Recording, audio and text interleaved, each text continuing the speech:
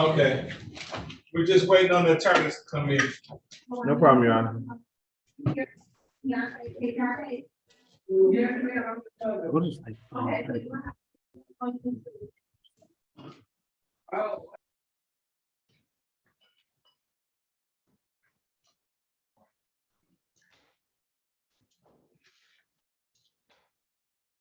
Sir. Good morning. All right, I'm happy y'all doing okay. All right.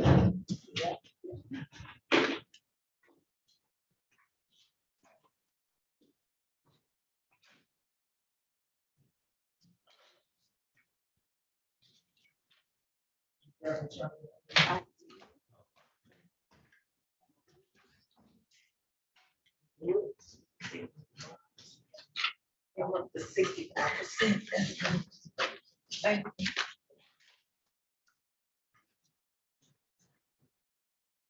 This could be a new one. This could be a new one.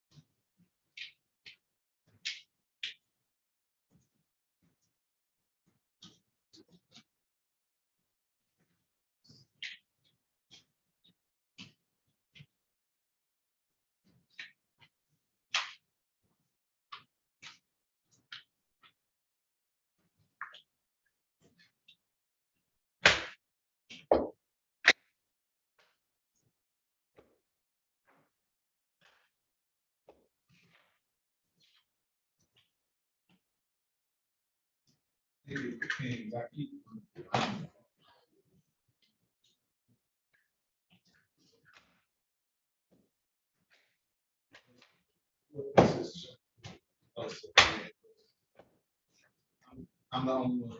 I'm sorry.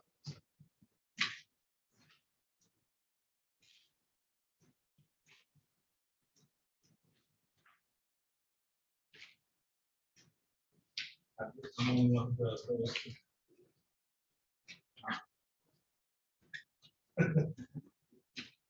So all of my rules are. So I don't erase it.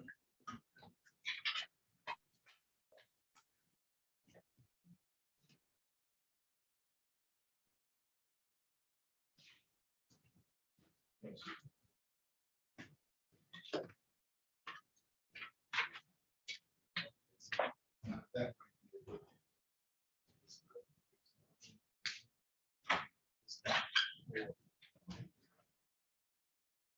It's 2 years.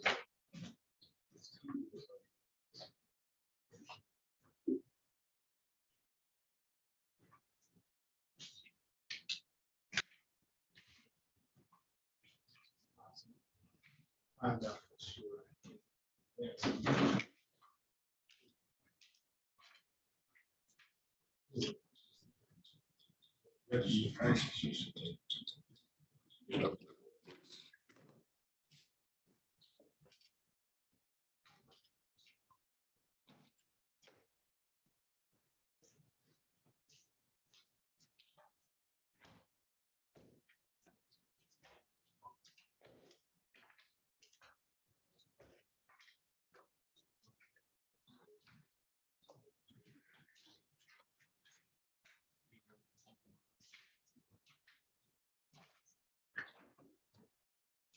So,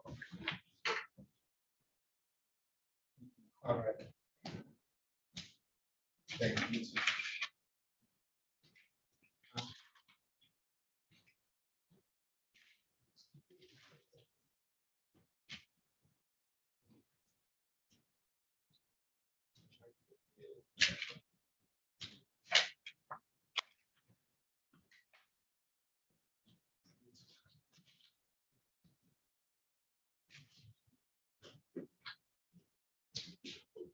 Okay.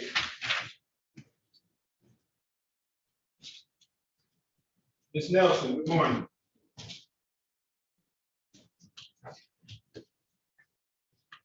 Good morning, Your Honor. I'm juggling multiple Zooms. I'm sorry. Change your look up on me. A little bit, yes.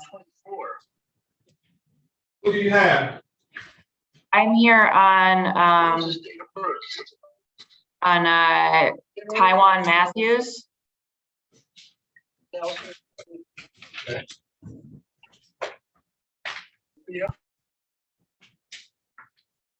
Ms. Drainer, are you on Matthews? No, Judge, I am not on that one. All right, I don't know, like I have an APA here on Matthews yet, Ms. Nelson, I'm sorry. I can try to find out. Mr. Gregory, good morning. Good morning, Your Honor. I am here Here. on Sanders. Okay.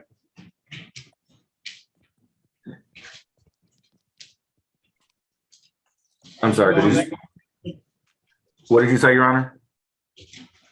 Asking Ms. Drainer, is she on Sanders? Yes, Judge, I'm on Sanders. Okay, we're ready on Sanders.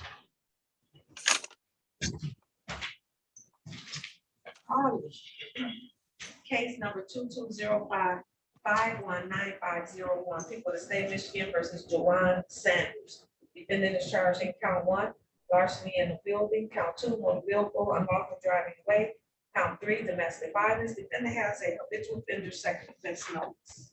Appearances for the record, please. Good morning, Your Honor. Shelley Drain for the people, P number 60249. And good morning, Your Honor. Austin Gregory, P85193, on behalf of Mr. Sanders, P85193. What's your pleasure, counsel? Your Honor, I'm asking for a brief adjournment. I've not received discovery as of yet for Mr. Sanders. Is there a possibility this may resolve itself short of an exam, or do you not know? I'm unaware currently.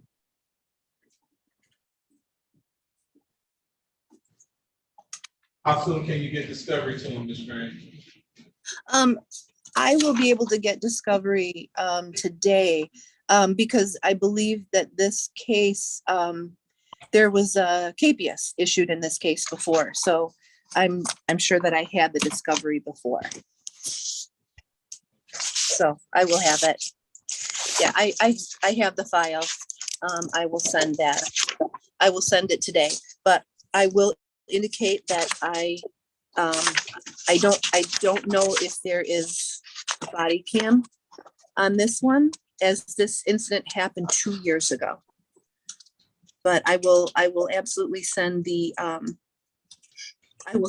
digital, I'll send the paper discovery today, and I will see if there is digital. All right, I'll adjourn the probable cause conference to May 3rd at 8:30. How's that, Mr. Griffin? That works, Your Honor. Whoa, it's a probable cause, so I can do it, Your Honor. May 3rd at 8:30, bond will be continued. Thank you. Mr. Anderson, good morning. Good morning, Your Honor. I'd like the record to note it's 8:39. Yes, sir, you are the man. I have a Martez Allen, Your Honor. Okay, There was no contact information, I'm assuming by the bond, and I just received this, actually it was page 2 of another file, and I didn't see it till yesterday. I'm assuming he's incarcerated based upon the bond.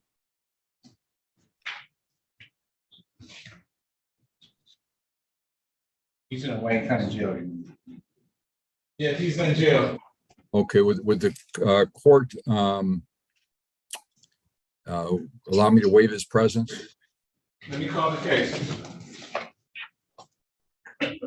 Calling case number 2305-64-3501, people of the state of Michigan versus Martez Alda.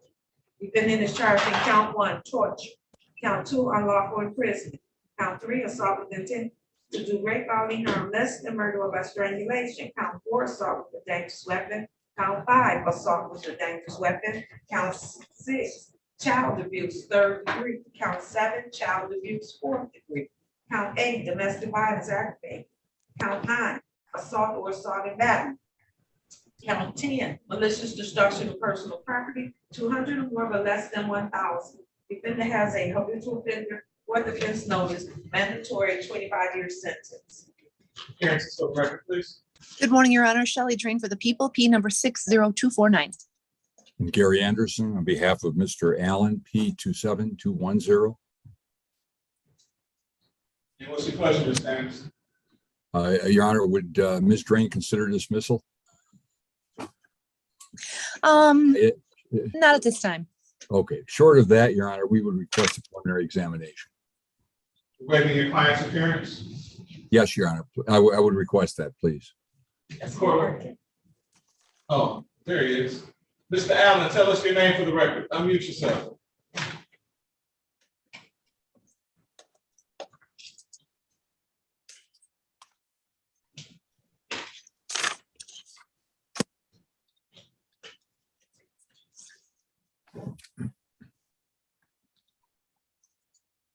Martez Allen. All right. We'll continue the plea of not guilty and set this matter for preliminary examination. How's May 1st at 11 o'clock?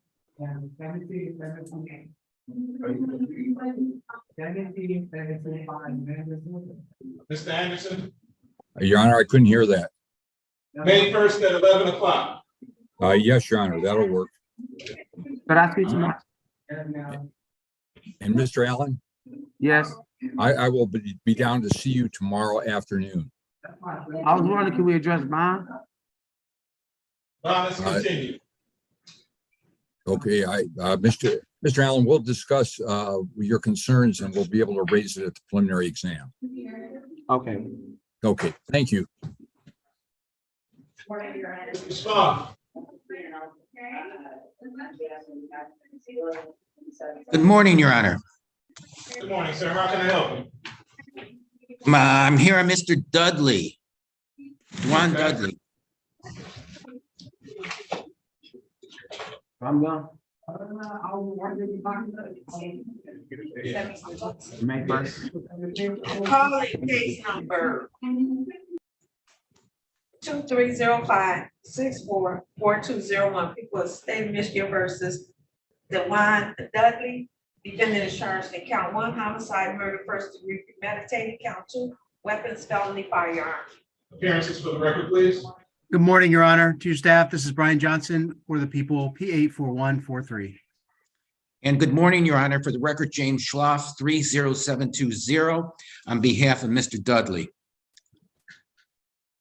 What's your pleasure, Mr. Shaw? Well, we're going to have to pick an exam date. Waiving your client's appearance? I was hoping to address bond, but I do know also that you won't have a pretrial services report. So for the moment, yes. Court will waive the defendant's presence, continue to plea of not guilty, and set this matter for preliminary examination. House May 2nd at 10 o'clock.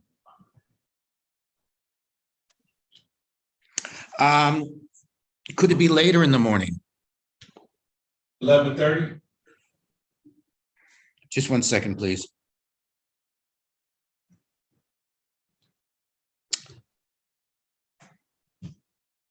Yeah, that'll do, Judge. That works for the people, Your Honor. 11:30? Yes, May 2nd at 11:30. Okay. Will the court order a pretrial services report? Sure, I can do that. All right, then. Thank you. Thank you. Thank you. Mr. Johnson, I did get your order. I'm going to, I'll get it back to you today. Okay, I'll send you discovery. Thank you. Thank you. Bye-bye. Ms. Rosette? Good morning. Good morning. Are you by chance here on Matthews? I am not. I'm on Sharif Muhammad. Okay. Mr. Kenneth? Good morning, Judge. Good morning, sir. How can I help you? I have a Curry, I believe a Lorenzo Curry for PCC. All right. Calling case number 2305-645701, people of the state of Michigan versus Lorenzo Curry. Defendant is charged in count 1, criminal sexual conduct, 3rd degree, count 2, with a dangerous weapon, count 3, domestic violence, 2nd offense notice. Defendant has a habitual offender, 3rd offense notice. Appearances for the record, please. Good morning, Your Honor. Shelley Drain for the people, P number 60249. And may it please the court, Neighborhood Defender Service of Detroit by Jeffrey Konecki, P 64800, on behalf of Mr. Curry. Your Honor, my understanding is Mr. Curry has posted bond. I'd ask to waive his presence for these purposes. Court will waive the defendant's presence. What's your pleasure? I'd like to set this for an exam, Your Honor, but I don't believe that I have received discovery.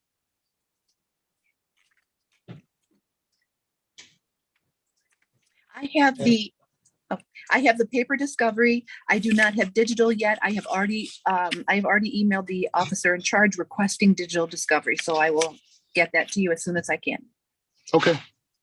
House May 1st at 9 o'clock. That's fine, Judge. Okay, May 1st at 9 o'clock. Bond will be continued. Thank you, Your Honor. Thank you. Judge, I just wanted to let you, I did get some contact with Miss Bester. We handled that competency. She failed to appear on Friday. She has not appeared this morning, although I indicated in my message to her to Zoom in. If she does, if your clerk can email me, I should be in either Frank Murphy or 36, then I can jump on a Zoom to try to deal with that if she appears, Judge, just so the court's aware. Maybe you need to have her do that tomorrow. Okay. Because I want her in person. Okay. I will message to her then. She needs to appear in person and we'll try to see if I can get her to tell us that she'll be there tomorrow, Judge. Thank you. All right, thank you. Elizabeth Moore. Good morning, Your Honor. Good morning. What are you here on? I am here on Taiwan Matthews. I am here on Frederick Barnett and Breon Moore.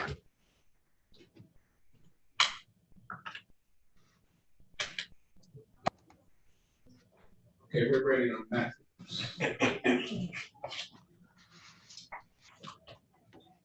Calling case number 2305-645701, 643-001, people of the state of Michigan versus Taiwan Matthews. Defendant is charged in counts 1 and 2, criminal sexual conduct, 4th degree. Count 3, aggravated indecent exposure. Appearances for the record, please. Good morning, Your Honor. Elizabeth Moore on behalf of the people, P84724. Good morning, Your Honor. Sophia Nelson of Neighborhood Defender Service. On behalf of Mr. Matthews, P77960. I'm not in a position at this time to waive Mr. Matthews' presence. Is he available from the jail? I don't see him. Could we wait to call the matter until the jail brings him? Okay. Thank you. Ms. Pilkowitz, good morning. Morning, Judge. I am here on Kenyatta Sanford. He is also in the Wayne County Jail, and I was hoping to wait to have him brought as well.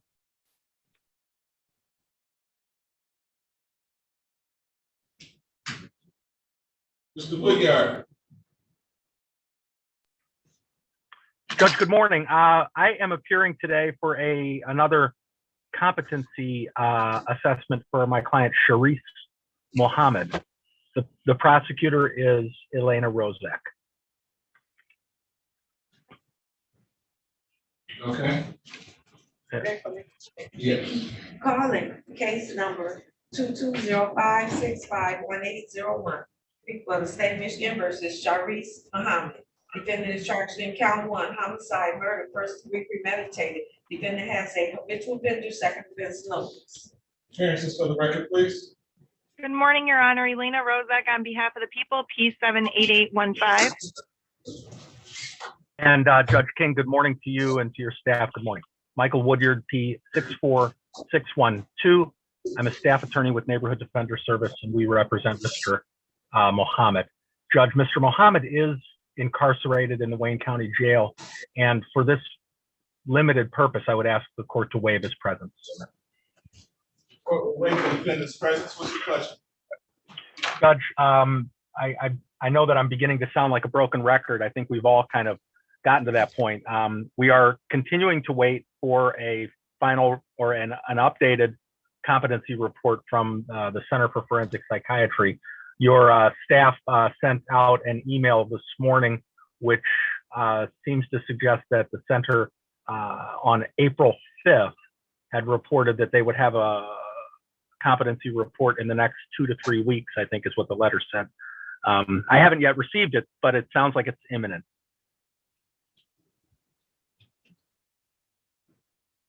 So what's the plan of action from here?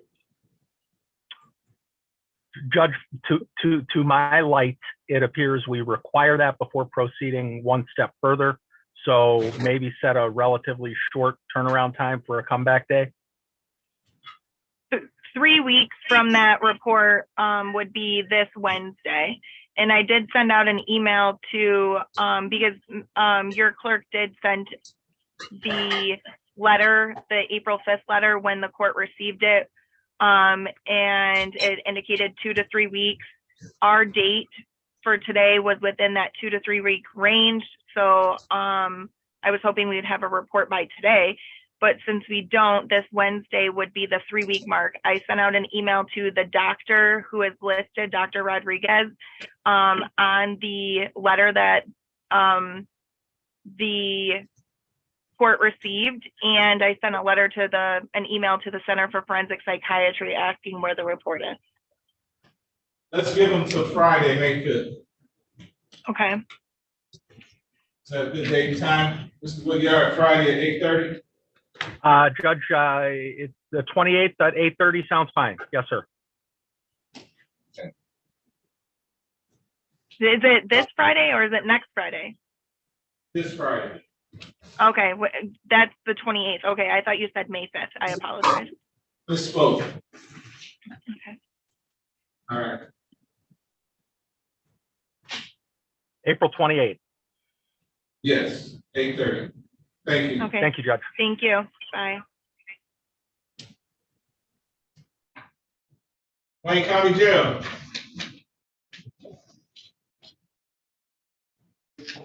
Yes, Your Honor.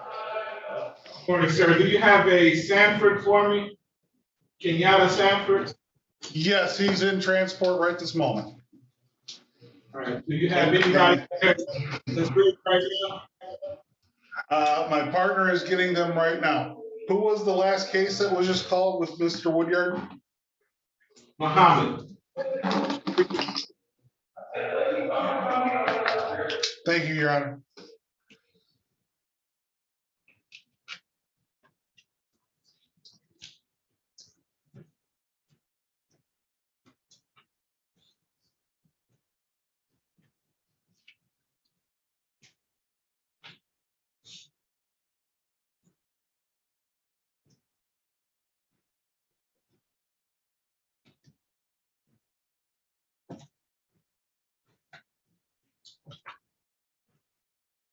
Good morning, Wayne County. Who is that you have?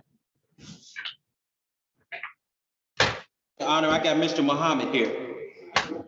Okay, we just did, Mr. Muhammad, we adjourned his competency hearing to April 28th at 8:30. April 28th at 8:30. Got you. Thank you, sir. You have a good day. You too.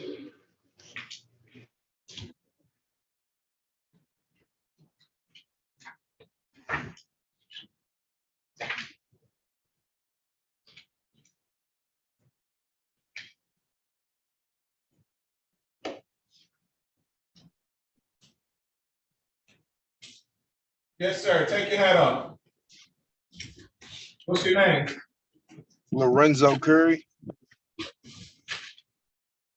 Okay, Mr. Curry, your preliminary exam date is set for May 1st at 9 o'clock in 36th District Court. Okay, what was this? This court date was the probable cause. This was a probable cause conference, setting the next date for May 1st at 9 o'clock. At 9 o'clock, and will that be on Zoom also, or is in person? It's in person. In person, you said May 1st at 9 o'clock? Yes, sir. With the same, with Judge King, right? Yes, sir. Okay, and I had one more question. If you don't mind, may I ask who I'm speaking with? This is Judge King. Okay, I had a question because I made bond and I had some bills to pay. I was trying to find out how do I go about getting my bond payment back. Sure, court. On May 1st. Throughout the pendency of your case. Okay. All right. Michelle Garlic.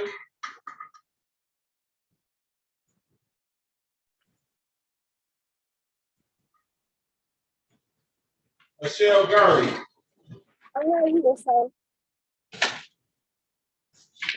Yes, ma'am. Can I help you?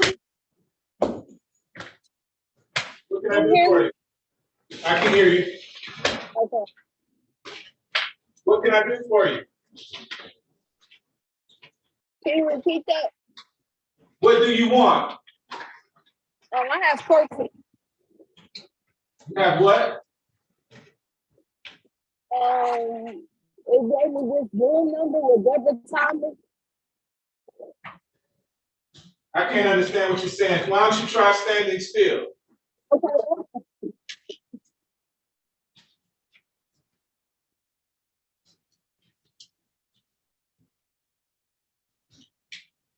Okay, I'm supposed to be in court today at 9:30 in the morning with Deborah Thomas.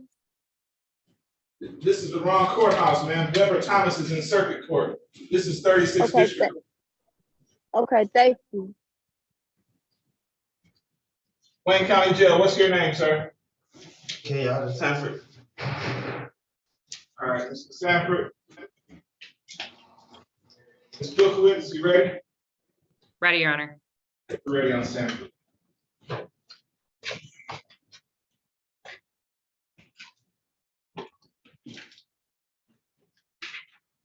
Calling case number 230564720 people of the state of Michigan versus Kenyatta Sanford. Defendant is charged in count 1, assault with intent to do grave bodily harm less than murder or by strangulation. Defendant has a habitual offender second offense notice. Appearances for the record, please. Good morning, Your Honor. Shelley Drain for the people, P number 60249. And good morning, Judge. Neighborhood Defender Service by Jackie Pilkowitz, P81653 on behalf of Mr. Sanford, who is present on Zoom and consents to proceeding on Zoom. Mr. Sanford, state your name for the judge. Sanford. What's your pleasure, Ms. Pilkowitz? Your Honor, we'll be setting this matter for a preliminary exam. I have paper discovery in this matter, but I am still in need of digital discovery, including the body camera footage of the arresting officers. House May 1st at 9:30. I'm sorry, he's in custody. We changed that. May 1st at 10:15.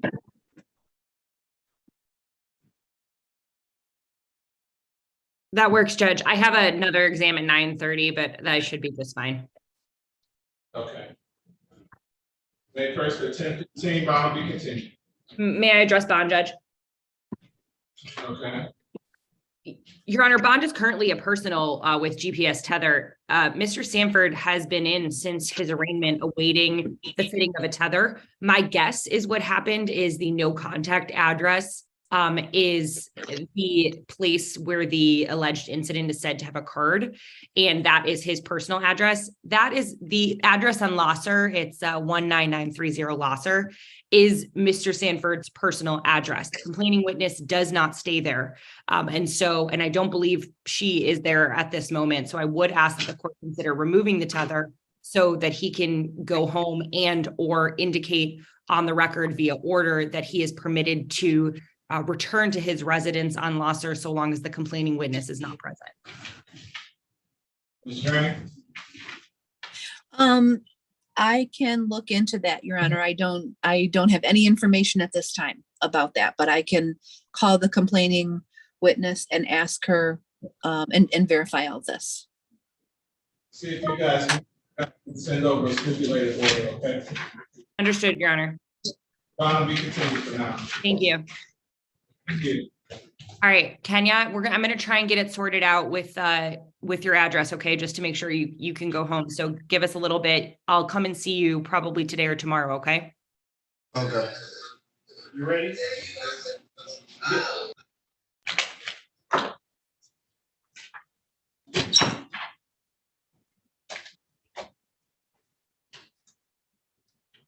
Ms. Manarino, Ms. Lindsay, I see you guys. I'll be with you in a moment, okay? Thank you. Thank you, Judge.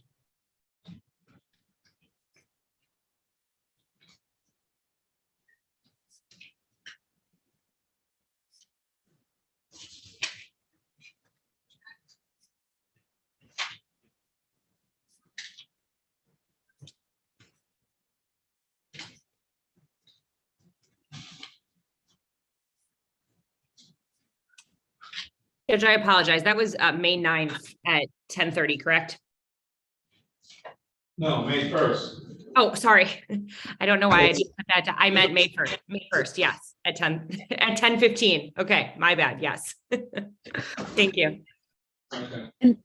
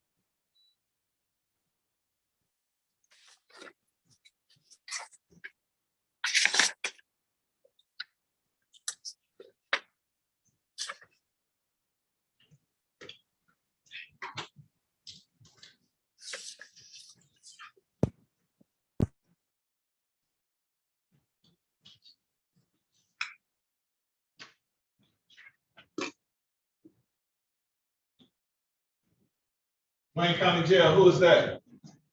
What's your name, sir? Sanders. One time. Jawan Sanders. Mr. Sanders?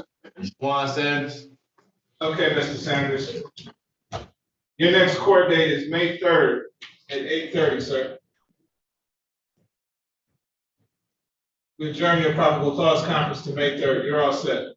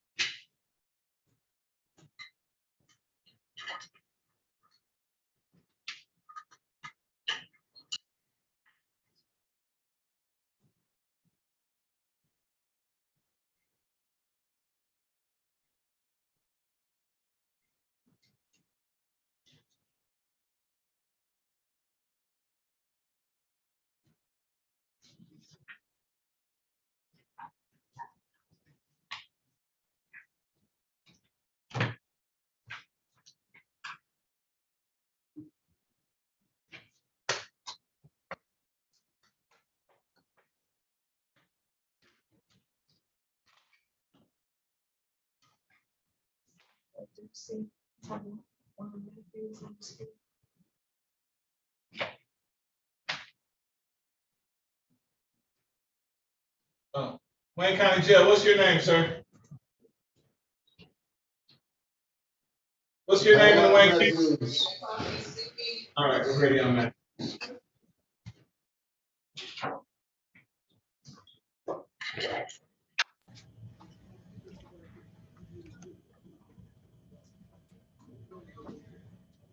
Calling case number 5-613-001, people of the state of Michigan versus Taiwan Matthews, defendants charged in count 1 and 2, criminal sexual conduct, 4th degree, count 3, aggravated indecent exposure. Appearances for the record, please. Good morning, Your Honor. Elizabeth Moore on behalf of the people, P84724.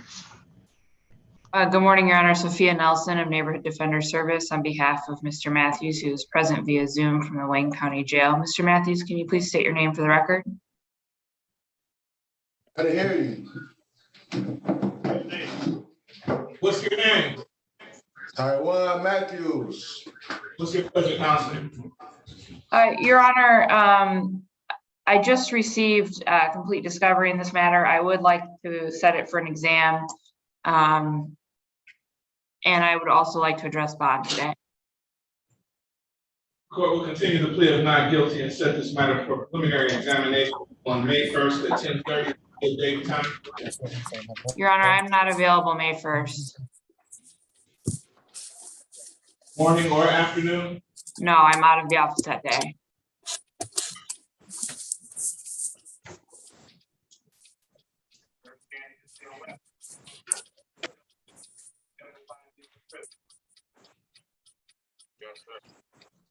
May 3rd at 1:30? That works, Your Honor. That works for the people, Your Honor.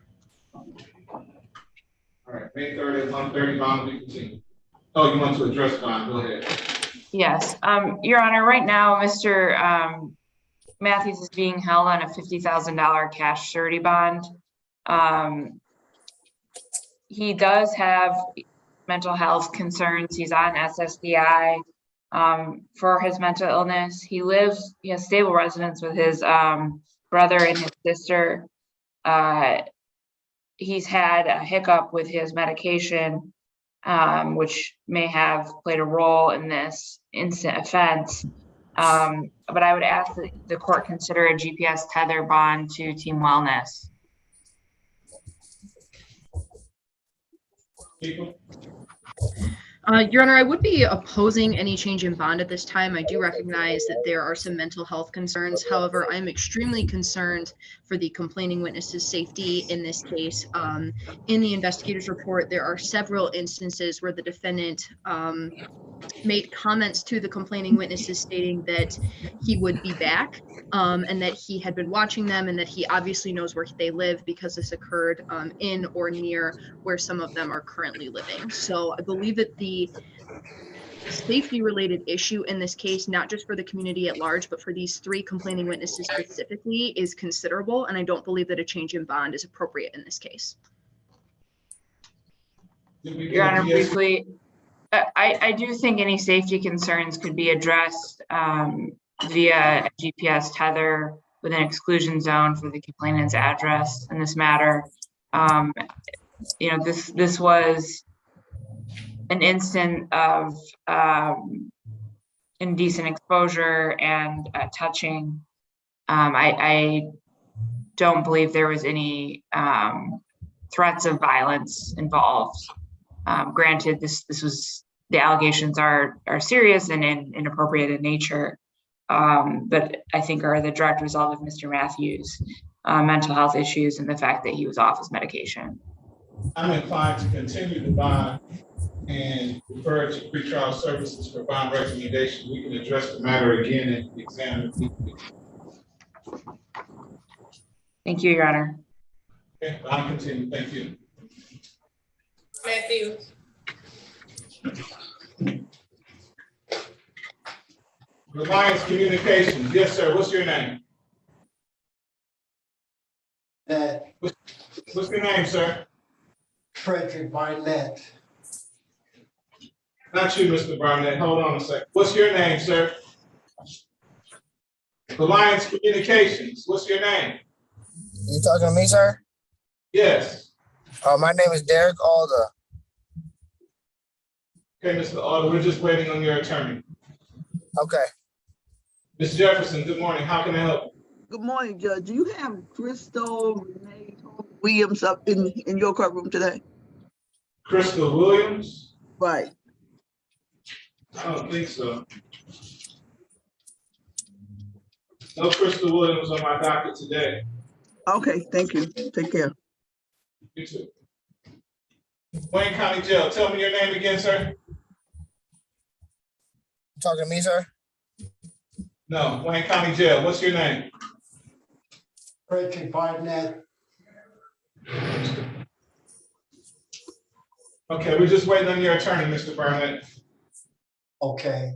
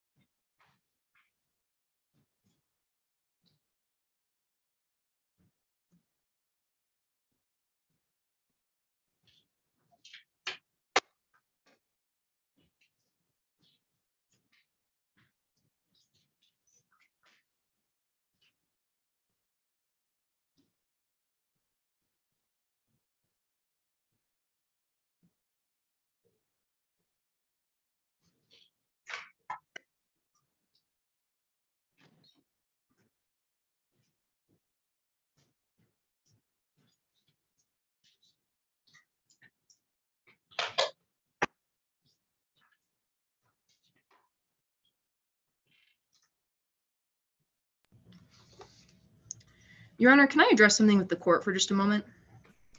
Okay. Your Honor, I'm the prosecutor on Breon Moore, which is set for an exam at 11 o'clock. At the PCC 2 weeks ago, defense counsel Eric Gozi indicated it was going to be a likely referral. He did confirm that with me on Friday. The victim in this case is 17 years old. We're trying really hard to not pull her out of school unnecessarily for the exam today for something that will just be a referral. Mr. Gozi is indicated the defendant is having some issue logging onto Wi-Fi this morning, so he's going to bring him in person for the referral.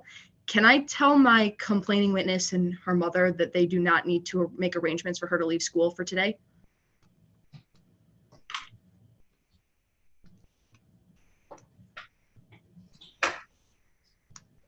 We have them on standby. If something changes about the referral, perhaps we can do it in the afternoon. Okay. Thank you, Your Honor. I appreciate it.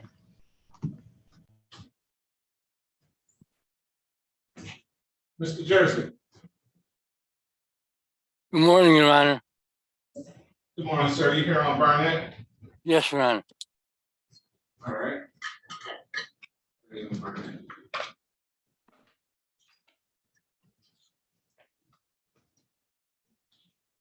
Calling case number 2206-009701, people of the state of Michigan versus Frederick Barnett. Defendant charged in count 1, criminal sexual conduct, 4th degree. Defendant has a habitual offender, 4th offense notice. Appearances for the record, please. Good morning, Your Honor. Elizabeth Moore on behalf of the people, P84724. And good morning, Your Honor. Robert Jerzik on behalf of Mr. Frederick Barnett. Tell us your name, Mr. Barnett. Frederick Barnett. Mr. Jersey. Mr. Jersey, what's your pleasure? Your Honor, this was referred to the Forensic Center for competency. He was determined to be incompetent to stand trial, but unlikely to attain competence, and he was re-referred for that determination. I have not received anything from the Forensic Center yet. I tried calling and left a message, but I haven't got her back. Your Honor, I also placed a call to the Forensic Center last Tuesday. That was April 18th. I have not received any information about another report at this time.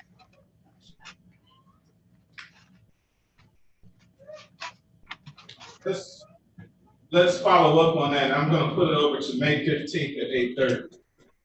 That should be plenty of time. Thank you, May Your Honor. 15th at 8:30. Thank you, Your Honor.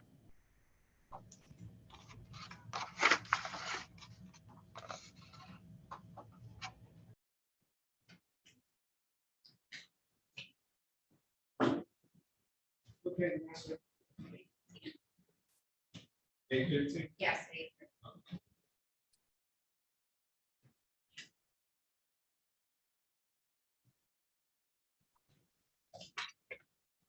You're all set, Mr. Barnett.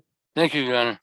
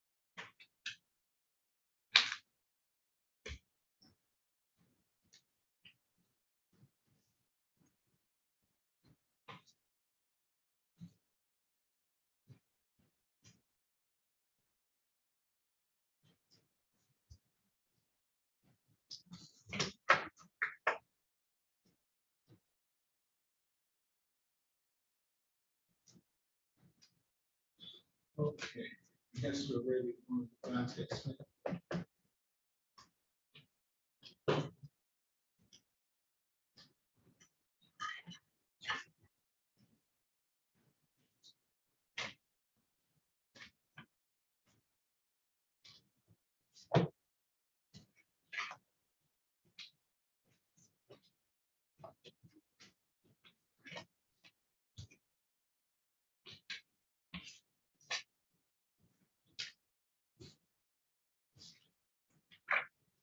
Calling case number 2205-940801, people of the state of Michigan versus Dante Smith. Defendant is charged in count 1, homicide, murder, first degree premeditated. Count 2, weapons, felony, firearm. Defendant also has case number 2205-940701. Defendant is charged in count 1, homicide, murder, first degree premeditated. Count 2, weapons, felony, firearm. Defendant also has case number 2205-940601. Defendant is charged in count 1, homicide, murder, first degree premeditated. Count 2, weapons, felony, firearm. Defendant also has case number 2205-940501. Defendant is charged in count 1, assault with intent to murder. Count 2, animals, killing, torturing, third degree. Counts 3 and 4, weapons, felony, firearms. Appearances for the record, please. Good morning, Your Honor. Lisa Lindsay on behalf of the people of the state of Michigan, P number 39570. And good morning, Maria Manarino, P 39531 on behalf of Mr. Smith. All right, so today's the date set for a competency hearing. Continuation of the competency hearing. The court has had an opportunity to review the reports of the 3 doctors. And as was indicated at the last hearing, all of the doctors agree that the defendant understands and appreciates the charges that have been brought against him. He knows who the players are and the like. The main question here is if he is able to assist his attorney in his defense. The court went through each of the reports in great detail. And this is probably one of the more trickiest situations I've ever encountered, mainly because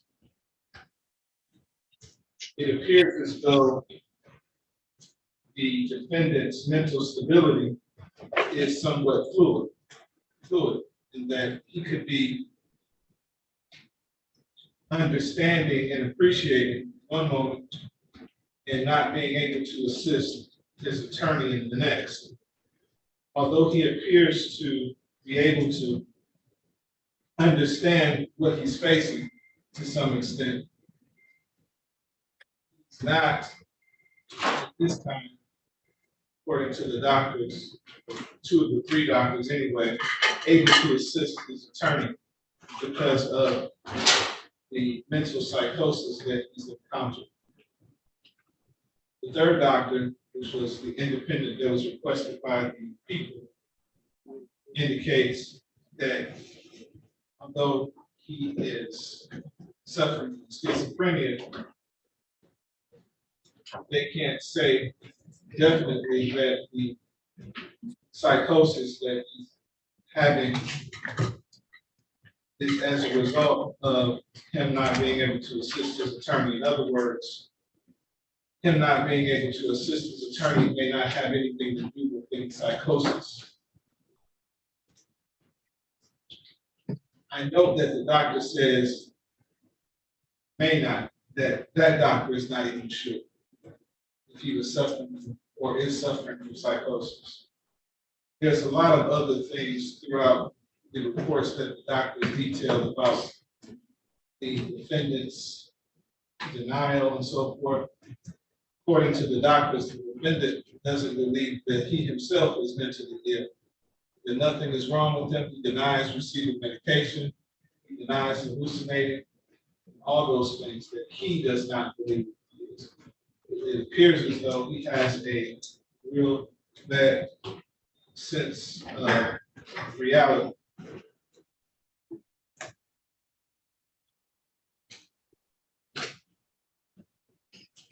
They also note specific instances of the defendant's behavior, all of which he denies.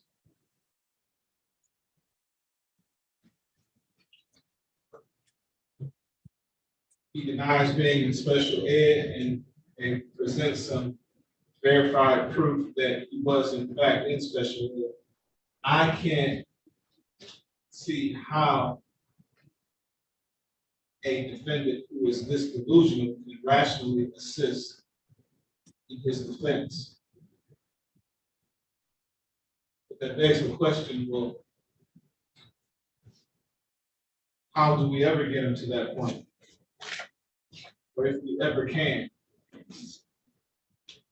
My understanding also, and I'm not sure if you guys were able to follow up on that, the defendant was receiving or is receiving medication and or treatment while he's in Wayne County Jail. I pray that he is, because if he's not, that's not helping this condition. That's not going to get him to the point to where he is unquestionably competent.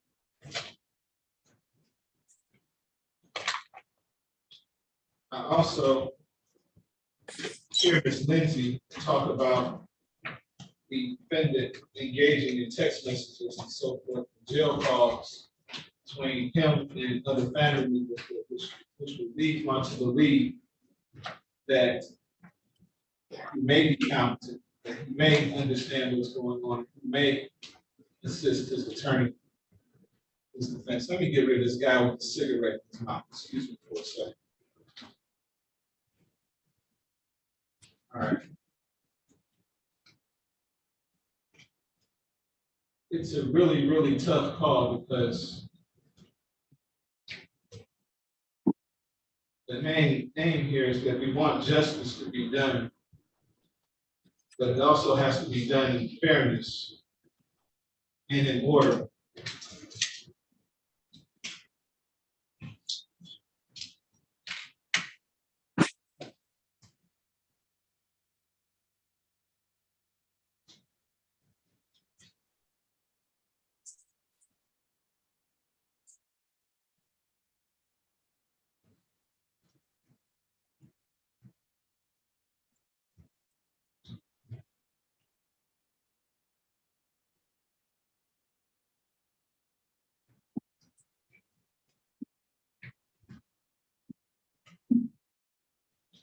Because two of the doctors find that the defendant is incompetent to stand trial because he is not able to rationally assist his attorney, his defense.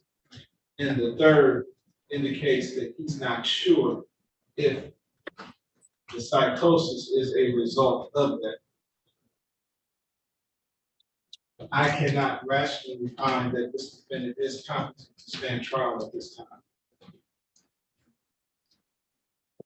Judge, can I just add, I respect the court's ruling, but can I just add that he is schizophrenic, but that doesn't mean he's in the psychosis state continuously. The schizophrenia is a diagnosis.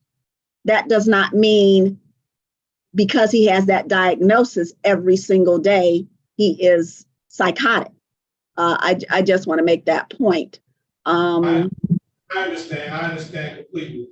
But so how do we measure when he is psychotic and when he is not? Well, Judge, it's a preponderance of the evidence. It's a preponderance of the evidence standard. And I think part of the issue is in evaluating the competency.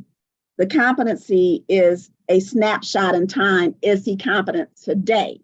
Now, even though the court has, and then they talk about in the report in the past, there have been instances where he was psychotic. That just goes into the diagnosis of schizophrenia. It's just not like, well, he was psychotic in the past, therefore he is psychotic now. And I just want to, and like I said, I do respect the court's ruling, but the the criminal jury instructions say it's, the quantity of evidence. I mean, it's the quality of evidence, not the quantity. And I know that there are 2 doctors who indicate that they believe he is incompetent. My doctor believes he's competent, and the reasons that they give for them believing him not to be competent, I'm just making a record, Judge, is, to me, basically they're saying because he's psychotic, that is the reason that he can't rationally insist. And I think that is a fallacy in their logic, because it's false correlation. Just because 2 conditions exist does not mean they cause each other. And I understand the court's ruling. I just respectfully disagree, Judge. All right, and I understand what you're saying wholeheartedly, Ms. Lacy. Who was the last doctor that conducted the interview? Which one of them was it? Dr. Miller. Dr. Miller. So Yeah, even, Dr. Shazer's evaluation was months ago. And so even for adopting your line of reasoning, Ms. Lindsay, if we're looking at the defendant's competency at the last time that he was evaluated, the last doctor found that he was not competent. And he may have very well been competent at the time that Dr. Shazer had interviewed him. But I'm not sure if he's been just deteriorating in the Wayne County Jail without any treatment. And when Dr. Miller interviewed him, it may have been more apparent, I don't know. But it doesn't sound like Dr. Shazer, he acknowledges that the defendant suffers from schizophrenia, which I understand is a condition, but that doesn't mean that he's under some psychosis at all times. But he also seems to waver a bit in his opinion as to whether or not his ability to assist his attorney. He finds that he's not able to assist his attorney, but he says he's not sure if that is as a result of some psychosis or just because, like any other defendant who's not able to rationally assist their defendant, who's not suffering from the psychosis, he can't definitively say either way. And I understand that it's not the quantity, it's the quality of the evaluations that counts here. You can have 10 doctors who says he's incompetent, and then 1 doctor says he's competent, and that doctor's representations are more reliable, then I should go with that doctor, that 1 doctor.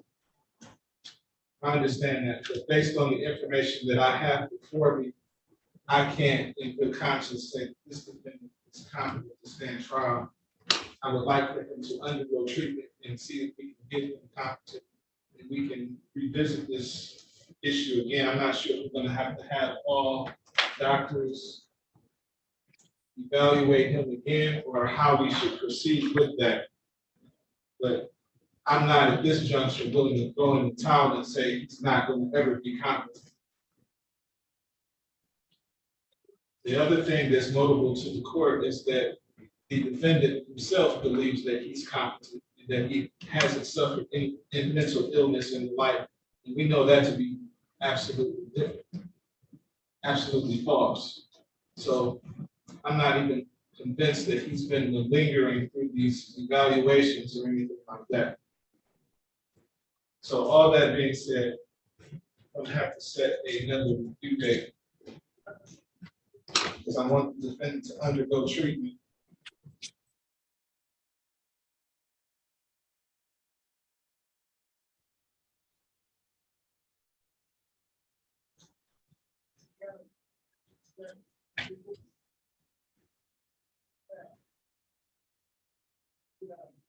Let's take a look at it again, June 24th at 8:30. Checking the calendar, Your Honor. I'm sorry, did the court say June 24? Yes. That's a That's Saturday. Saturday. Oh, is it? Oh, it sure is. I'm sorry, June 23rd, What time, Judge? 8:30. That's good for the people, Your Honor. That's good. Oh. All right, thank you. Thank you. All right, have a great day.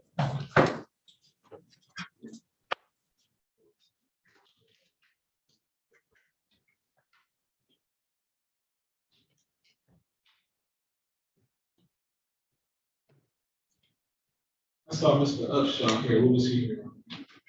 Jones. Jones. Defendant's not here yet, though. Okay. Good morning, sir. How are you? Good morning. What can I do for you? I have Mr. Petrus for exam. Petrus at 9:15. Okay. Ready? Ready. Where's my prosecutor? Okay. Okay, Mr. Cohen, good morning. Good morning, Your Honor. You here on Alda? I am, Your Honor. I apologize for running late. I had several matters booked, but you're not my last. Don't worry. Okay, they're ready. Let's go.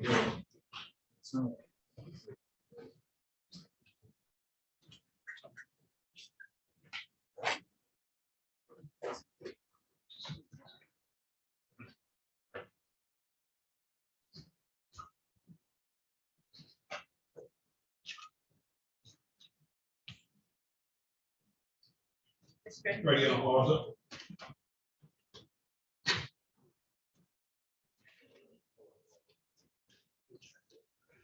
Derek Alda, calling case number 2305-569101. People of the state of Michigan versus Derek Alda. Defendant is charged in count 1, home invasion, first degree. Count 2, assault with a dangerous weapon. Count 3, domestic violence.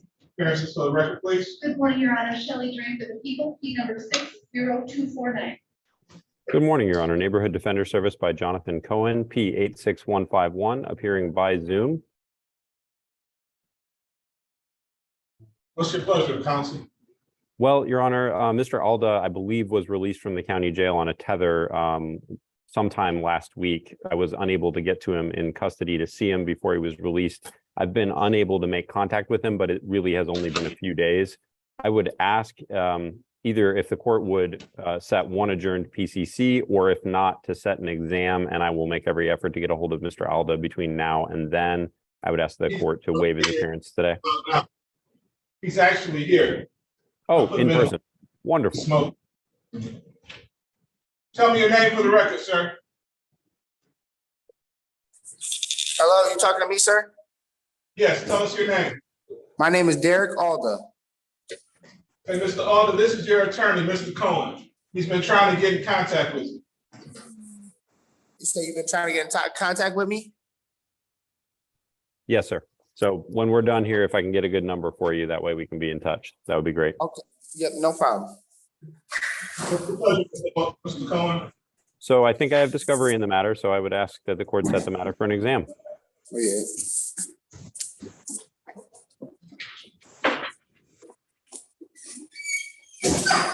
Continue to plead not guilty and set this matter for preliminary examination on May 1st, 2023 at 10:30. Is that a good date and time? Your Honor, I have one other matter already scheduled at 1:30, an exam with Judge Sabri. Could we do 11 or 11:30? I said 10:30. I do have a matter at 10:30, Your Honor, with Judge Sabri. Oh, you said 1:30. No, I'm sorry. If I said that, I misspoke. My exam is currently scheduled for 10:30 on May 1st. Does the court have anything else available on May 1st? How about at 11:30? 11:30 on May 1st. And Mr. Yes, Alda, that's in person, okay? Okay. And when was it? May 1st. May 11:30, May sir. 1st. Okay. At 11:30? Yes. Okay. Mr. Alda, can I have a good phone number, please? And Yeah, give me 1 second. I'm about to hold on. I have to give you my dad's number.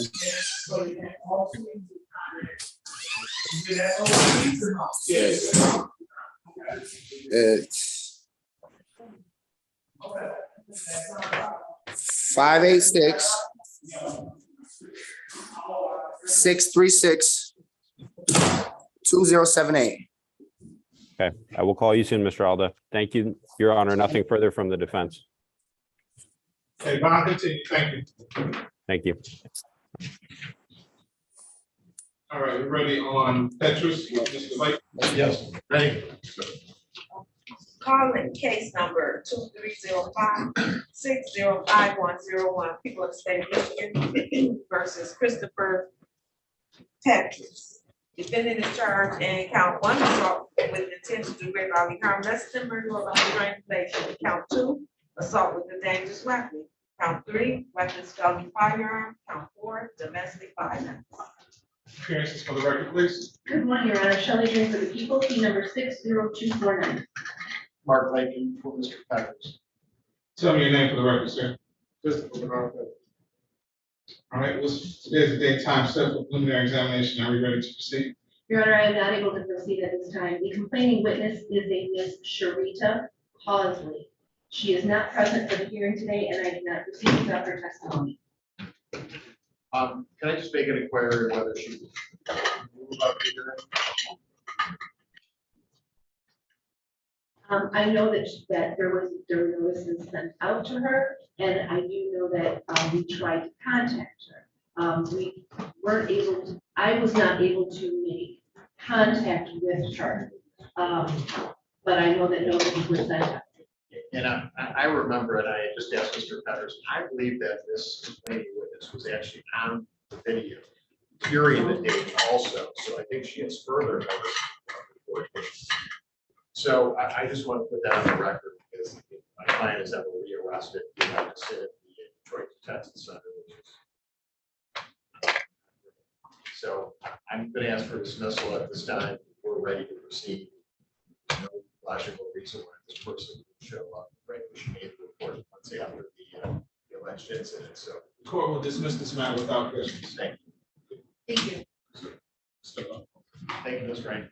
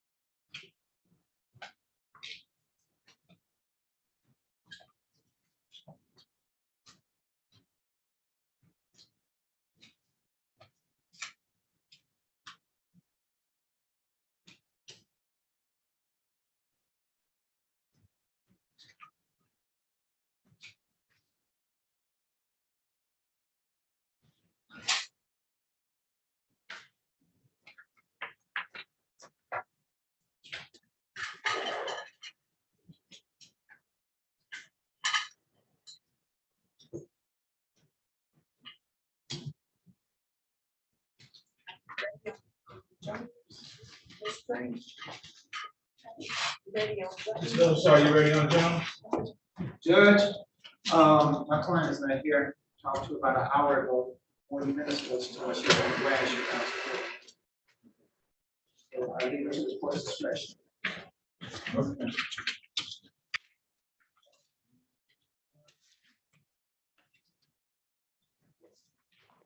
So, 9:15. Let's go ahead and call.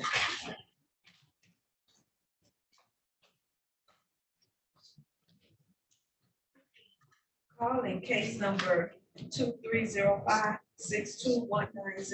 people of the state of Michigan versus Renisha Jones. Defendant is charged in count 1, and 2, assault with a dangerous weapon, counts 3 and 4, weapons, felony, firearms, count 5, domestic violence. Appearances for the record, please. Good morning, Your Honor. Shelley Green for the people. P number 60249. For the record, John Bradley, Upshaw, P number 434, on behalf of Ms. Jones. For the record, Mr. Upshaw, where is Mr. Your Honor, I'm unaware. I called Ms. Jones roughly half an hour ago, something like that. She told me she was on Gratiot to the area to get up back then. I don't understand what she's doing. All right, court is going to issue a case revoked bond and set the new bond at 25,000 cash. If she does surface in 2 weeks, you can walk her in.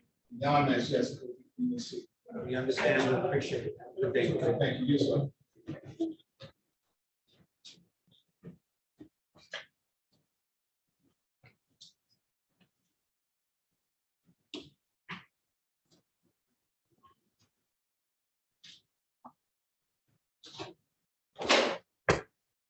Ms. Jeremy, just like that, you're back. Oh, you know, I love to hear that.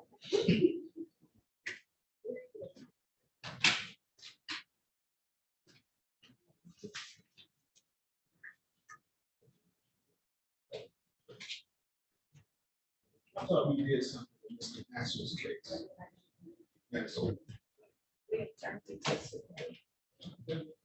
Yes.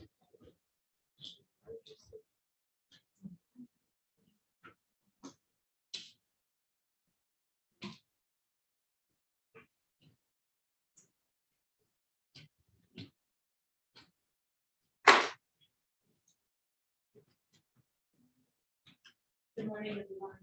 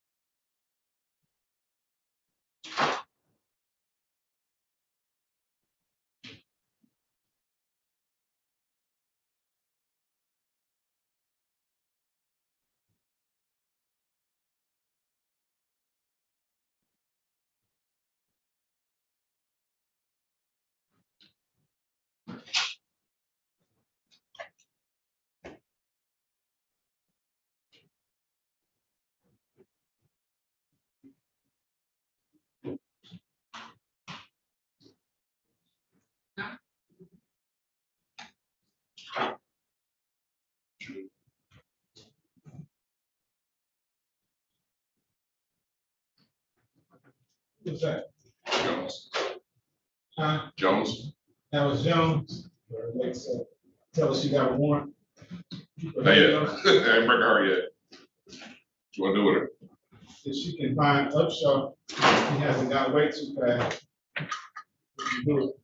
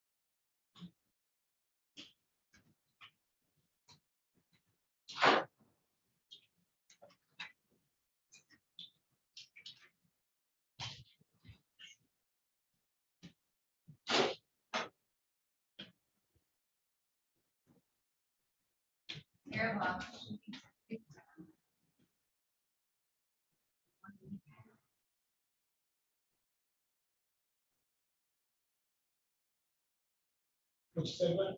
Says zero on those shootings in Freetown one weekend, Oh, yeah, no. 5 shootings in downtown. I think we have some of those folks coming up. They say,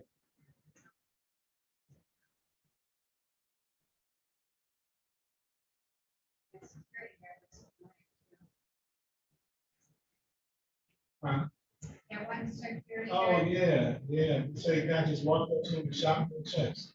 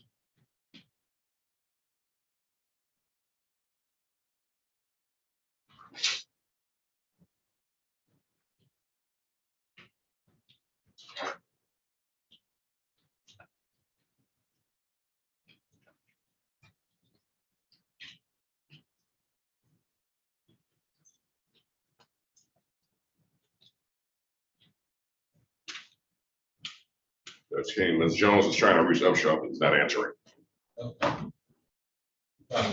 Yeah. It's intentional.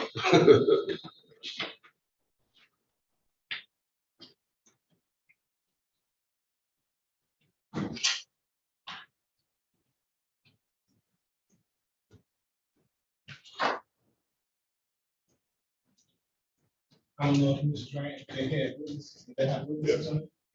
Mr. Train let them go already? No, it's there. We called him before he left.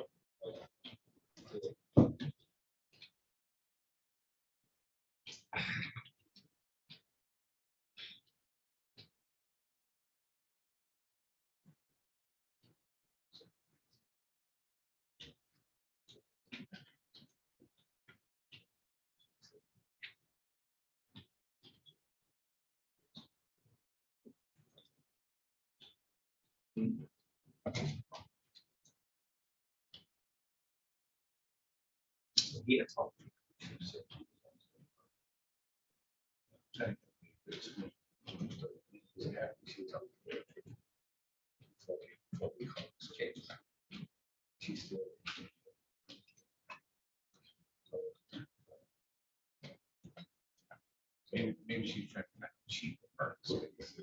It is. It's like $10.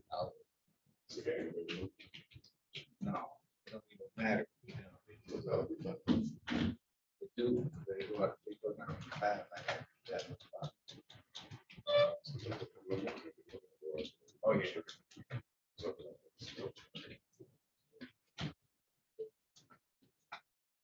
Yeah, sometimes $10. When I go to G, down the path.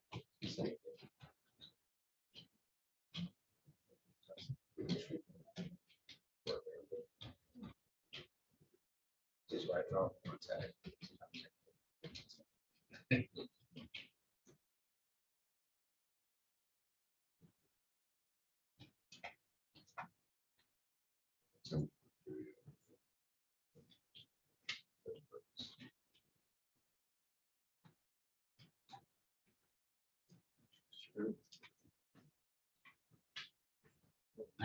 Oh, yeah.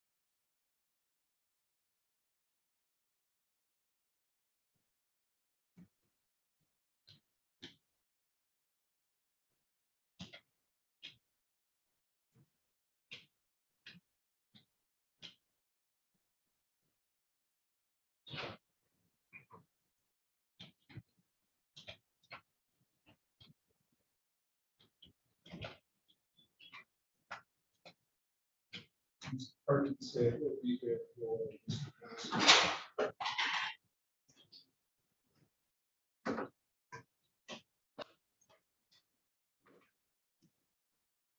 Who said yes?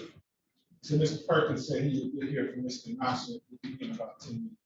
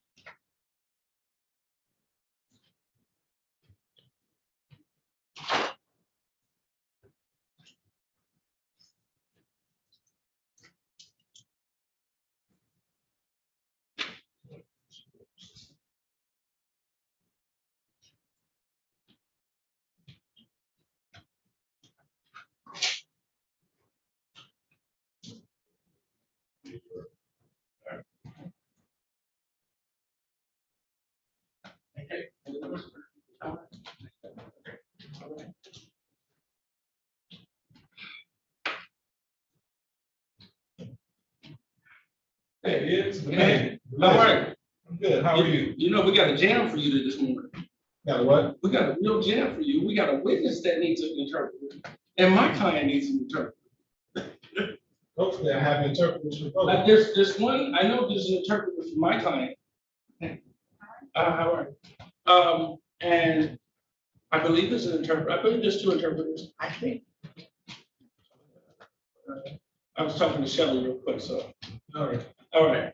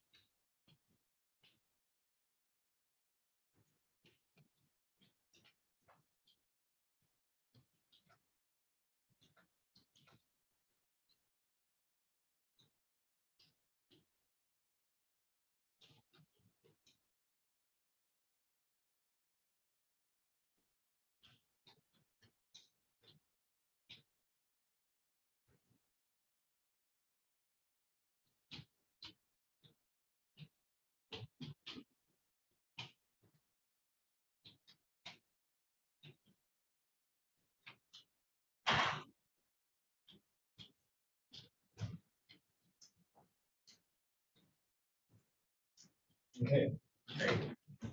So we do have two interpreters here. Okay, great.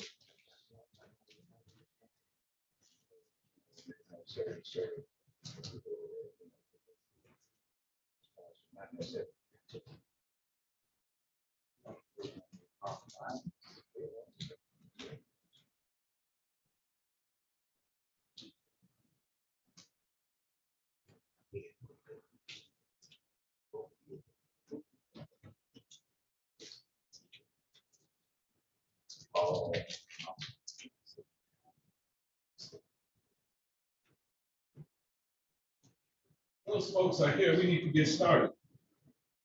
On, yeah, that one should be ready.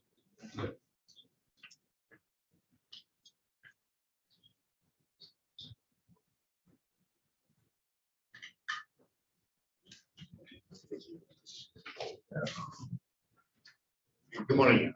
Good morning. How you doing?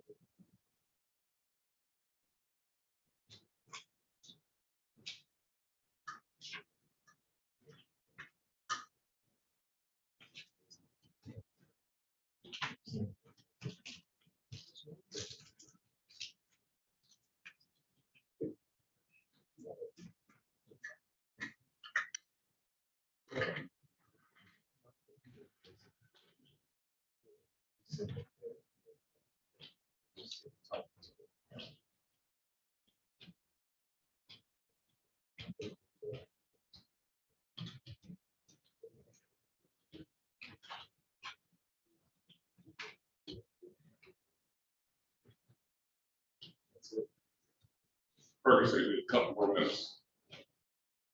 So we got translators, so they're trying to talk to them.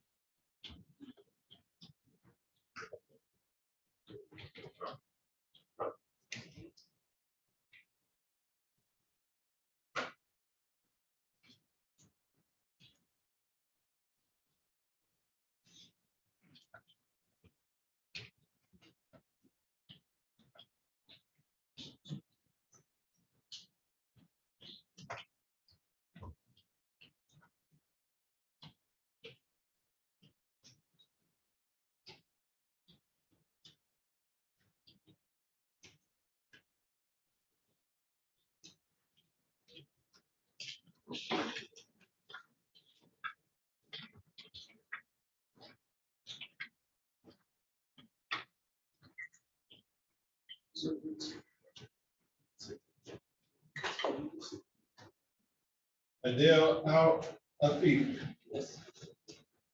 Calling case 2356003 for the state of Michigan versus Adele Al-Afif.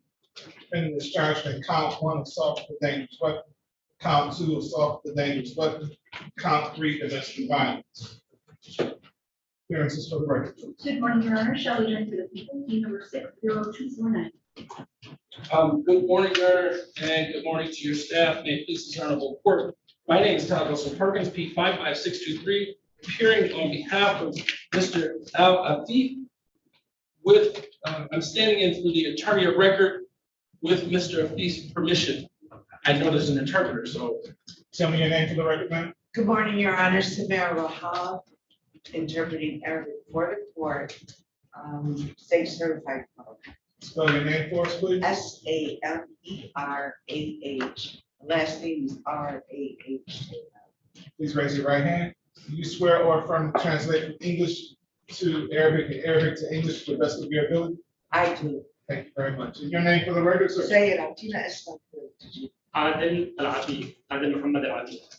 Adel Muhammad Al-Afif. All right. There's a date and time set for preliminary exam. Are we ready to proceed? May I, Your Honor? Yes. Your Honor, I have assumed this matter from Mr. Nasser for personal reasons. Mr. Nasser, he's just coming back the past couple of days. Just waiting. In my preparation for this, I did reach out over the weekend. It was late yesterday. I recognize that there's no video in this particular matter, and I do believe video does exist. I also learned that there may be video that exists in the personal possession of one of, I don't know if it's going to be a witness call today, but through cell phone videotaping of this event. With that, Your Honor, I would be asking for a brief continuance, not long, and I'll move my schedule to accommodate all the parties. But I do also understand that there's a lot of coordination to get to this day. So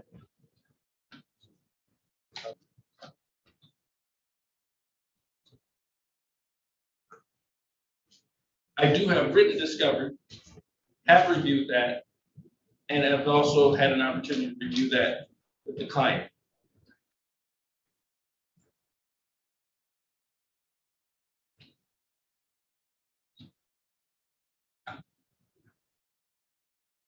I do believe that I would be assisted by the acquisition of this additional video, and particularly the video of the witness, if that still exists. I don't know if it does, but I'm confident that the body worn cameras and the 911 call do still exist. That's it. Ms. Brown? Thank you, Judge.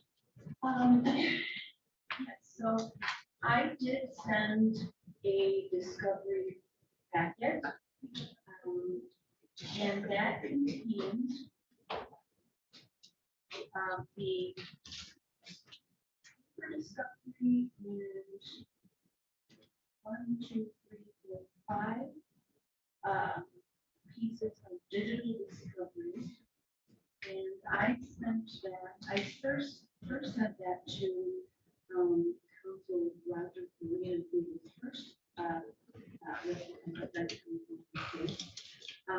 but then I did also send it to Mr. Nancy on March 27th.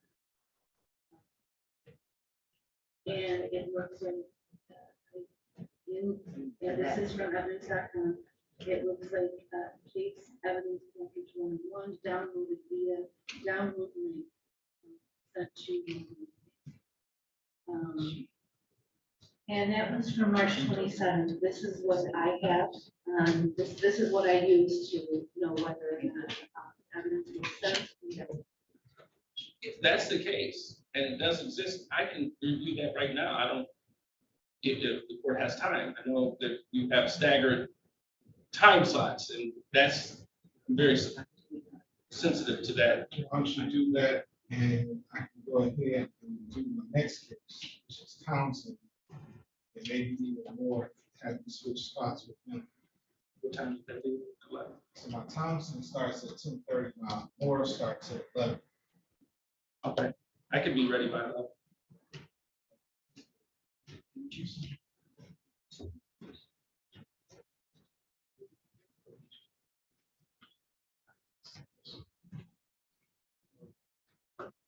Can I use one of those rooms that we use? If they have them available rooms? I don't have this. Thank you. Oh. Do I have anybody here on Townsend? He's in custody. Attorney's here? Okay, great. It's Townsend on the way. Okay. Thank you. Thank you. Okay, step back out.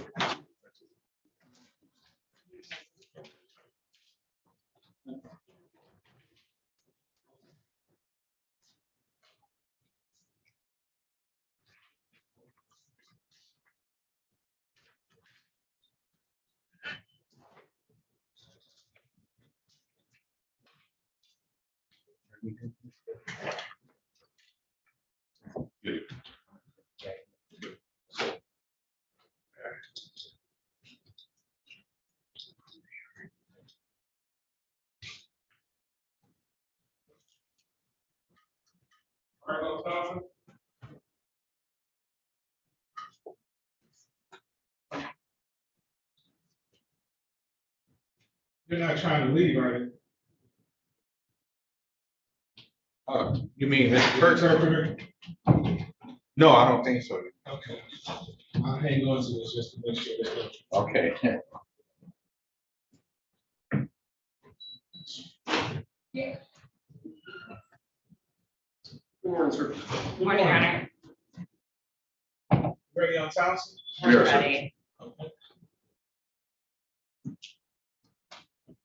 You got a pair of us today, sir. We will not interrupt each other. So, You guys have been double teaming people lately. What's up with that? yeah, you know. We got newer lawyers with more seasoned lawyers. Who's supposed to be newer? I'm the newer one. Yeah, I'm smarter than me. working. So this one's a weird mix and match here. Yeah, I think somebody's going to join me.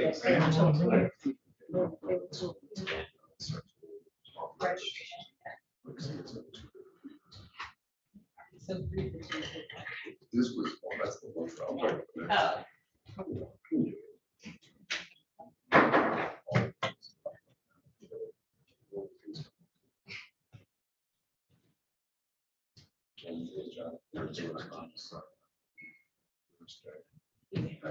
Yeah. We're just waiting on the defendant. Yeah, I kind of hear him in the back hallway now.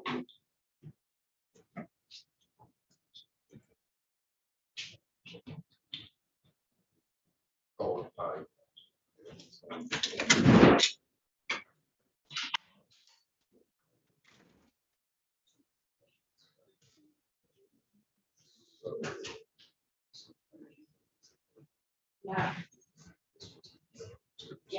Yes.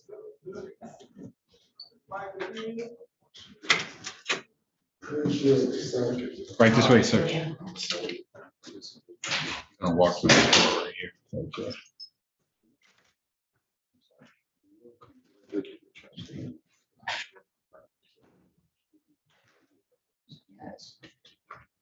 Calling case 23562 to three people of the state of Michigan versus Deshaun Townsend. Offender is charged with count 1 kidnapping, count 2 criminal sexual conduct, first degree multiple variables. Count 3 criminal sexual conduct, first degree multiple variables. Count 4 assault with a dangerous weapon. Who's my APA on this? That should be Kristen. Kelly. Do you want me to go knock on doors? Probably. Dan will. Rupert, Matt. Yes, please, thank you.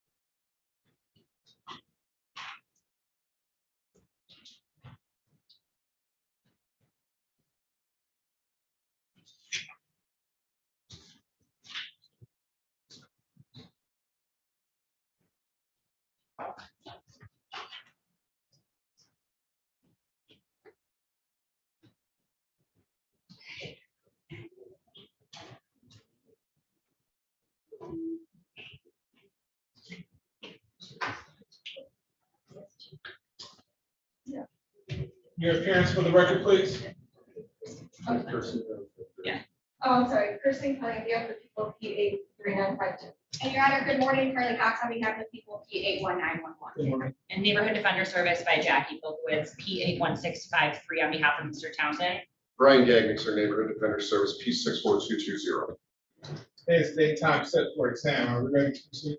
The people are ready, Your Honor. Your Honor, as a preliminary matter, the defense is seeking an adjournment in this case. We were unable to open the digital discovery that the people tendered to us. I believe it was on Thursday. I believe, and the people can confirm, that there is body camera footage which reported the statement of the complainant at the arrival on the scene. We're also missing the same nurse report and any medical documentation pertaining to any sexual assault kit that was done at the hospital. Both of those things we asked for at the probable cause conference.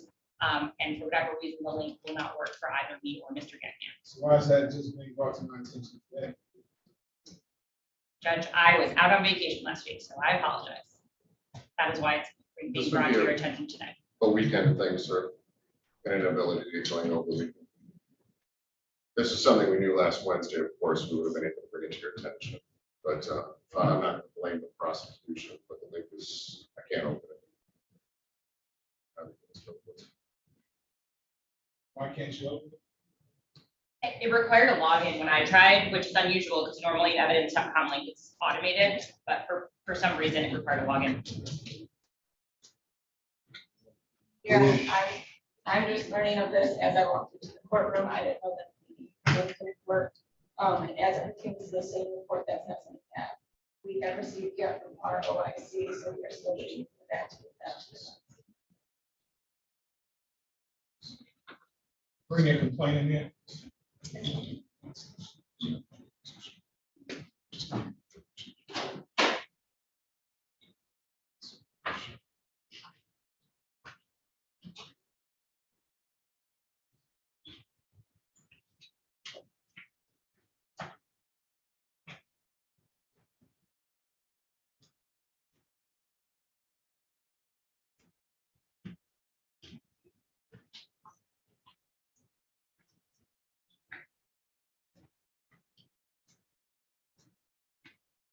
Good morning, ma'am. Tell me your name for the record. Come on up. Right there's fine. What's your name? Good morning, Ms. Whitfield. I appreciate you being here and being here time. I have a bit of bad news for you though, in that we won't be able to proceed this case today because there's some technical stuff that's going on, so we weren't able to get all the information surrounding this case to the defense. for them to prepare for this case. So rather than push forward and make them proceed when they're not ready, in this case, if there is a conviction, it comes back on appeal because I was unfair to them, we'd rather go ahead and adjourn this matter to a date at your convenience as well, so we can get this done and get this done the right way, okay? I'm sorry for the inconvenience. Sometimes this kind of stuff happens, it's unavoidable. I'm thinking about adjourning this matter to Friday. Is that a good date for the parties? About what time, sir? I'm be as flexible as I possibly can. I just have some circuit matters, but I don't think they are bigger. Well, I have open is 10 o'clock or 11:30. 11:30. 11:30. I believe that, I do have an out county hearing at 8:30, but I should be looking back. Okay. Is that a good date and time for you? Friday at 11:30. I want you to be on time like we were today, okay? So we can get this done, right? All right. Thank you so much for your patience and understanding. Appreciate you. Have a great day. Thank you, sir. Thank you, Your Honor. Let's get them everything that they need so that they can open up the site, all that good stuff. Yes, Your Honor.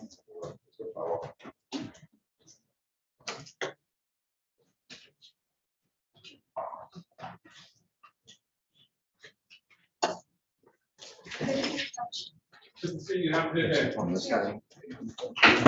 Just have a seat, I'll call him and come get you, okay?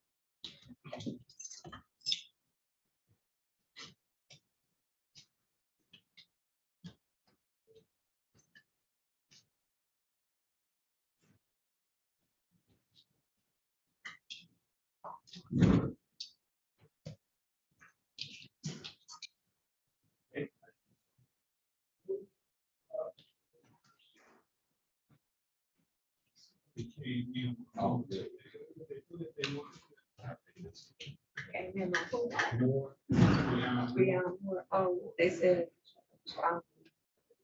what's her name, Mr. Morrison, Mr. Goldsmith is gonna ask for competency. Oh.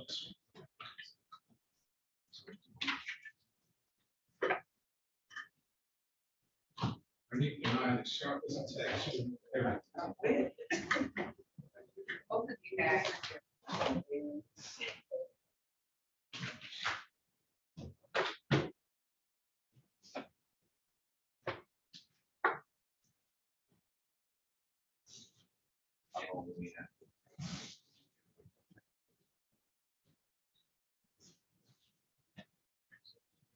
Judge? Yes. I still have the three witnesses from this morning with Renisha Jones. One of the witnesses is saying that she can't stay much longer because she needs her insulin. So I'm not sure what's, where we're at. Well, Mr. Upshaw was gonna come on Zoom. He asked if he could do the exam by way of Zoom. Okay. I haven't seen him as of yet. Okay. So if she has to go, then she has to go. What I'll do is we'll go on the record. Let's set aside the case. Okay. I'll talk to them for just a moment and see where. See how long she can stay, or she has to go. Thank you.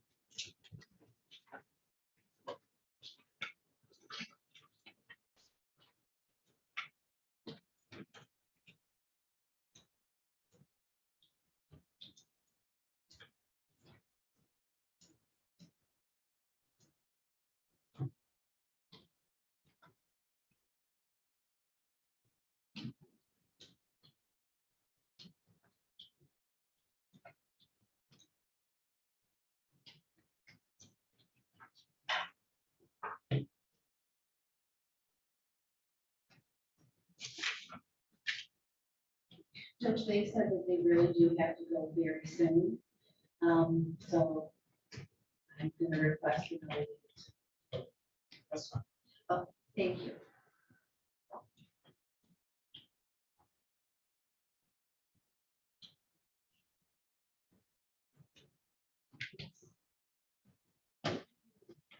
That's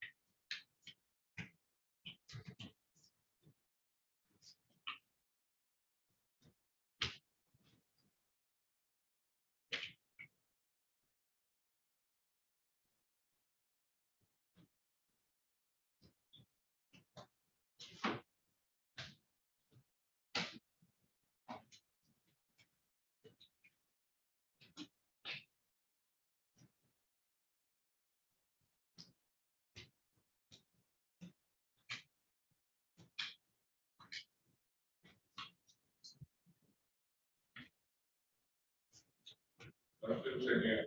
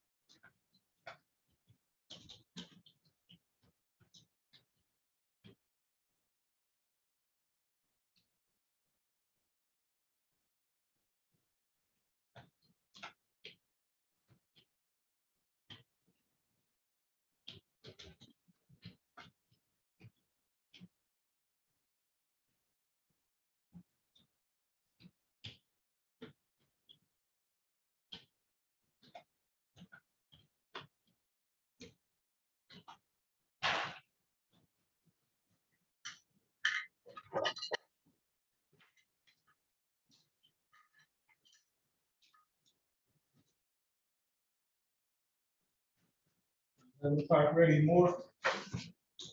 No. Nobody's here. I'm on the top block. That's the one with Mr. Gozi and his client was leaving your right.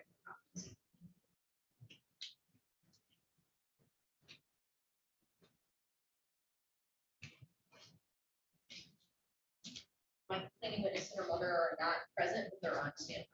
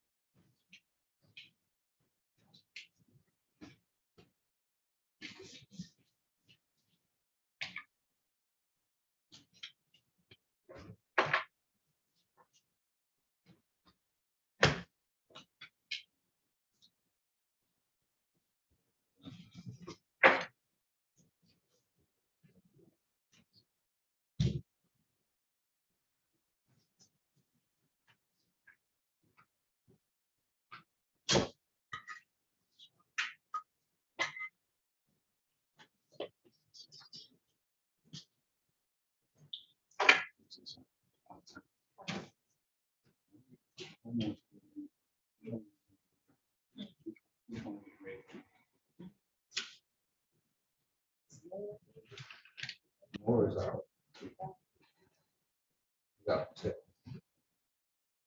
What about Jones' case?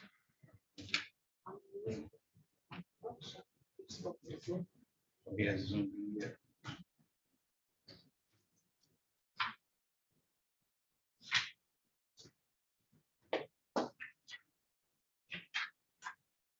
No.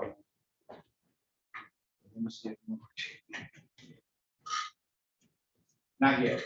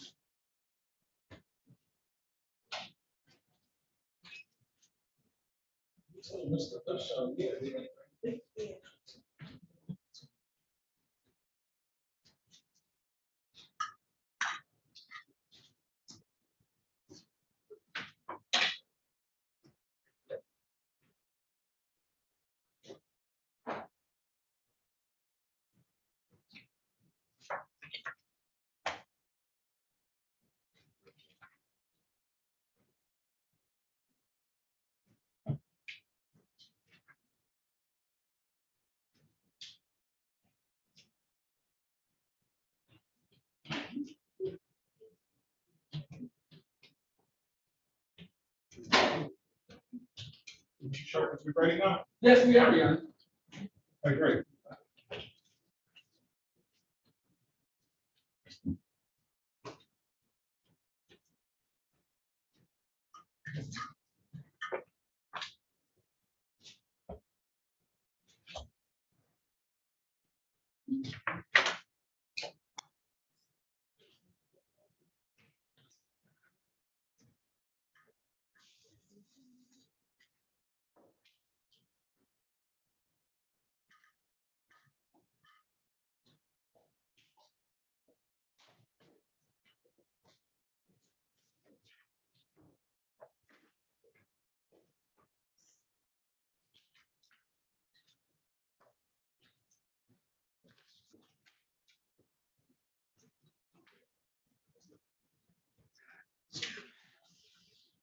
Recalling 2356003 versus Adele Alda, defendant charged in count 1 assault with a dangerous weapon, count 2 assault with a dangerous weapon, count 3 domestic violence. Good morning, Your Honor. Shelley Drain for the people. Key number 60249. Good morning, Your Honor, and good morning to your staff again. May it please the Honorable Court. My name is Todd Wilson Perkins, P 55623, appearing on behalf of Mr. Al. Tell me your name again for the record, sir. Adil Muhammad Ali. We've already sworn in the interpreter. Are we ready to proceed? Yes, Judge. How many witnesses for the? Sir, I have 3 witnesses, but I'd like to start with just one. Okay, call your witness. At this time, the people would call Mr. Tewfik Abdallah.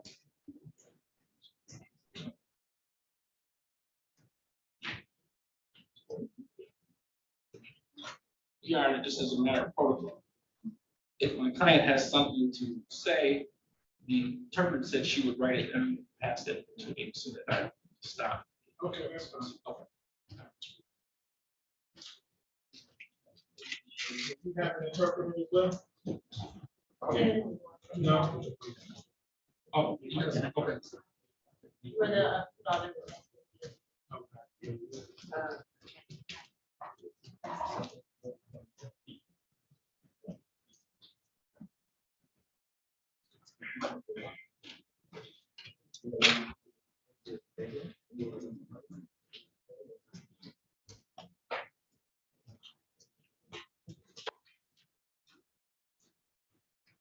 Sir, please raise your right hand.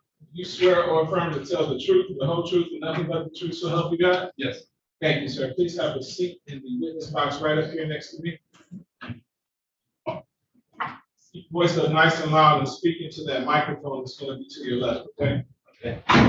All right, you're ready. Thank you. Good morning. Please state your name once again for the record. Tawfiq Abdullah. Thank you. Mr. Abdullah, I'm going to be asking you some questions today. If you don't understand something or if you want me to repeat it, please let me know, all right? Thank you. All right, Mr. Abdullah, I want to bring your attention back to the date of March 16th of this year, 2023. Do you remember that date? Yes. Okay. And was there anything out of the ordinary that happened on that day? Yes. What happened? What happened that day that Mr. Abdul Aqib came with a group of people, 5. Okay, let me just stop you right there. You said Mr. who? Adil. Adil Yes, Al-Aqib. Afif. And how do you know Mr. Afif? He is my sister's husband. Your sister's husband. And what is your sister's name? Amriya Abdullah. And how do you spell that? Amryah. Okay, thank you. So Mr. Al Afif is your sister's husband. Yes. Okay. And do you see him in the courtroom here today? Yes. Okay, so for identification purposes for court, could you indicate where he is in the courtroom here and what he's wearing today? He's wearing a white shirt and I believe a black jacket. Thank you. Your Honor, please let this record reflect that this witness has identified the defendant, Adele Alda. So noted. Thank you. Okay, so you indicated that what was Mr. Alafif doing? Mr. Alda didn't come without notice. I'm gonna object. I believe, based upon the information that I have, that's hearsay that he's offering. He wasn't present to observe coming in or with whom he came. So I need to know, I'd ask the court to see. You don't make that testimony. I would just. Oh, I'm sorry. I would be asking the court or the prosecution to provide an offer of proof as to how he may be in a position to meet that testimony, offer that testimony. Your Honor, at this point, I would just ask a different question. All right. That's good. Okay, all right. I'm sorry. And that would be stricken prior answers. So, all right, thank you. So, did you go to your sister's house on that day? She called me. Your sister called you? Yes, I was at work. Okay, and what is your sister's address? 6188 Mother Street, Detroit, Michigan 48211. Okay, thank you.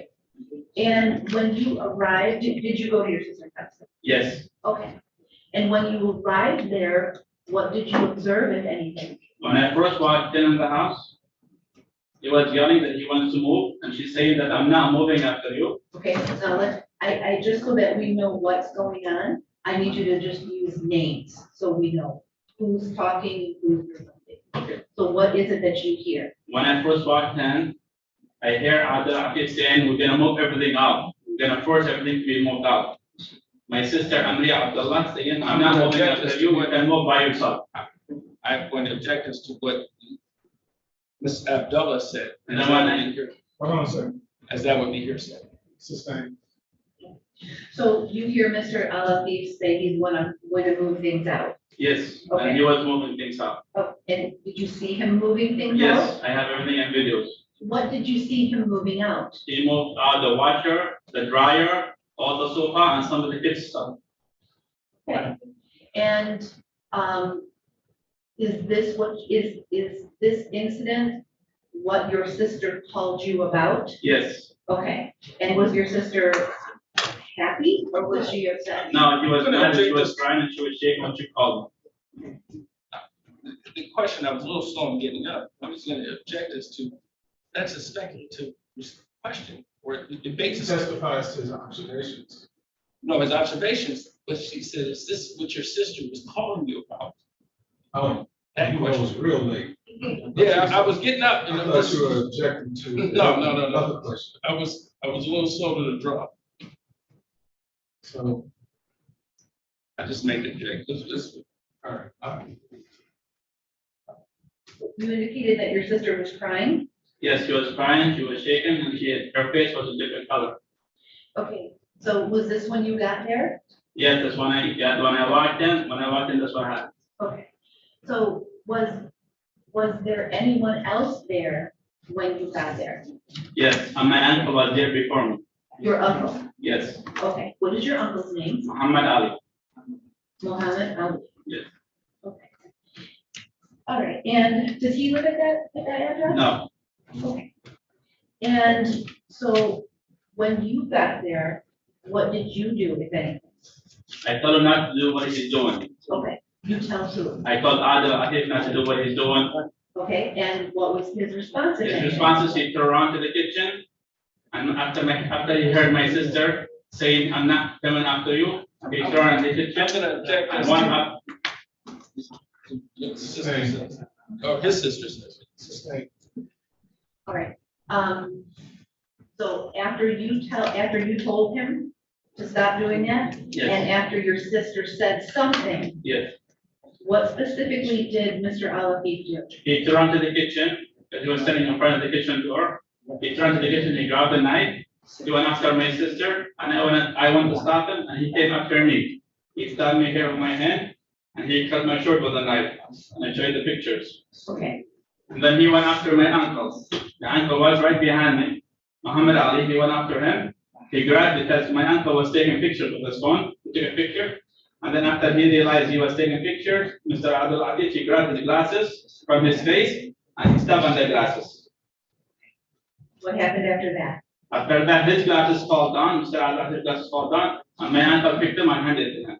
After that, when Adil realizes that someone was taking, that my uncle was taking pictures, he stopped and then I called the police. Objection as to what you realized. Sustained.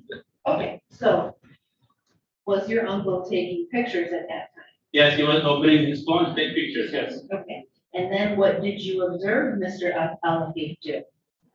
After he went after me with a knife, after he realized that that my uncle's taking pictures. My objection is still the same. Sustained. Sir, you can't tell us what someone else realized. You can just tell us what you saw and what you heard. Yes, okay. So what then did you observe Mr. Al-Afif do? He came after me with a knife, then he went after my uncle with a knife. Okay, all right, what happened after that? After that, I called the police, and then. You called the police? Yes, And did the police come? yes, he did. And what happened when the police When the came? police came in, I explained to them what happened, and they detained us. Okay, so did the police take him away? Yes. Okay, all right. Now, how did you feel when you saw the knife? I was angry, I was mad, I never thought it was gonna go this way. I never realized that that's my brother-in-law was gonna do this to my sister after 13 years of marriage. I was really sad, never expected it. Okay, and you said that you observed Mr. Al-Afif go after your sister with the knife. Yes, What did you observe your sister do when that happened? she ran away to the room.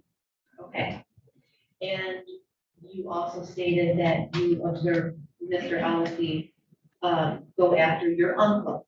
Is that Yes, correct? yes. What did your uncle do? when He that happened? hid behind the door, Okay, behind the bathroom door. okay. And you indicated that you had pictures, is that correct? Yes, Where are those pictures? in my phone, Okay, you have your phone with you. yes, So you indicated that you were actually cut with the knife. yes. If you have a picture of, well, do you have a mark on your body from that? No, I have, the hoodie was cut, my hoodie was cut, and all was I cut in my hand. Okay, and the cut on your hand, do you have any mark on your hand? Yes, right here. Okay, and so can you point to that? Okay, May I approach?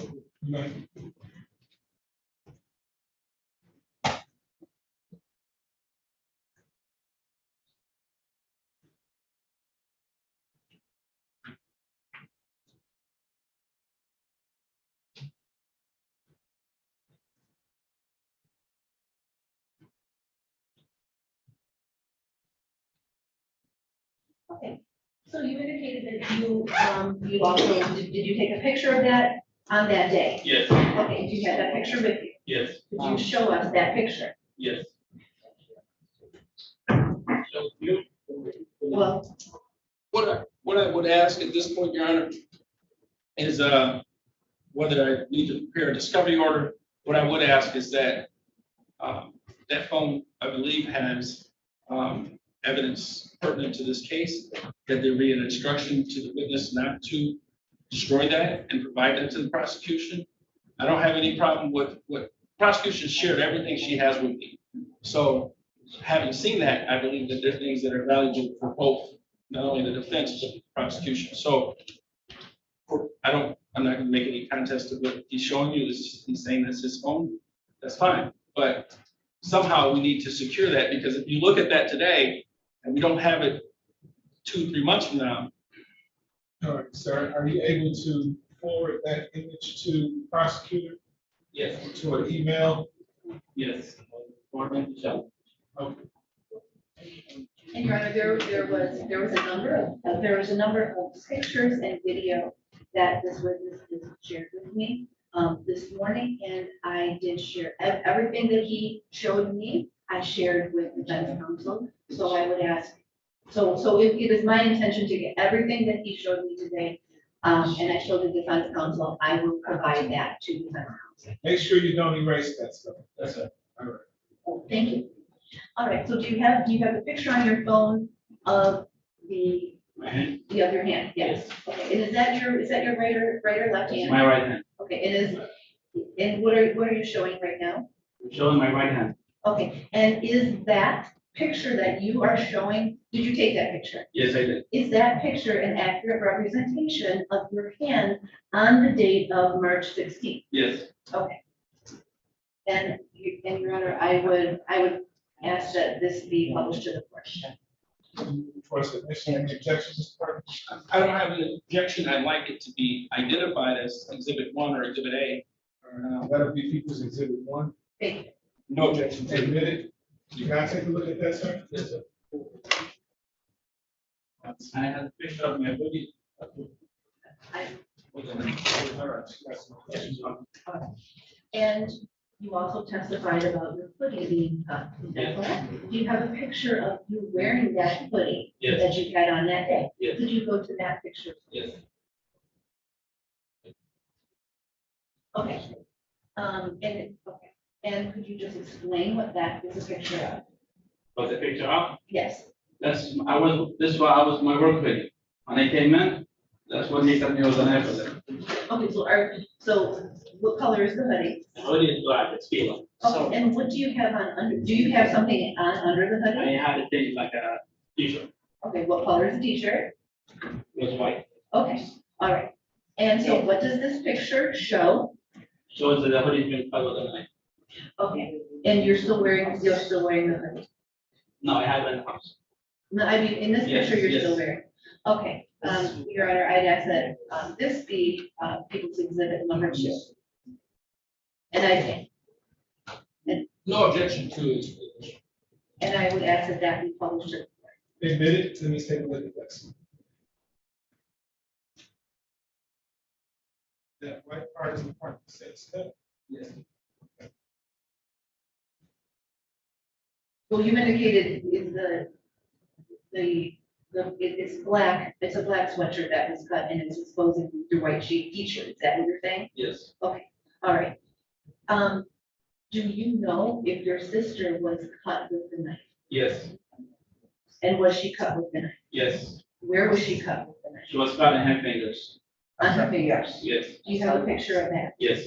Okay, could you show that picture? Okay, and who took that picture? She did. She took that picture? Yeah, she sent it to me. She sent it to you? Yes. And did you see that yourself on that day? Yes. Is that an accurate representation of what her finger looked like on that day? Yes. Your Honor, I will move through this, as People's Exhibit number 3. Any objections? And I guess for all the exhibits, for exam purposes, I don't. All right. Admitted. And I guess that this be published in the court. Okay.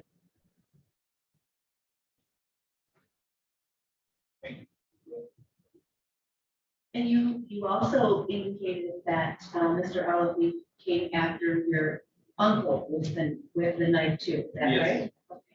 There was another finger was cut on the shoulder. You want to. Two fingers that were cut. 2 fingers? Yes. For whom? My sister. Okay, your sister had 2 fingers cut. Yes, this is Okay. the second one. Okay, and that's a different finger. Yes. Okay, all right, and what does that picture show?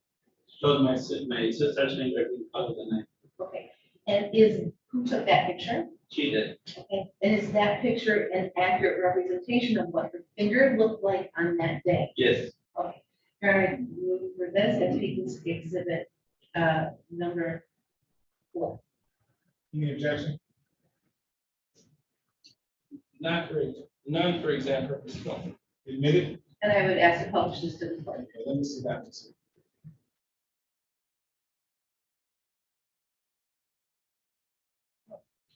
And now you also indicated that, that Mr. Elohim went after your uncle, is that Yes. correct? Yes. Do you know if he was injured with the knife? No, he was not. Okay, all right, He didn't get it. he didn't get to. He did not get it. Okay, could you just explain once again what you saw Mr. Elohim do with the knife in relation to your uncle? He was going after my uncle with a knife. When my sister realized that, she held his hand. Yeah, you can't tell us what somebody else realized, just tell us what you saw. Okay. And were you there and did you see that interaction? Yes, I did. Okay. Did you see your sister holding Mr. LP or in some way restraining him? Yes. And what was your uncle doing at that time? He tried to hide behind the door, bathroom door. Okay. Did anyone take a picture or video of anything right around that time? No, there's that picture that I showed you. What picture? The one on my sister was. Okay. So you have a picture of your sister and Mr. LP? Yes. Okay. Okay, and what you just held up, what is going on during that picture, During this moment, Yes, he was going after my uncle. okay. All right. Who took that picture? My uncle took with his phone. Okay, and where were you? I was in the middle of the situation, like behind one of the rooms. I was right here. And did you see that incident happen? Yes, I did. Okay, and is that picture an accurate representation of what was going on in that specific moment? Yes. Okay. At this time, I would move to admit people's, as people's exhibit number 5. Any objection? No. Admit it. And I would publish that to the court.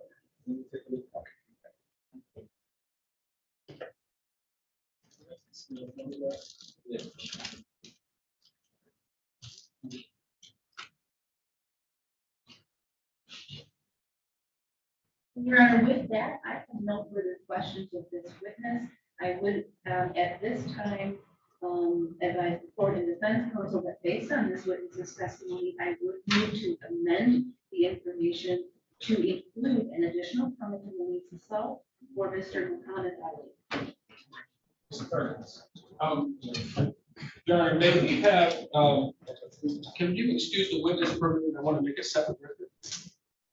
I'm have you step out just for a second, okay, sir?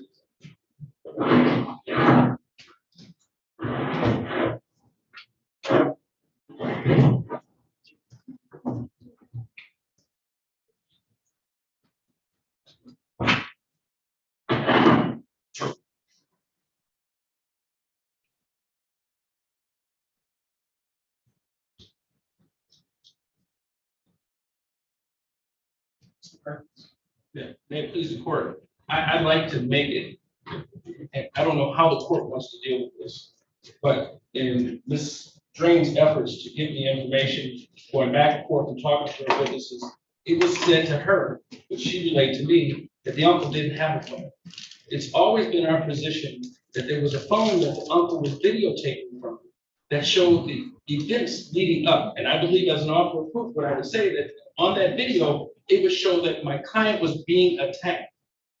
Ms. Drain indicated that the uncle did not have a phone. The only phone that they had was the phone that they had here.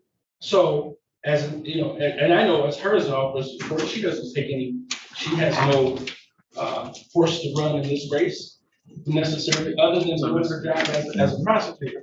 But I want to know how we deal with that, because he said 2 times, and that's the reason why I let that, you know, I can obviously make an issue with respect to the wife sitting video that you're using now as an exhibit from his phone. But I anticipated it would lead to that uncle's phone, because he said it earlier, and I was going to cross-examine on it, but then he said it affirmatively the second time that he got to his uncle's phone, because his uncle was taking pictures, his uncle was taking video. And that's the video that I was asking about, and that's the video that they told Ms. Drain that uncle didn't have a phone.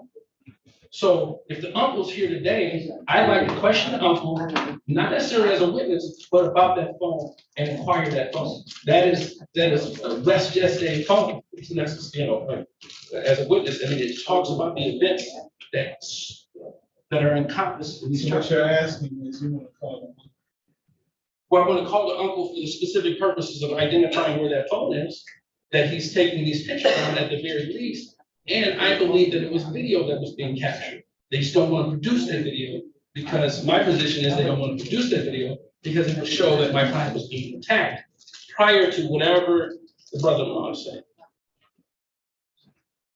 Right? The uncle is here. I But that did occur though. They did tell you that the uncle did not have a phone. That's all I'm saying. That's right, the uncle was using the witnesses. That's what I wanted. The uncle was using the witnesses. That's my understanding. There's no separate phone by the for the uncle. But by the testimony that you heard here, the uncle has a phone. Because he said the uncle was using his own phone. The uncle sent the pictures from his phone to his phone on exhibit number 5. So that's a lie. He just said that the uncle sent number 5 to his phone. Uncle took the picture of them that he sent to his phone. And that's why he's using that as an exhibit, because he's testifying that that's how he appeared on that day. Read the transcript. He just said that. We call this the last witness though to clarify. Sure. Because I.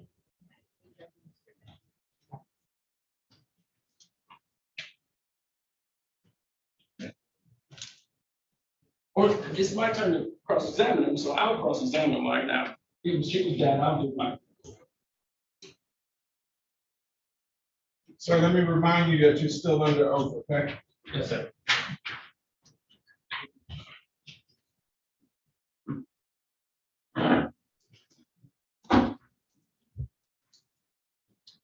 Good morning, Mr. Abdullah. Good morning. And this, your name, Abdullah, is for the record Abdullah. That's my last name. Right. That's what I said. I call you by your last name, though. Yes. We don't know each other, right? Okay. And your first name, I don't know if you did. Okay. Can you spell your first name for the record? Toufik. Okay. Mr. Abdullah, I'm going to start with, you testified that you had an exhibit, the last exhibit of your shirt that was cut, correct? Yes. And when that shirt was cut, you said that that picture was taken by your uncle, is that correct? No. Okay. Who was it taken by? The shirt. No, who was taken? You said your uncle sent you that picture, did he not?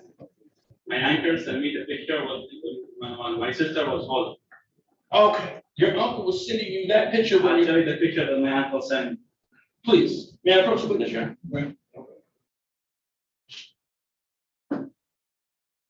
Did you turn around? Okay. So that picture of my uncle. Okay. That's that blurry, it's kind of a blurry picture, is it not?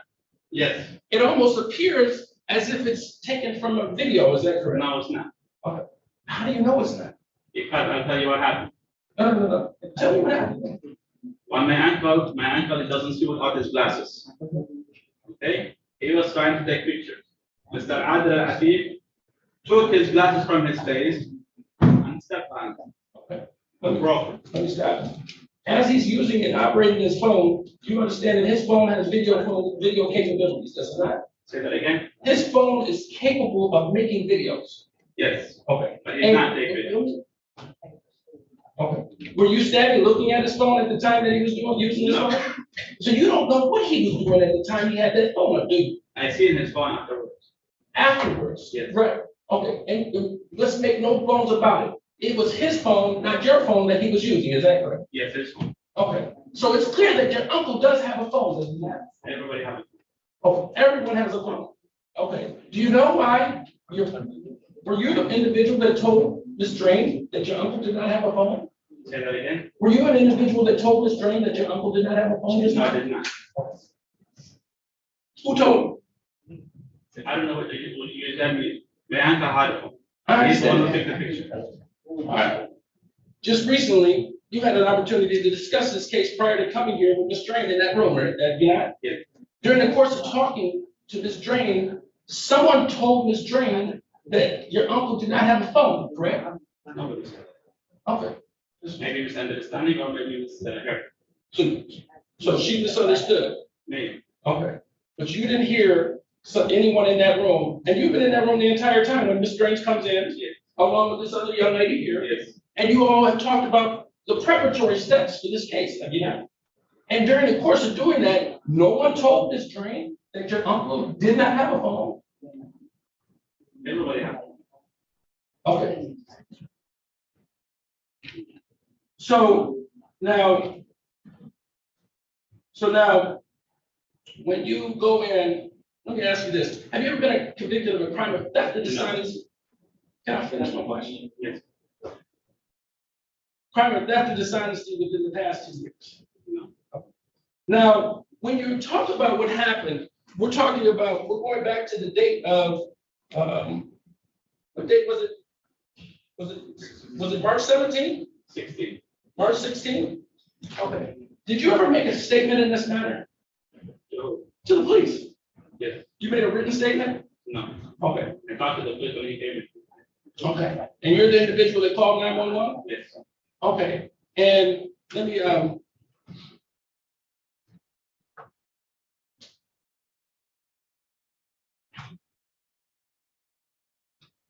ask you, who else was present at the time when you got there? You said your uncle was there, right? My uncle and me and my sister. Okay. It was your uncle, you, and your sister? Yes. Okay. And you would agree that Dawood was there? Dawood was outside. Okay. But he was there at the property, correct? He was in the backyard, yes. Okay. And Dawood, would that be correct spelling be D-A-W-0-O-O-D? D-A-O-O-D. D-A-D-A-O-O-D? Yeah, that was he's a minor. No W. No W. No doubt. Okay. Who's Adam? My son. Okay. Adam was present? No, he was in the backyard. Okay, he was there at the location. He was in the backyard, yes. And you agree that there was an Ahmed Ali there? But my Ali, he came with him. Correct. Then you said that you would agree that those individuals, Ahmed Ali was in the house, correct? But man, Ali was in the house. Okay, but you just said that it was only you, your sister, and Mr. Man, Ali. Can you let me finish? Yes.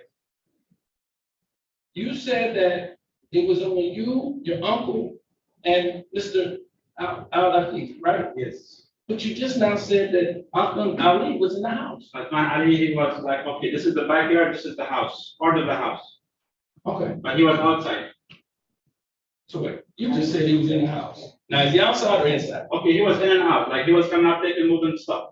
Okay. He's up and down the stairs. You would agree, as you got there in a rushed fashion, did you not? Yes. Because you got a call from your sister, and based upon that call, you ran over there, did you not? Yes. When you ran over there, you were upset having to leave your job, were you not? Yes. Okay. And when you got over there, you weren't in the best of moods. Would it be fair to say that?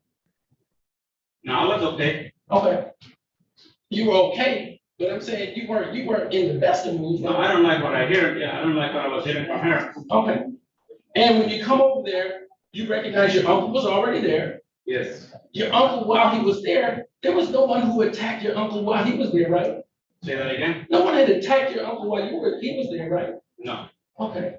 And by the time you got there, Adam was there, right? Adam was downstairs. He was at the property, right? He was in the backyard. Okay. Let's talk about the property. Let's just talk about the property. 6188 Miller, is that correct? All right. Now, Adam was there at 6188 Miller, whether he's in the house or in the property. Or outside? Correct. He was outside. And Dawood was at the property. Outside. He was I guess get from school. All right. Now, there was also another individual who was in that house, Magnet Ali, is that correct? Yes. He was outside the house too. Yes, they came in to move on everything. They came with him. Okay. They came with him and they were moving items out. You were aware that he had gotten another house with his family, is that no? Correct? You were not aware of that? No. Now, who is, there was also an Ibrahim Abdullah. Who? Ibrahim Abdullah? I don't know that. Okay, I think he came with him. Now, there was a lot, there were at least 4 individuals with him, is that correct? 5 people came in to move the stuff with him. Okay, so it's So total. those are his people. So it's total, those are his people, correct? And you would identify all those other individuals, Dawood, Adam, yourself, and your uncle as your people, is that correct? Let's make it. I understand that, but you describe them as your people. You describe those people as his people. I describe That's them my as. family. Those are my kids. Those individuals, they came in, I didn't even know who they are. Okay, and it's not necessary that you necessarily know who they are, right? They weren't doing anything wrong with it. They were taking stuff that didn't belong to. It didn't belong to you either, did it? No. All right. So you recognize the things that they were doing at the direction of Mr. Alda, is that correct? Say that again? They were doing it at the direction of Mr. Alda, is that correct? What about Mrs. Abdullah? Pardon? She was not happy to move them. I understand that, but you agree that that's a relationship in which you're not necessarily in other than a brother to your sister, right? Say that again? That's not a relationship that you're involved in other than being a brother to your sister, right? He's a husband and wife, right? Yes, okay. Now, you described them as having been married 13 years, is that? Well, 13 years. And you've had discord or you've had disagreements with Mr. Allen in the past, have you not? No. You have not? No. How about your uncle, to the extent you know? Say that again? How about your uncle, to the extent that you know that they had discord in the past? You're talking about the past, they had problems, we fixed it, like it was not a big deal. Now, this home that your sister and Mr. Allen were at 6188 Miller is owned by your father, is it not? Yes. They pay rent to your father, right? Yes. And if they move out of that house, they stop paying rent to your father, right? Yes. And then you would agree that they were moving to a house that was not owned by your father, right? Yes. All right. What if the other individual doesn't want to move? What? Understood, but they were moving, you recognize that they were making preparatory steps to move to another house, right? He was, not her. But he was moving to another house in which they were invited to live in, right? No, he was taking everything away. Now, prior to this incident that you described,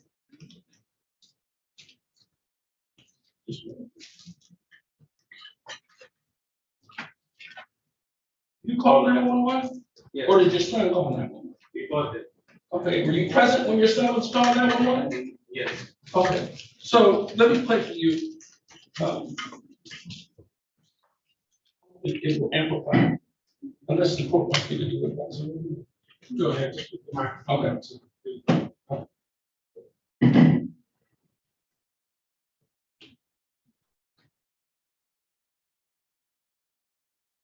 And you were the one who told your son to call 911? Yes. Okay.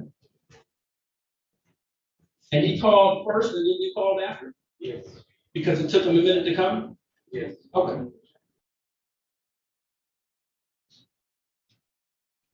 Thursday, March 16, 2020. Can you hear that? Should I approach the witness? With the name?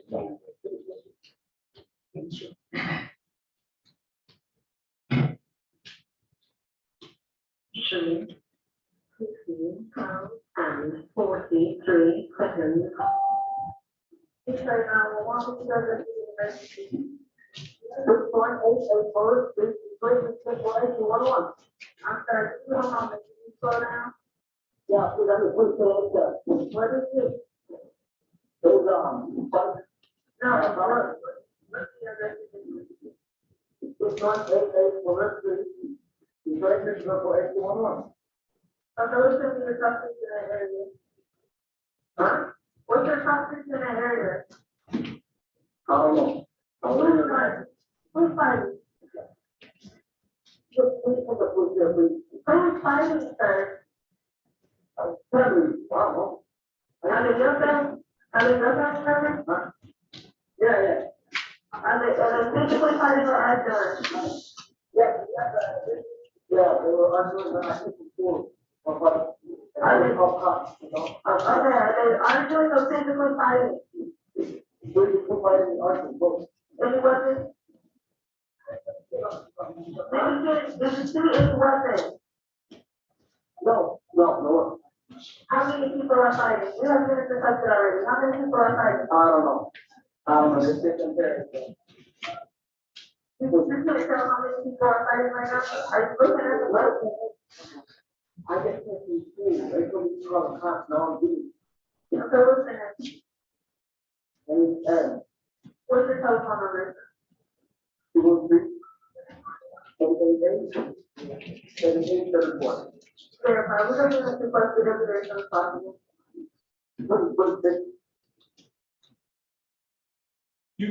You said you were standing next to your son as he made that 911 call? He was making the call from downstairs. You just said you were standing right next to him when he, oh, you finished. You just said, when I asked you, I said you were standing next to him when he made that 911 My son call. was downstairs. There's a stairs. There's like 10 stairs. I called my son to call the police. He called the police from downstairs. Okay. You said that you heard when you made the 911 call. I called him to make the 911 call, and then I made the 911 call at the same time. Are you understanding my questions as I ask them to you? Pardon? Ask me again. What I'm saying is, when I asked you a question before I played that call for you, you said that you were standing next to your son when he made the 911 call. Do you recall saying that? Yeah, because the police didn't, I mean, like I said, this is the middle of the situation, and everything is rushing. So I was with him calling from 911, and I called 911 at the same time too.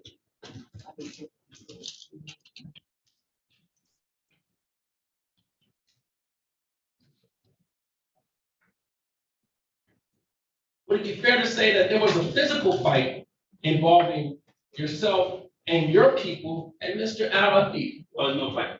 There was no physical Argument. Okay, and there was an aggressive argument, would it be fair? He was yelling. Okay, and you were yelling, and that included not only Mr. Alafi, but yourself and Dawood and Adam and your uncle, is that correct? No, Dawood and Adam was not yelling. They were getting scared from school. Okay, but they were present as the yelling was going on, is that correct? They were downstairs in the backyard. So what your son said about seeing, are you gonna let me finish? When your son, as your sons indicated in that 911 call, he said there was fighting, is that correct? He said that. Okay. But maybe he think there was gonna be a fight. I'm not asking, but maybe. You heard that, right? Yes. So your son is incorrect that there was fighting? There was no fight. But there was no fighting? No. So your son is just wrong? He probably saying something to the police Competency. But this is the same son that you said you were standing next to as he was making the 911 call, and that you would agree with he made with the 911 call, right? But there was no fight. You nodded your head when I asked that question, is that correct? Say that again. You nodded your head as I asked that question, but you said no fight, right? There was no fight. I understand that, but you said you agree with what he said in that 911 call, right? And I asked him to call. My son is a minor. He's saying something faster. He's not organizing his words, but he's saying. Do you think sometimes we make excuses for people when it doesn't fit the narrative that we want? No. You don't? So you're assuming certain things about your son that you don't know the true answer to, is that fair? I'm not assuming that. He called the police and the police came in. Okay, now we're talking about, I understand that, he called the police. Yes, I asked him to call the police on the night when he has a knife. When he came up, he came with a knife across. I asked my son to call the police. What you say in your 911 call? Sorry? What you say in your 911 call? What did I say? Yeah. I called the 911 call. I told him what happened, that he had a knife, he came across. Okay, and that's what you said in your 911 call? Yes, if I remember correct. And you used your phone to make the 911 Yes. call? You certain about that? Yes.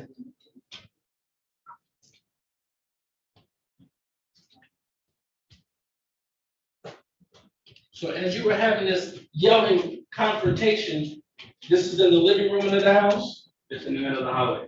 Okay, and you'd agree that at some point in time, Mr. Alafi ran to the kitchen, is that correct?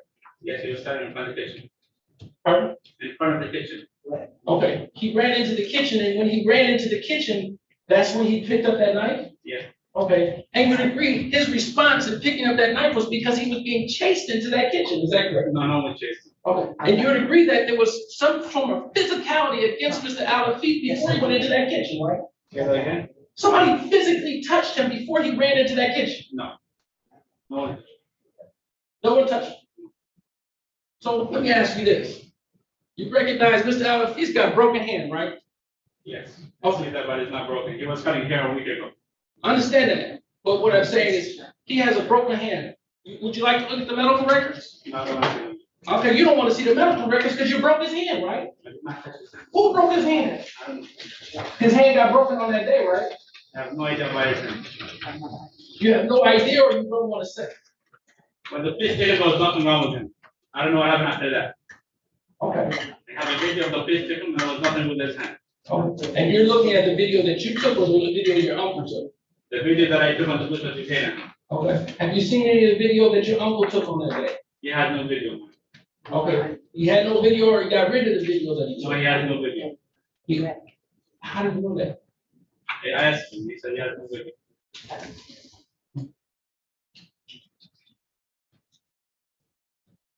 Oh, when you took that, when you took that video or the picture of your hand, you said you took that picture? My hand? Yes. Yes, I did. Then exhibit number 1, when did you take that picture? I took it that day. Okay. How long after this event did you take that picture? How long? Yeah. Was it the time?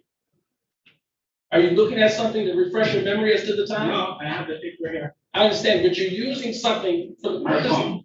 I got it, and you can do that, but I need to identify what you're doing for the record. Okay. Okay, so you're looking at your phone to determine what time you took that picture, right? I took the picture at night time after I reached out. Okay, what time did this event happen? 5. Picture? No, what time did the fight happen? There was no fight. What time did this incident happen? Started about 3:45. And you took the picture when? Around 10 o'clock. What was the picture say on your phone? I think my hand. I understand that. What does it say on time on your phone? I'm not sure if I'm right now.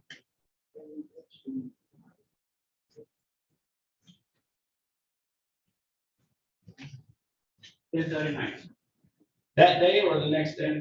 Yeah, The same day or the next day? the same day. Okay. 16. So now, when you got the picture of the hoodie, that hoodie, would it be fair to say that that hoodie was torn as Mr. Alda grabbed your hoodie and tore the hoodie?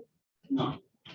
Well, let me ask you, isn't it fairly coincidental that your hoodie's torn, but your t-shirt's not? I was like this, he was something like this with me. Okay, so you reached out and you used your right hand and you flung your right hand for the purposes of the record as to indicate how Mr. Alda used that knife, right? He used a knife all kind of ways. Tell me all kinds of ways. He went like this, he went like this. Okay, so let me say, that he's using his right hand, right? Yes. The hand that got broken. I don't know about that. All right, well, the hand that's right now in that cast thing, right? I don't know about that. I know he was coming here a week ago. Okay, I understand that. But you would agree that that arm that you're talking about, the arm that's, as he's in that bandage right now, that's the hand that he was using to swing that knife? He was using the right hand, yes. Using the right hand? Yes. But when he was detained, there was nothing wrong with that. Understood. Did I ask you about that? No. So could you answer the question? I know he had good Let me body. stop while I'm asking you questions. You have a tendency to do that, don't you? No. I know how to make it. Now, you said that when you go in and in that shirt that gets cut, but you agree that your t-shirt did not get cut, right? No. You do agree with that, right? My t-shirt is not, my hoodie got. Your hoodie got. And you're saying that that didn't happen during the course of a fight that you had in which he pulled your hood? There was no fight. All right. Now, you also described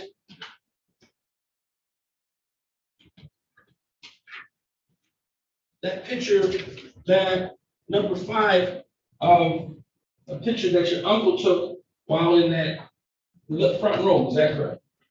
The picture? The picture number 5, the picture that you described that your uncle took. When my sister was holding him?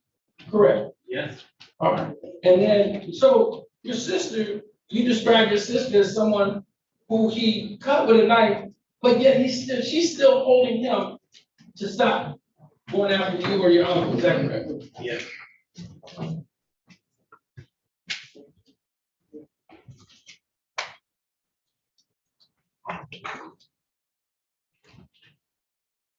Did you have any medical treatment? No, I did not go. I didn't have the time. My sister went.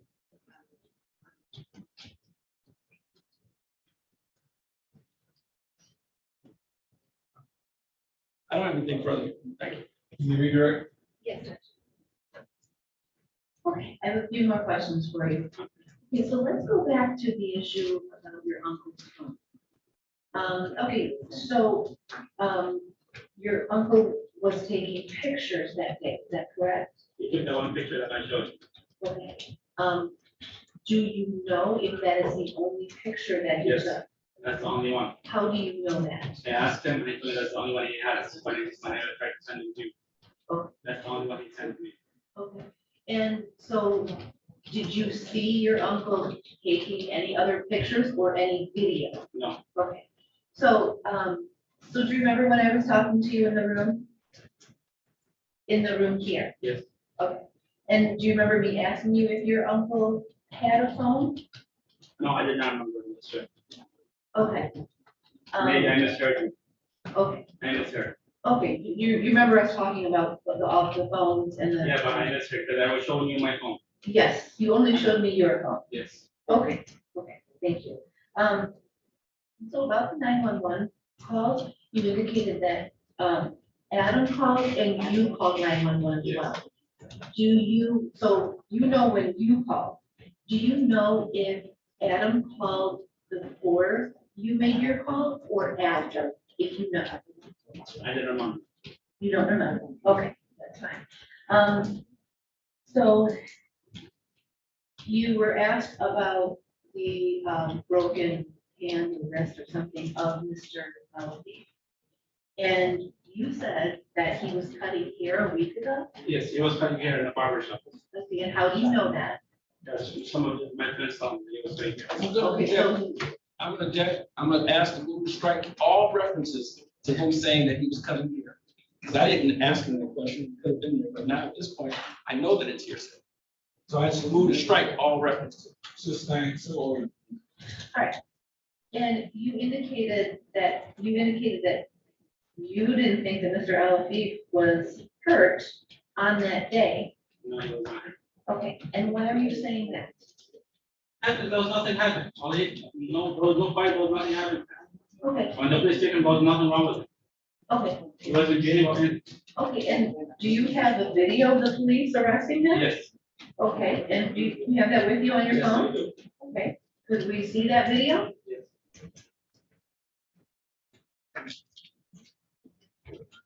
Okay, so let me, so what do you have on your phone right now? Half when the kid was taken away, he was there. Okay, There's nothing wrong with his hand. If something was wrong with his hand right here, he want to show some signs. okay. So, at this time, and did you take this video? Yes, I did. Okay. So, Your Honor, at this point, I would move to admit People's Exhibit number 6. The objection. I don't have an objection, no. For exam purposes only. He's saying that he took that video. Yeah. And I would ask to publish that video to the court. Let me see that. And so please show the whole video from the beginning to the end.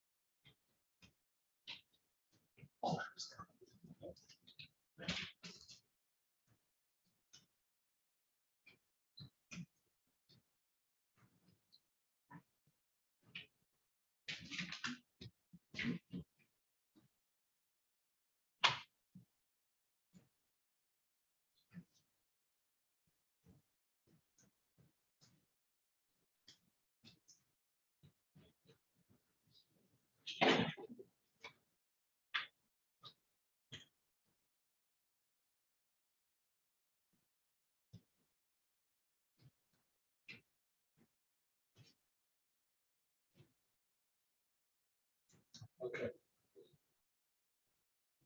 And did you hear Mr. Alafif say anything to the police or anyone else that his hand was broken or hurt or injured in any way? No. Okay, thank you. I have no further questions. I just have a couple, just based on that. Mr. Abdul, you seem to have a fairly good grasp of the English language, do you not? And you said, and it's your testimony that you misunderstood what Ms. Drain says. She speaks fairly clearly, does she not? Yes. And you said you misunderstood what she said when you said, can I finish? And I say that because this young lady's over here making a record. So when you talk over me, she can't make a record. So it's your testimony that you misunderstood the very clear language in Ms. Drain speaks in? In the start. You misheard. Tell me what misheard is. You did not hear her say that? No, we were going for the phone. Now, you also said that you had that video and you didn't hear Mr. Alda declare any injury at that time, correct? Yes. You're also not aware that when he left the police station that he was released and went to the hospital for the injuries that he had. I didn't know anything. You didn't know anything about that, right? I don't. Thank you, sir. You may step down. Thank you. If the government's not calling, I have to call. Do you have any other witnesses? No, Your Honor, no, Your Honor, I have no further witnesses. I would rest at this time, and I don't know what the envelope is going to testify to more than what's already testified. She's moving to add him as a complainant in this case. I have due process merits that I have to have. I don't know. Okay, no, I understand. I'm saying the government's saying what he would add. We don't, none of us know because we don't have a statement. Let's have the.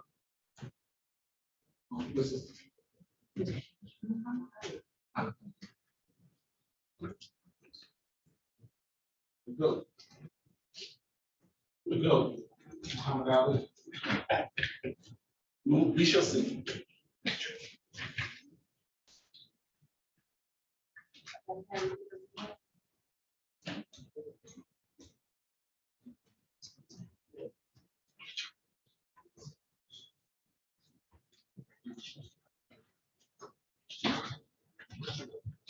So please give your name and the spelling of your name to the young lady here.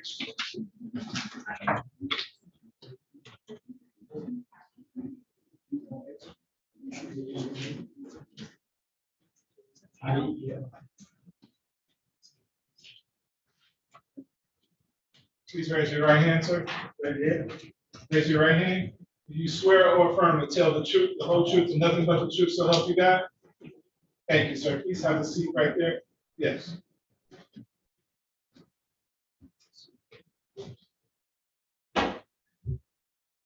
Yeah. Maybe begin when you're ready. Yeah, please support. Good afternoon, Mr. Ali. Good afternoon. How are you guys? Very well. Let me ask you, can you understand what I'm saying? Yes, but I need somebody is making translation for me because we're not speaking very weak. That's what I thought. It's right here. Okay. What's your name for the record, sir? Mr. Thomas, qualified court interpreter in the Arabic language. All right. Can you spell that for the court report, please? Sure. YOUSIF, last name Hermiz, HERMIZ. Please raise your right hand. Do you swear or affirm to translate from English to Arabic and Arabic to English to the best of your ability? I do, Your Honor. Thank you very much. Okay, you good. Mr. Ali, would you agree to only provide testimony through your interpreter, even if you do understand my questions?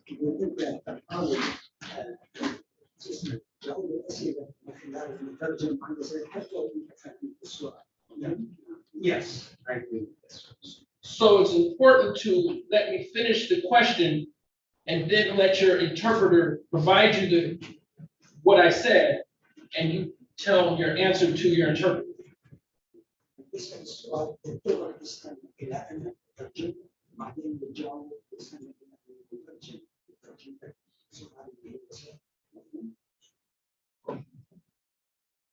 Mr.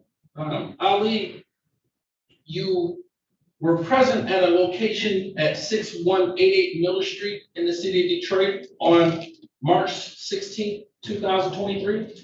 كنت بنتحرك في عنوان 6188 شارع ميلر ستريت في يوم 3 16 3 في الشهر الماضي 2023. Yes. And was that sometime around 4 o'clock in the afternoon? كان هذا تقريبا حوالي الساعة 4 بعد الظهر تقريبا. Yes. At what time or how was it that you went to that location? كيف حصل انه انت ذهبت الى هذا العنوان؟ كنت الحين اتصل بي الناس في البيت على اداء مساعد. My niece called me. She wanted my help, but there was people in the house bothering me. And did you go, and because of that, you went to that location? بسبب هذه المكالمة ذهبت إلى هذا الموقع هذا المقام. Yes. When you got to that location, who was present? عندما وصلت إلى هذا المكان مين كان يكون موجود؟ كان في 5 There were 5 people inside the house. Did you know any of those 5 people? كنت أعرف أي من دول ال5 أشخاص أعرفهم. I knew all of them. Okay. Were those?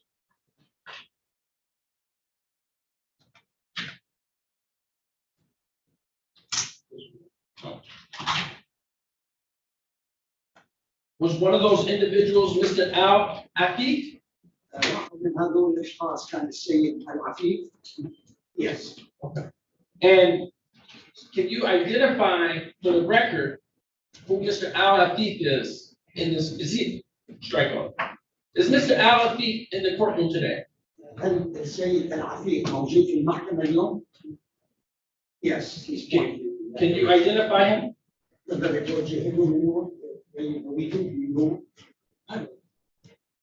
He's pointing right there. Okay. So for the record, he is identified.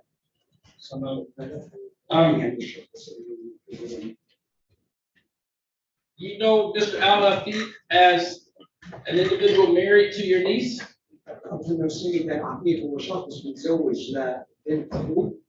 Yes. Was Mr. Ahmed Ali there?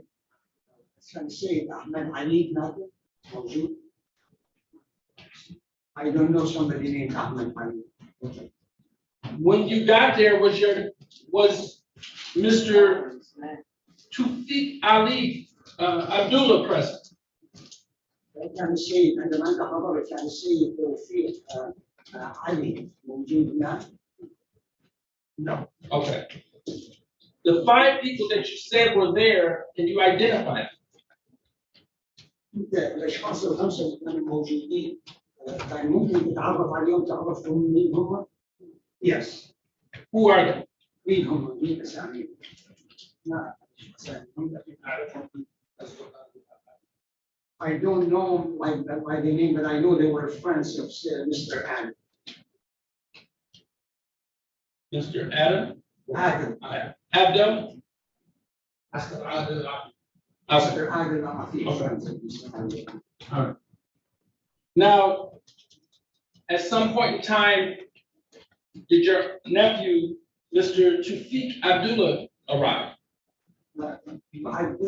بعد حين وصل ابن أخوه السيد توفيق عبد الله. Yes. At some point in time, did his son Adam arrive? بعد وقت من هذا الوقت اجى ابنه آدم كان في البيت. He was at the door. Yes. At some point in time, did his son Dawood come? من الأوقات ابن داوود حضر. نعم. بيته نعم. يعني الاثنين لما سمعوا بالنشيد والصيام جاءهم بس جاءوا عمره 30 وهذا عمره 15 سنه. Because they looked next to each other, house, they heard the noise and the commotion, and they arrived there. And Dawood is 11 years old, and Adam is 15 years old. Okay. But they were there before you got there. كانوا موجودين قبل ما أنت وصلت No. So when you got there, how long after you got there did your nephew arrive? Tawfiq Abdullah. بعد ما وصلت بعد ما أنت وصلت بكم دقيقة وكم وقت لما حضر توفيق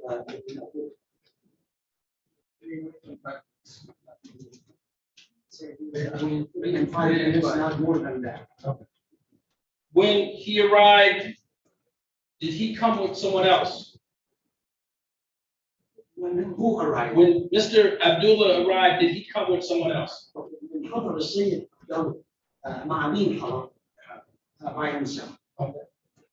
Is it your testimony that Mr. Abdullah lives next door to this residence? انت فهمت انه السيد عبد الله يعيش بجانب هذا البيت؟ Yeah, they lived there, but he was working at that time and he came from work. Now, when he came in the house, at some point in time, did a fight start? عندما هو وصل للبيت كان هناك شجار وإرادة. No, right, no. Okay. There was not. Okay. So was there any arguing when you went at some point in time? عندما وصل هو حصل كان شجار ونقاش. وصل ثم وجد العفش يعني يسحب العفش when he arrived, we saw this guy moving the stuff from the house and he told him to stop and he didn't stop. Okay. And I'm saying, was there any point in time after his nephew, Mr. Abdullah, arrived that an argument started? most of the state عبد الله حصل هناك كان جدال حصل شجاع. They were just raising their voice at each other. Okay. What happened after they raised their voice? وشو صار بعدين ما رفعوا صوتهم واحد على الثاني. خرجت الزوجة مرة استعمل أبوها فهذا السكين وقال إن برجع المكان يعني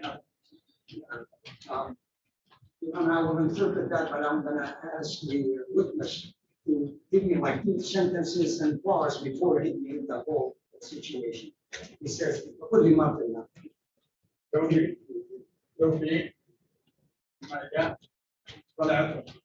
When Tawfiq arrived to the house, the sister got out. Yeah, she came out of her own room. When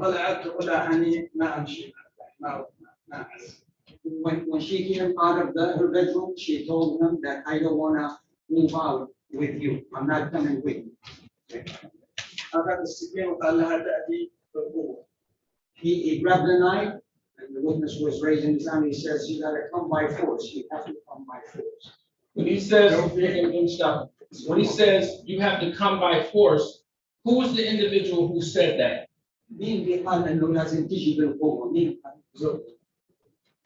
Her husband. So,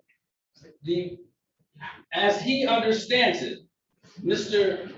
Al-Afif grabbed the knife to take his wife by force. Yeah,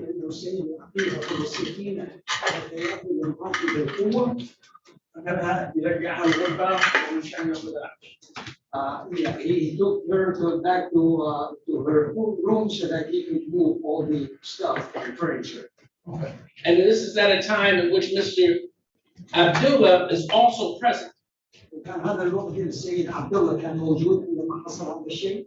Yes. Okay. And at some point in time, well, let me ask you, where did Mr. Al-Afif get that knife?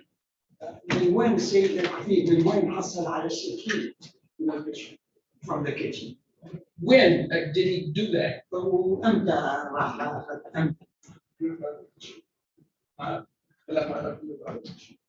All this argument and disagreement happened in front of the kitchen door.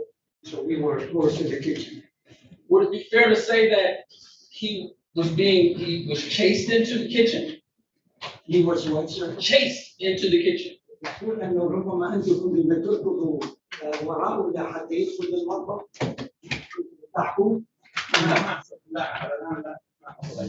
far, then there was no following or pushing at all. Okay. And when this happened, there's the other people who there are people in the house that know or are with Mr. Al-Latif? كان هذا الوقت كان دول الاشخاص اللي مع سيد العفيف كانوا موجودين معنا. نعم. طلعت ومن طلعت طلعت ثلاثة والرابع ما طلع معنا. Okay. When I got to the house, I got the other three of those men to be outside the house, but only two stayed, Mr. Latif and his friend. Only two people stayed in the house. Okay, two people, including Mr. Al-Latif, or two people plus Mr. Al-Latif? شخصين مع سيد العفيف وسيد العفيف وشخص آخر. واحد. One person with Mr. Al-Latif. Now, when you and when Mr. Al-Latif had the knife, he went into the room with his wife? عندما كان يصير السكين هو لاحق مقتول الغرفة بالسكين عليها هي هرب. هي هرب. She fled and he chased her. She fled and he chased her. And he went into the room? وراح دخل في الغرفة. No, he did not. He stayed in the hallway. Okay, so she fled into the room and he didn't go out. هي هربت للغرفة ولكنه منعها من الغرفة. عندما هربت وقفت على الباب وهو رجع لأبوه. يعني جيد الباب من القلب. أساسا. Because when she moved towards the room, he started watching her brother because he was right there. Okay. And then when he's watching her brother, what happened after that? شو صار بعد هذا بعد ما شاف He did like that, and he saw the witness moving in the night, and he moved it like that. And he tore the shirt of Abdullah, the shirt of Abdullah, from here he's pointing. Okay. Where did that happen? When Hassan had a day from the days.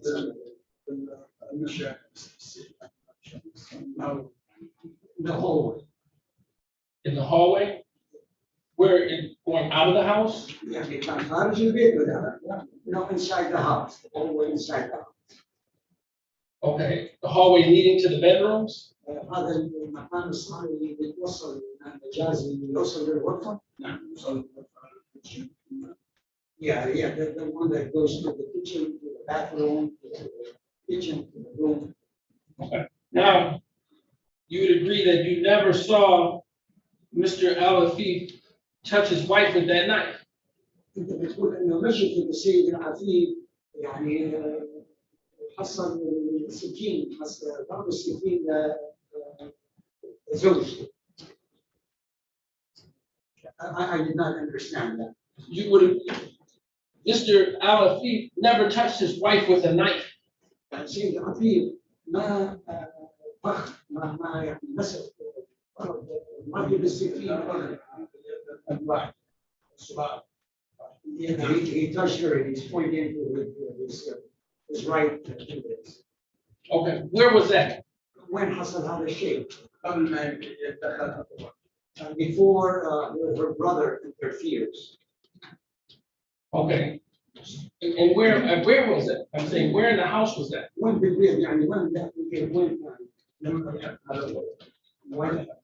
When he chased her to her room. So he's chasing her to her room, and she's running towards her room, correct?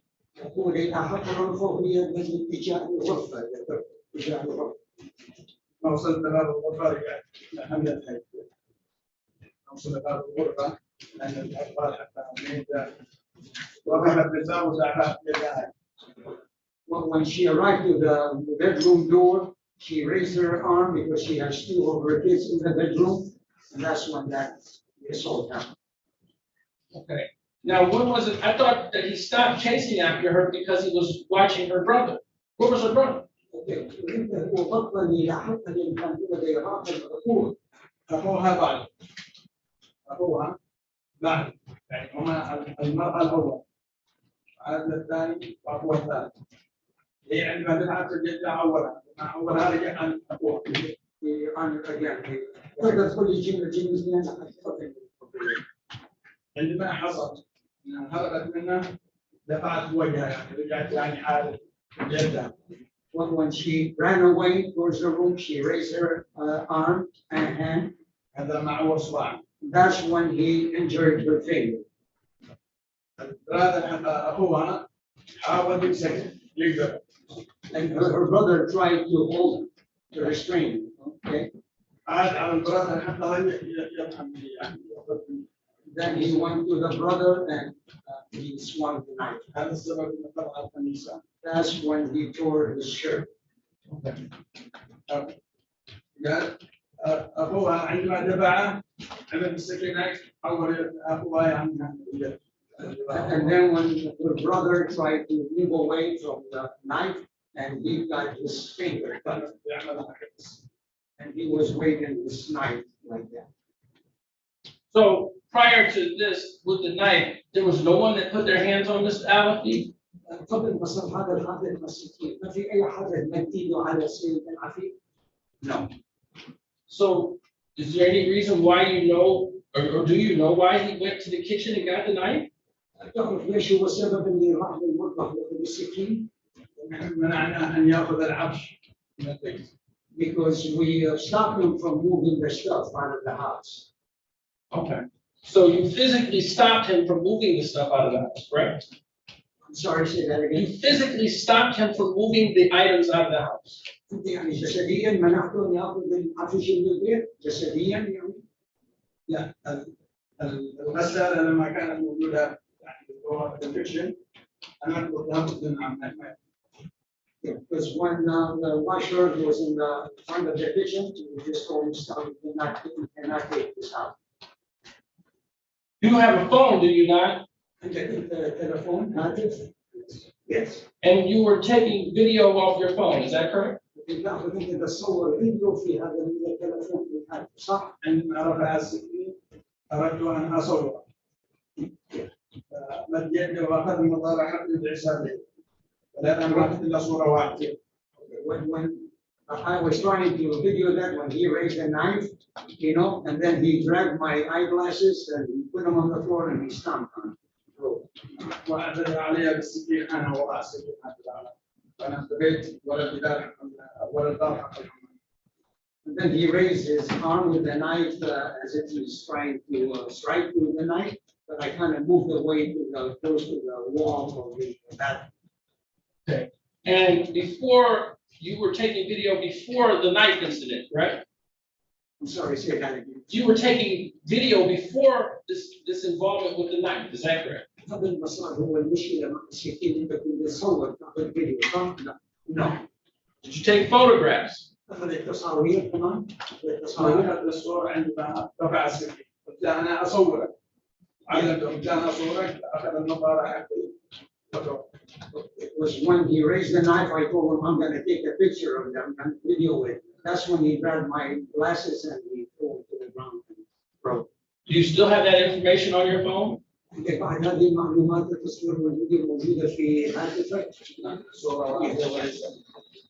It's one picture but not the pictures. What happened to the video? شو صار مع الفيديو؟ I don't have the video. It's not good. I understand. Where's the video at? When هو الفيديو الحين؟ عندي الصورة. I don't have the video. I have only a photo. Right, but you said that you were taking video. أنت قلت من تصور كمان. قلت لك أصور فأخذ النظارة مني ما قدرت أصور. I was trying to take a video, but when he grabbed my knife, I couldn't see without my glasses, and I did not take the video, just a picture. قلت لا أصور. قلت لا أصور. لما قلت لا أصور هو أخذ النظارة والعسابين. This is because I told him I'm going to video you. I couldn't have a chance to video you because he grabbed right away. He grabbed my eyeglasses and threw them to the ground. Okay. So at the time this is happening, the only people that are upstairs are you, Mr. Abdullah, Mr. Al-Afiq, and his friend? هذا الوقت الحين بس انت والسيد العفيف والسيد عبد الله والسيد العفيف والعفيف موجودين كانوا؟ Yes. So Adam's not up there? آدم ما كان موجود؟ I don't recall if he was here. Okay. You not recalling you're not able to say whether he was there or not. Is that fair? يعني مثل ما تقول انه كان موجود كان موجود I don't do. Dawood, was he there? That what, sir? Was Dawood there? Oh, Dawood. كان داوود موجود هوني؟ I don't remember any except before that we said. And the fact that you don't remember, you would agree that you can't say definitively that neither one of them were there. مثل ما كان مثل ما رسول هو واي واحد منهم كان موجود. When that I mentioned to you, that's what I remember. Did you call 911? انت اتصلت بالحاله الاضطراريه 911 911 في العسكر اتصلت توجيه عبد الله او I was maybe Tawfiq or maybe his son that they called because I don't speak with English. I don't have anything further. Thank you, sir. You may step down. We don't have any more questions. Do you? Thank you, sir. You may step down. Okay. Yeah, this- No, Your Honor. No further witnesses, Your Honor. I would ask that we be allowed to capture whatever's in that phone that the witness, Mr. Ali, has. Your Honor, I would please, Mr. Sure, go ahead. You need this. Yes. The witness, from what I heard, testified that he took one picture. The previous witness testified that his uncle sent him that picture, the one picture, and he produced that picture. So, I mean, if defense counsel wants me to send the picture, the same picture from the complainant number one's phone and the same picture from complainant number two's phone, I can do that, but it's the same picture. So says the prosecution. These are the same witnesses that said that that phone didn't exist. And after a robust cross-examination and a direct examination, he then relies upon he misheard. So this is a phone at one time that didn't exist. So being able to trust as that's the only photo, or that's the only, that there's no video, I'd like a forensic evaluation of this phone, particularly now that they want to make that individual a complainant witness. My client has rights to have some forensic evaluation of that particular phone.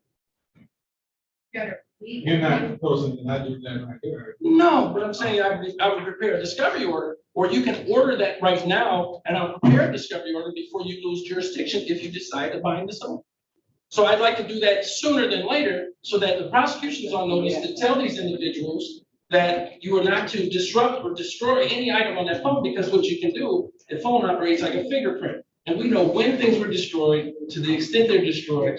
And if she tells them today because of your order, then we'll know, and we'll go to an element of credibility that my client is entitled to have. Sure, I have no problem with either today, as soon as we get here. I'm not sure if the uncle here who just testified, I'm not sure if he has his phone with him here today. I didn't see him with the phone. I only saw, I heard his phone. His phone went off. Oh, okay, yes, it did.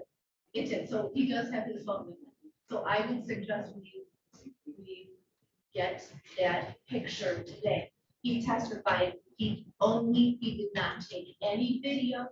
He wanted to take video, but because his glasses had been broken, he wasn't able to do that. He took one picture.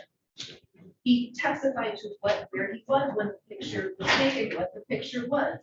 The brother of the wife testified that is the one picture that he got from his uncle. I am happy to compare those. There's no reason to have a forensic analysis of it. No one has testified that this uncle has taken video anywhere at any time during this incident. There's one picture. If I may, Your Honor, and because I just saw it today, it's kind of escaping my mind, and I may be wrong, but as I saw the uncle on body cam showing the police officer his phone to look at the video. That's, I mean, he's looking at it to look at the video as opposed to a picture. He says that. Who said? I believe the uncle says that. Now, I may be mistaken, but the person who gave the police officer the phone says, look at the video. You look on it on my phone. Because the picture, as you see it, wouldn't show anything. It would be the video that shows something. And he looks at the video the officer doesn't make any statements about it. But he looks at the video and that was it. All right, give me a discovery order. Okay. As it relates to the bind over. As it relates to the bind over, Your Honor, I object, but, I'll leave it there, I just wouldn't concede anything. But the court will make your. All right, the court after hearing the testimony of the witnesses that were called to satisfy people met the verdict of probable cause as it relates to the original charges contained in the complaint, as well as the added charge of felonious assault. Court finding those charges were committed in the city of Detroit. Court finding probable cause to believe this has been committed will bind the defendant over to Wayne County Third Circuit Court Criminal Division for proceedings. His arraignment on the information date and time will be May 8, 2023 at 9:05 a.m. Thank you, Judge. Thank you, Your Honor. And the court is granting an order for a forensic evaluation of that phone. For it to be preserved. For it to be preserved. Okay. For it to be preserved. Not to erase any information off that. Whether there's going to be a forensic examination of this phone, I would that's a certain. Fine, thank you. Randall Upshaw. Who else do I have here? Mr. Moxie's case is ready on Germany. How you doing? Good, Judge. One up, sir. Your Honor, Mr. Upshall will be right with you. All right. Mr. Moxie's calling. No. Okay. As for this, so I think I already gave it. All right, calling case 2356066 before the state of Michigan versus Joshua Lee Germany. Defendant is charged in count 1, home invasion first degree, count 2, domestic violence, count 3, larceny less than $200. The defendant has an additional offender for offense notice. Appearances for the record. Good afternoon, Your Honor. Shelley Drink for the people, key number 60249. Afternoon, Your Honor. Andrew Moxie, P number 69568. There's date time set for preliminary examination. Are we ready to proceed? Your Honor, I am not able to proceed at this time. Complaining witness is Ms. Catherine Holiday. She is not present for court today, and I cannot proceed without her testimony. As conferred, dismissed. So order, the court will dismiss this matter without prejudice. Thank you.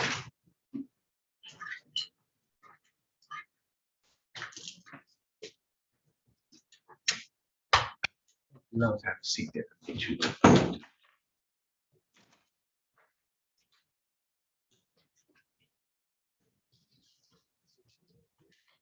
All right, Mr. Dillon, come on up. Thank you. Can I retrieve Mr. Moore from the hallway? Yes, please. Thank you.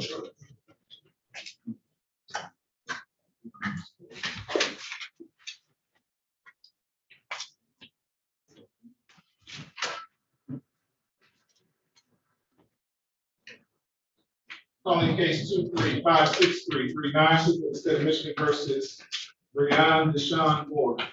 Defendant's charged on count 1, aggravated indecent exposure. Sexually delinquent person, indecent exposure. Defendant has an official offender for defense notice. Appearances for the record. Good afternoon, Your Honor. Elizabeth Moore on behalf of the people, P84724. And good morning, Your Honor. This afternoon, excuse me, Eric Rosie on behalf of Mr. Brian Moore, who stands to my left. Mr. Moore, tell me your name for the record, sir. Brian Moore. All right, today is the date and time set for preliminary examination. Mr. Wilson. Thank you, Judge. After extensive discussions with Mr. Moore, I feel that it's important that this juncture that Mr. Moore be evaluated for both criminal responsibility as well as competency at this juncture. Given the nature of our conversations and knowing a bit more of his history, I think that it's not only incumbent but a duty of mine to make this withdrawal at this time. All right. Court will refer to the matter for a competency evaluation. We'll set a review date for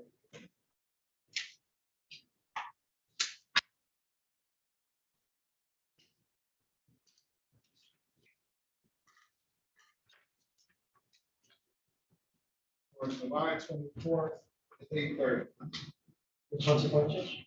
I'm sorry? The 24th. Yes. Okay, so I trust that you'll make arrangement with the forensic center for the defendant to submit itself for the evaluation. Absolutely. Absolutely. And that was both for criminal responsibility as well as competency. I'm more concerned with your competency. Me too, but I still would like, since they've got them, they might as well to follow up. That at 8:30. That's correct. Yes. Thank you, Your Honor. Thank you, Judge. Thank you.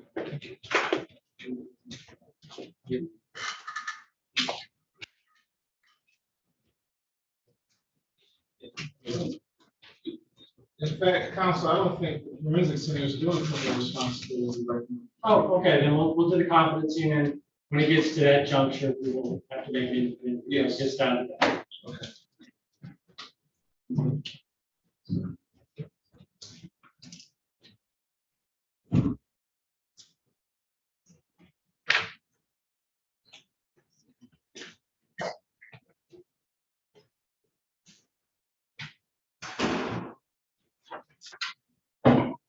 So are we down to 1:30 now? We're gonna reserve Sean to come back. They get Oh, yeah, ready to start. Mr. Upshaw, I'm sorry. Hey, Ms. Bates, Thank you, appreciate it. Hi, Judge. How are you? how are you today? I am well. I'm gonna see if he, huh? Have this calendar, because what we're gonna do is set aside the cases. Where's his client? She came in late. I had cases, but she was quite a bit late. Oh, And we tried to get Mr. Upshaw back, but he was gone, wouldn't answer his phone. So the witnesses, oh, she's here. Stand right. So the witnesses had to take off, because one of them had to have her insulin, and she didn't bring it with her to court, so she had to leave. oh, So okay. Kate, just reinstate the original bond and set a new date. You have his calendar? Yeah, let me grab it.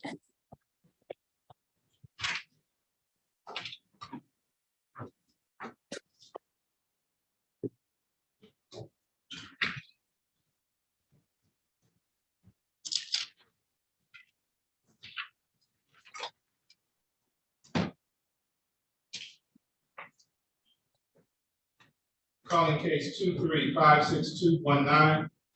People of the state of Michigan versus Renisha Jones. Defendant is charged in count 1, assault with a dangerous weapon, count 2, assault with a dangerous weapon, count 3 and 4, felony firearm, count 5, domestic violence. To my process.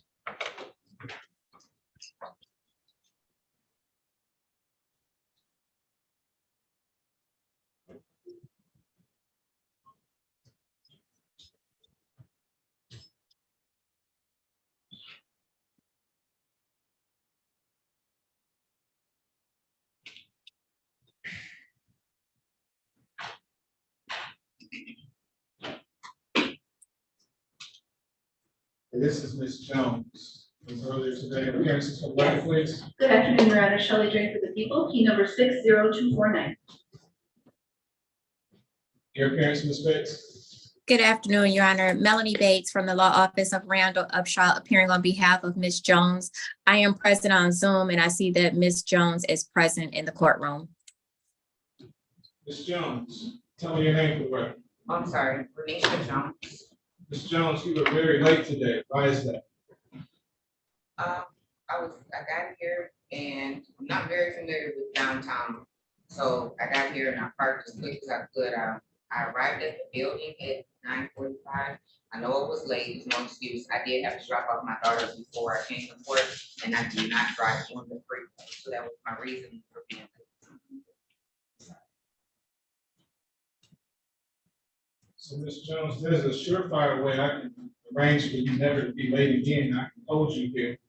And Wayne County Jail is pretty good at getting my prisoners here on time. You don't want that, do you? Never. So if you're not familiar with downtown Detroit, then what should you do beforehand? Be here early. Make an earlier start, make the dry run, whatever it is you have to do. Because if you're late, we hold up my doctor. Mr. Upshaw has places to be because he's a very busy attorney, as is Ms. Bates. We're a very busy courthouse here. We don't have time to be just sitting around here waiting on you. Understood? And Your Honor, I have to address something with the court at this time as well. The complainant, Mr. Rashawn Holmes, has called me, texted me multiple times, indicating to me that he believes that Ms. Jones has been calling him or having other people call him, threaten him to not come to court. He also sent me a text today at 11:02, and it states Rashina Jones tried to talk to Miss Irene in the parking lot. I told her, don't talk to her, please let the judge know. Miss Irene is Irene Dean. She is complainant number 2 in this case. So. Can I say something? That's up to your attorney. Yeah. Your Honor, before she says anything, I would like to state for the record, Ms. Drain did email us to advise us that she would bring this up. And I believe that Ms. Jones and Mr. Upshaw did talk about this. So what I would like to do is just take 1 second, because he is in the next room, and see if he can come on so that he can properly advise the court of what he's learned from her. Okay. Okay. Sure.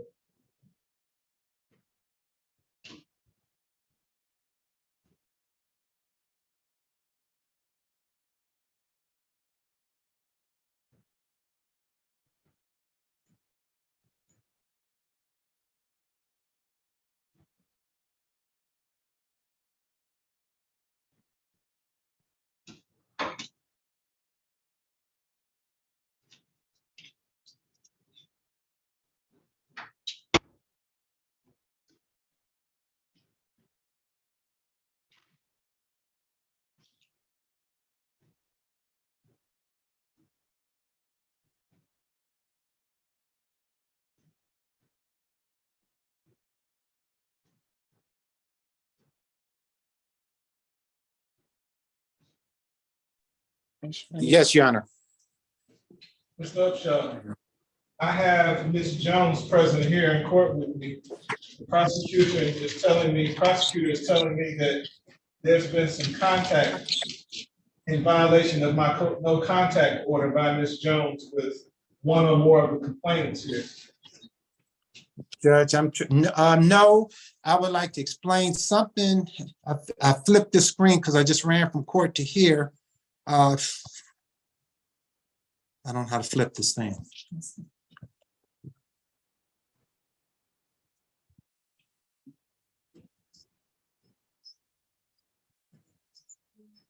Okay, thank you, Your Honor.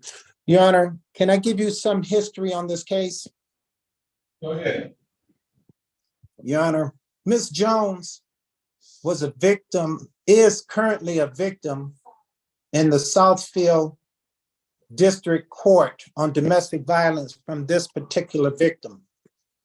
The victim and Ms. Jones' foolishness, when the prosecutor wanted to take his bond and place him in jail for the violation, like few days before this happened, 2 days before this happened, Ms. Jones, maybe against her better judgment, asked the judge not to incarcerate him and just place him on tether. He was scheduled to be placed on tether, just say Tuesday, when this incident occurred.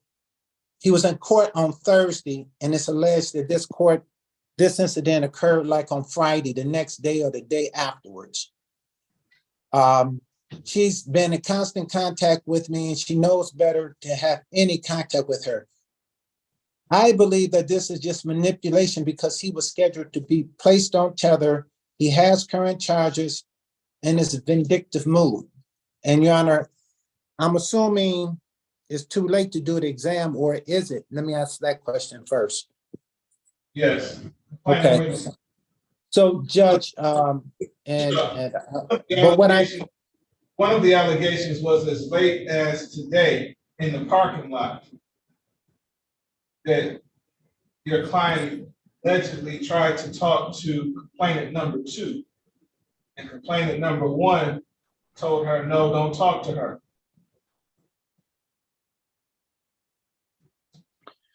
Judge, two things. I see her raising her hand, but what I would just like to say, I hope Ms. Jones is not that dumb.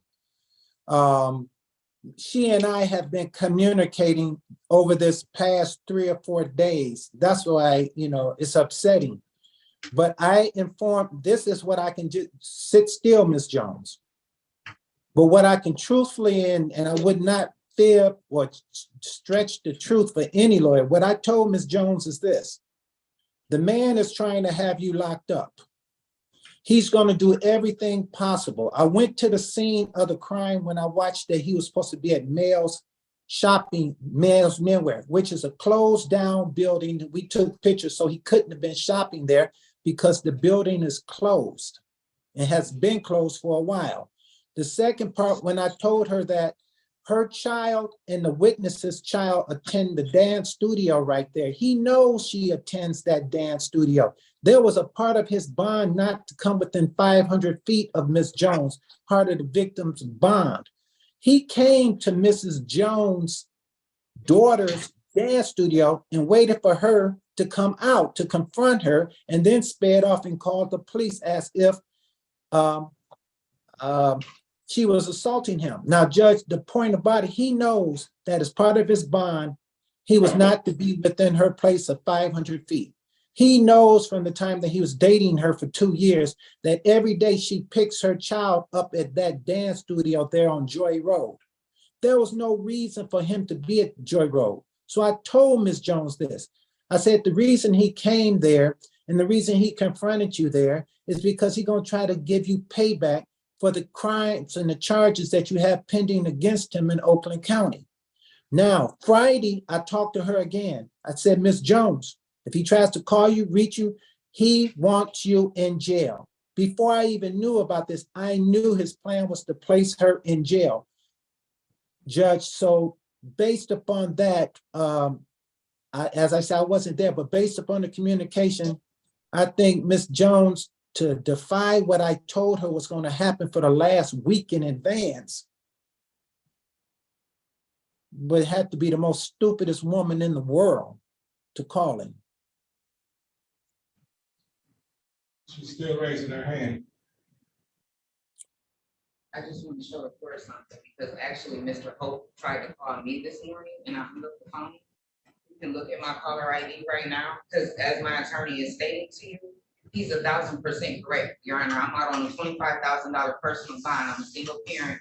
I have 4 kids. I have 3 grandchildren. I have 1 daughter that is deceased. I'm not going to do anything to violate my bond. And Mr. Hope is only doing this out of being vindictive, because he has been consistently trying to play these games with ruining my reputation. He knows I'm on the verge of getting my bail bondsman license through the state of Michigan. So he knows that something like this will definitely taint my image with the court system, Your Honor. I filed legitimate charges against Mr. Hope in Southfield that consists of malicious to property, because he has been coming to my apartment in the middle of the night. That is why I'm moving out of my apartment now. He busts out my windows.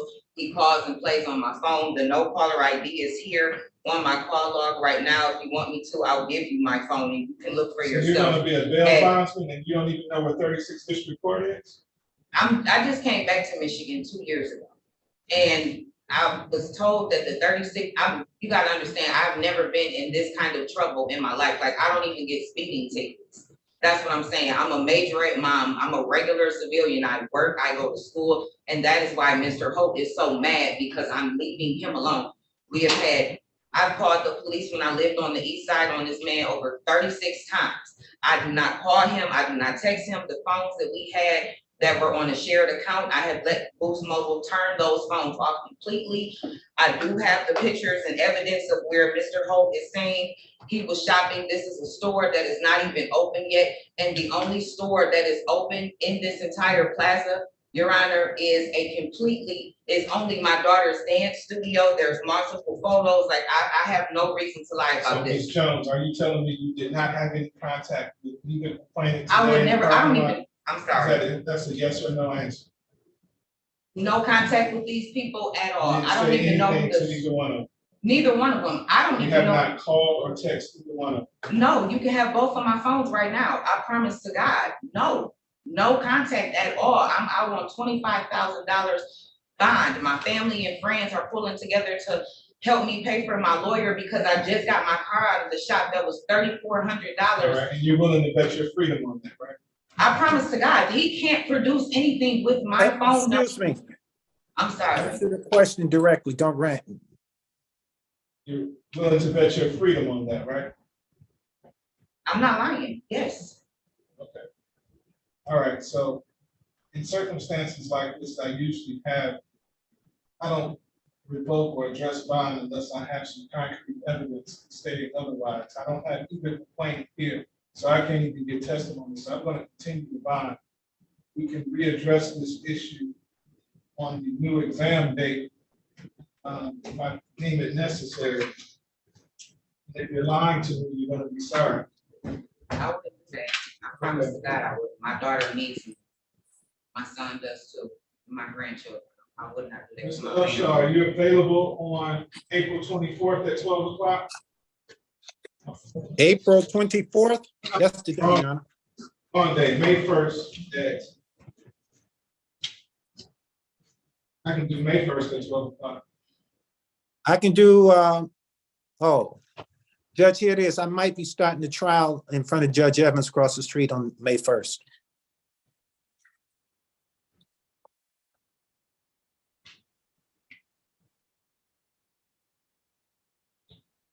What about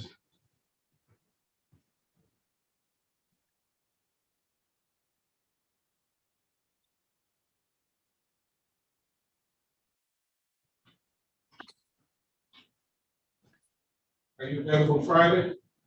This Friday, the 28th?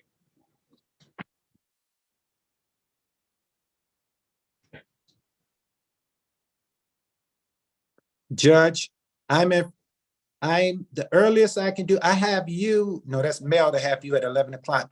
Are you available in the afternoon on Friday?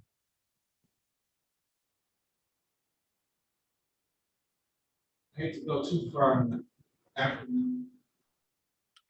I can be there after 1 o'clock on.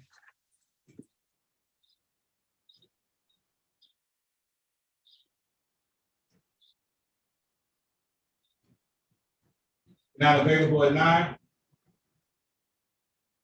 Judge, I have a motion across the street at 9. And if you start at 9 straight, even at 9, I can make you first, long as I can get out of there. I'll stop and do everything. I'll stop everything and do yours at 9 o'clock. I'll be there at 9, Judge. Ms. Jones, you get there at 8:30. I will, I'm sorry. All right, 9 o'clock, April 28th, okay? Until your Mr. Bringer is, just in case. I will. Friday, 9 o'clock.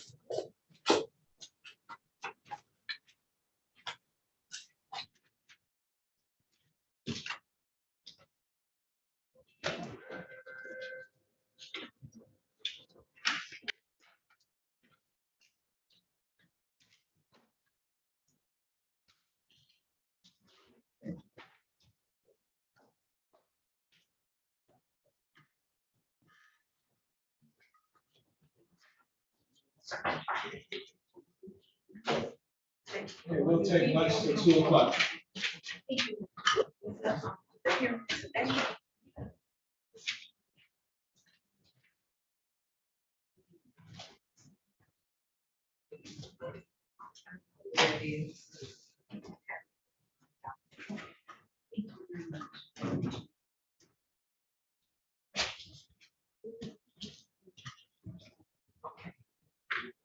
Surprisingly, they called me.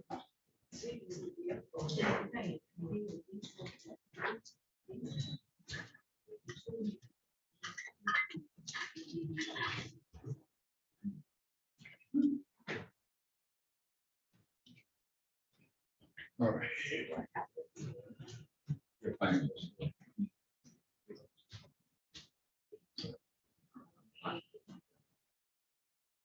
See you later.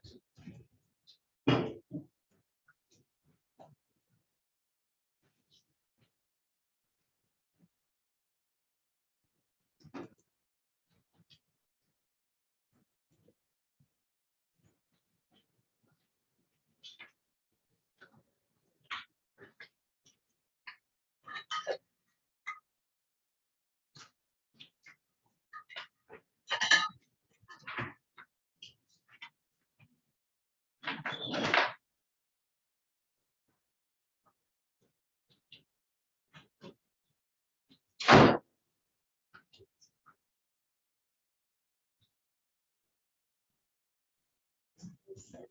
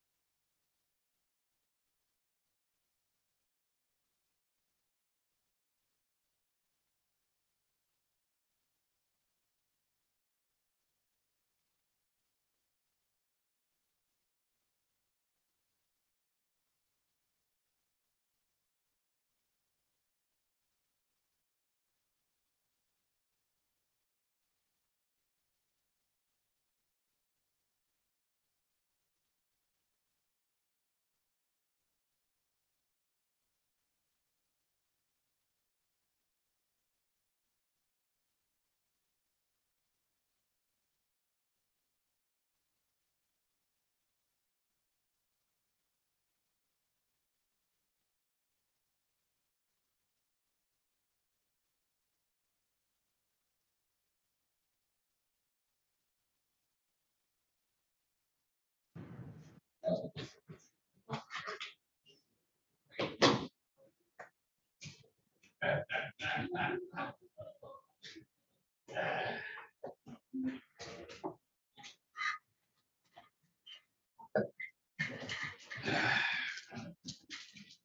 right.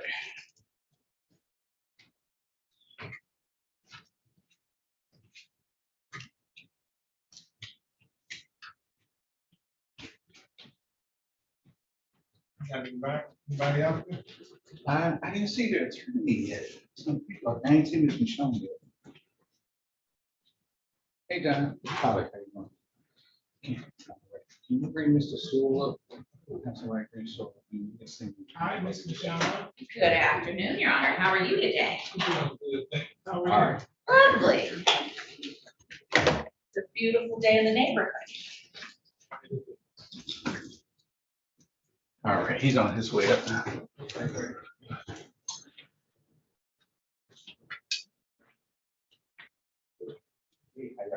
All right, hey, this is your case? Yeah. Pretty stuck with the skills. I don't know. She's lucky that way. Maybe I'm lucky. Always nice to have a good dance partner.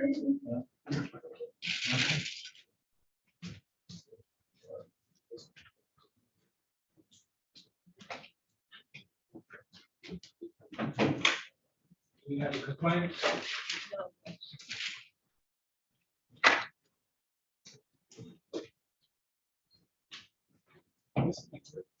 Yes, sir.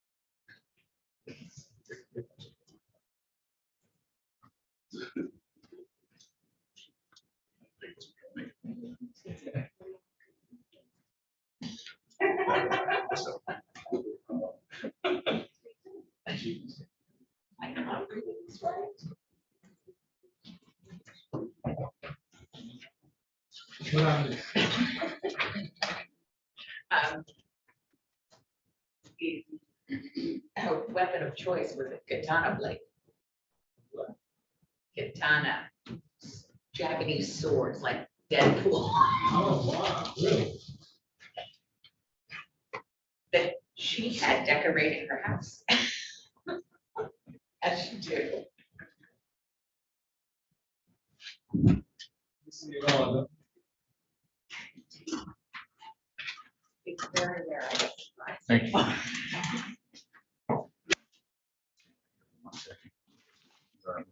But you know, it's a long time. Thank you. Yeah, of course. You know, he knows and everything. You did. You made him rap on the stand. That was really good of me. On the case 2356187, people in state of Michigan versus Terrence Sewell. Defendant is charged in count 1 torture, count 2 criminal sexual conduct, first degree multiple variables, count 3 criminal sexual conduct, first degree multiple variables, count 4 criminal sexual conduct, first degree multiple variables, count 5 criminal sexual conduct, first degree multiple variables, count 6 unlawful imprisonment. Count 7, assault with intent to do great bodily harm, less than murder or by strangulation. Count 8, assault with a dangerous weapon. Count 9, domestic violence. Defendant has an additional and third offense. Appearances for the record. Good afternoon, Your Honor. Shelley Drink for the people, P number 60249. Kim Bashan, Neighborhood Defender Services, P 59167, on behalf of Mr. Sewell, along with Cody Bradford in the Detroit, P 85944. What's your name, sir? Terrence Sewell. There's the date and time set for preliminary examination. Are we ready to proceed? I think so, Your Honor, I'm not quite sure. Your Honor, I called the complainant yesterday, and I indicated to her. So I spoke with the complainant yesterday on the phone. I called her, the number she answered the phone. I spoke with her about the case, but I said, I need to take a lot of time with you to go through this so that we can be prepared for tomorrow. And she said, okay, that's fine. And I said, let me give you a call later on in the day. So I did call her later on in the day, same number. She did not answer. I left a message, please give me a call back last night. And if, if she can't give me a call first thing in the morning, the exam is set at 1:30. I need you to be here early so that we can go through everything. She never called me back. As we were waiting outside, 1:30 came and she did not appear. I called her again on the same number. It went to voicemail. I asked her, please give me a call back and let me know what's going on. As the court just called the case, my phone rings and it was her on the phone, and Ms. David answered the phone, and she said that she is now 1 block away. And it is now 2:04. She's a block away. She should be here by now. I made it very clear. Unless she was crawling. I made it very clear to her that this exam was scheduled at 1:30. And I even said, you need to be here at 1 o'clock or before. I can only ask for a few more minutes to see if she. Judge, and obviously the defense is making a motion to dismiss. They have recourse. That's if I believe that she's 1 block away. Let's see if she's 1 block away. How much time you want to give, Judge? More than 10 minutes. Let's do a nice round. So I'll go to 2:15. Thank you, Judge.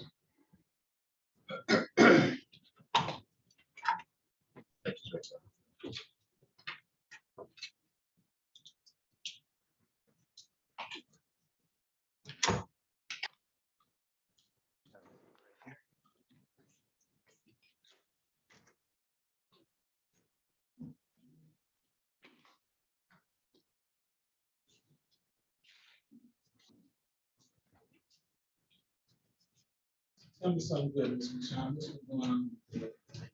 Yana Summers Brush just won her first jury trial last week on a CCW. And she just welled up with tears. You remember that, right? Just at first, you were guilty for yours. And that first not guilty for young attorneys, it's once in a lifetime. My first case was as defense attorney. It was. Forgot about that. Dana Nessa was the prosecutor. The prosecutor. The facts were on my side. Always good. But we took a picture with the client, and a big sign that said first not guilty. Bought a frame for it. CCW. Yeah. Told her, don't ever forget that feeling.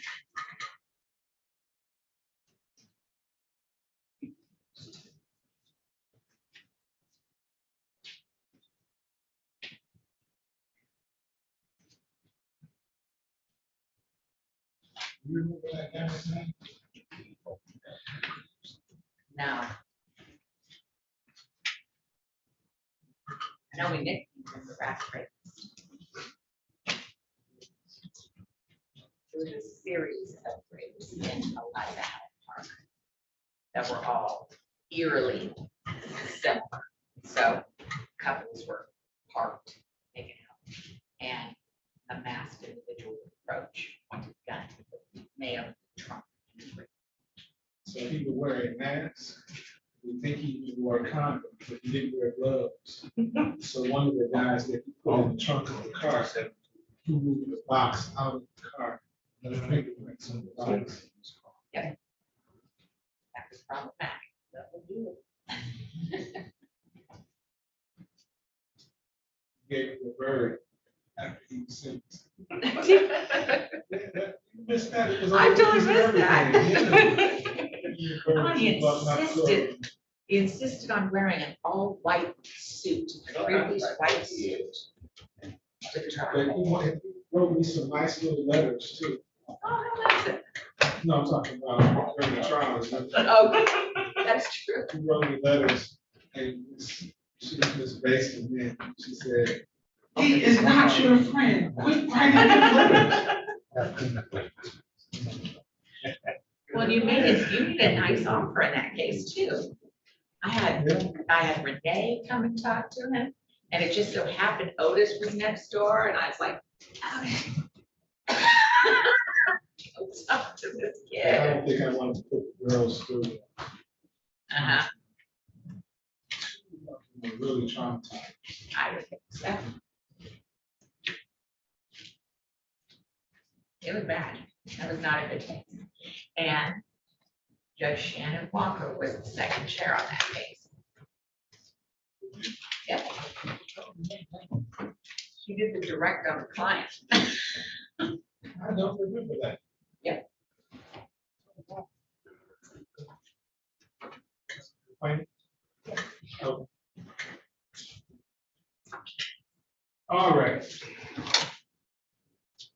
Back on the record on People versus Terrence Sewell. And please step forward.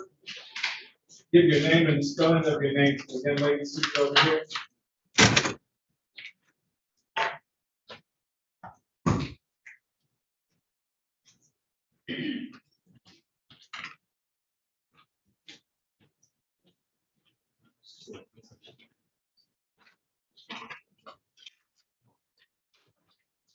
Please raise your right hand.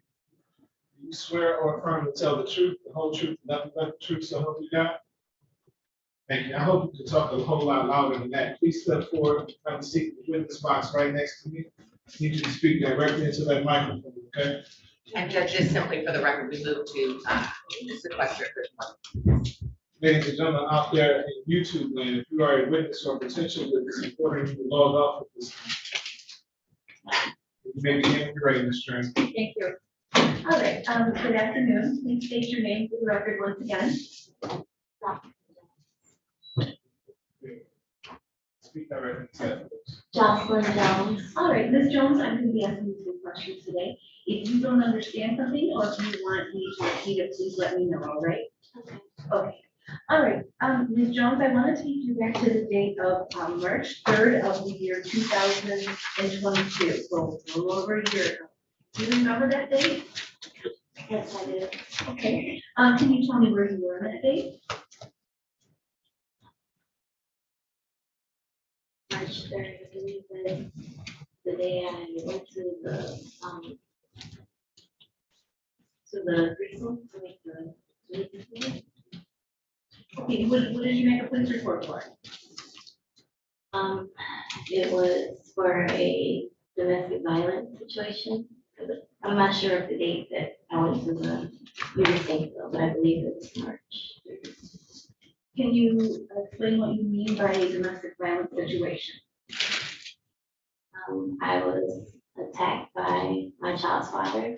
Okay, and what is your child's father's name?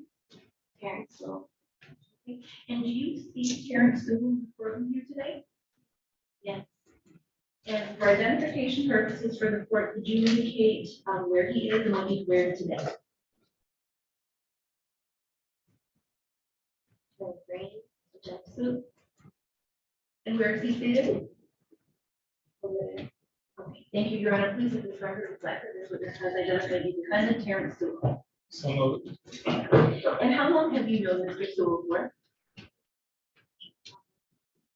Almost 2 years. And you stated you have a child in common? Yes, Okay, how old is that child? but Okay.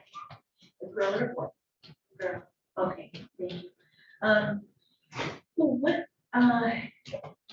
what happened with Mr. Sewell that day?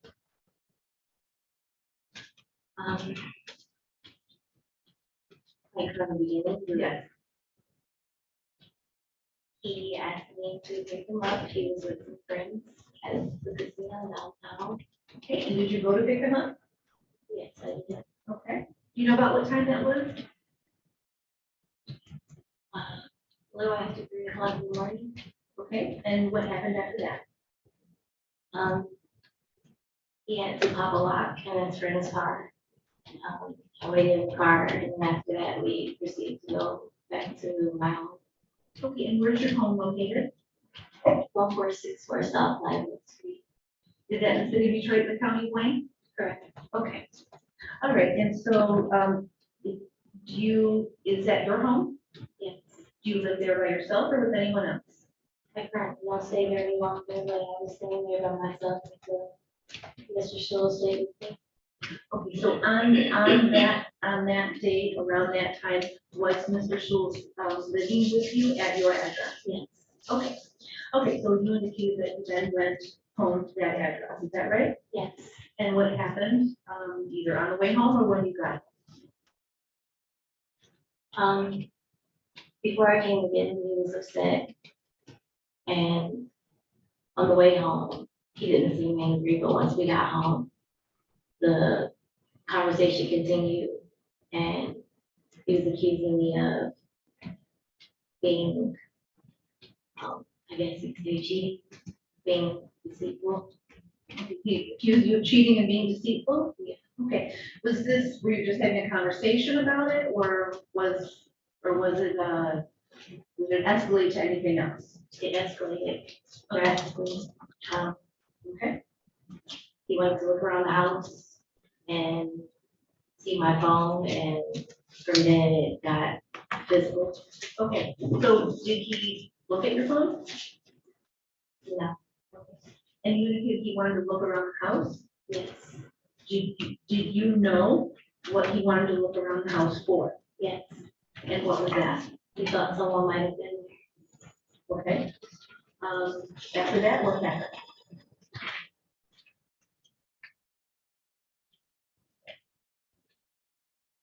It just escalated. In what way did they escalate? He proceeded to choke me in our daughter's room. Okay. Was your daughter there at the time? No. Where was your daughter? She was with her grandmother, my mom.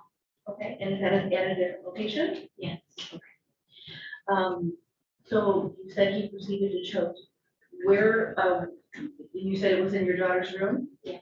And how did he choke? He grabbed my robe and held it around my neck, the collar of the robe, and pushed me down to the floor. Okay. So he grabbed the collar of your robe and held it around your neck? Yes. Okay. And what, could you breathe at that time? No. How long did he do that for? Like minutes, but it probably wasn't that long. Okay. Did you black out or lose consciousness then? No. Okay. How long could you not breathe for, if you remember?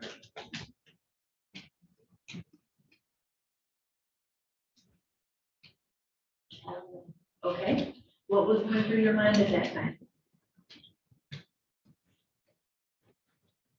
Trying to get him off the side. Okay. I was just hoping that he let go. I couldn't fight it.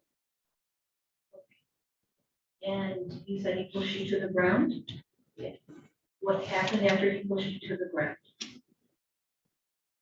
He held the rope for a little while longer, and then he let go, he released me. Okay. Are you still on the ground at this point? Yeah. Is he on the ground also, or is he standing up? He's standing up. Okay, what happened after that?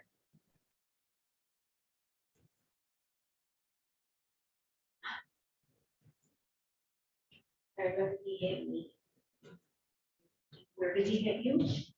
I hit in my head, my face. I had black eyes. What did he hit you with, if you remember? Okay. Okay. And do you know how many times he hit you? What happened after that?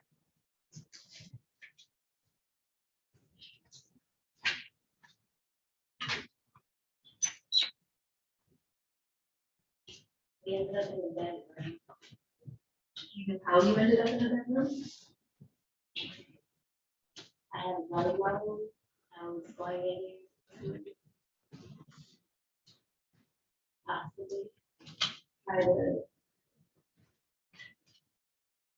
seek some type of protection.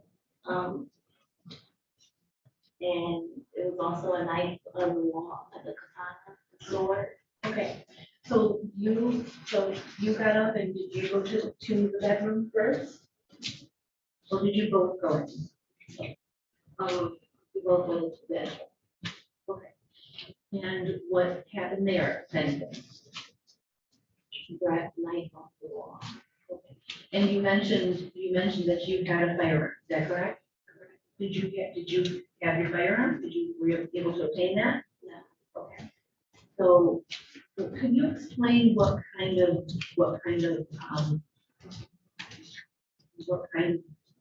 katana this was? Can you describe it? It's a very long sword that's in a case, like a samurai type sword. Okay. It has some jagged edges to it. Okay. About how big was it? Very big.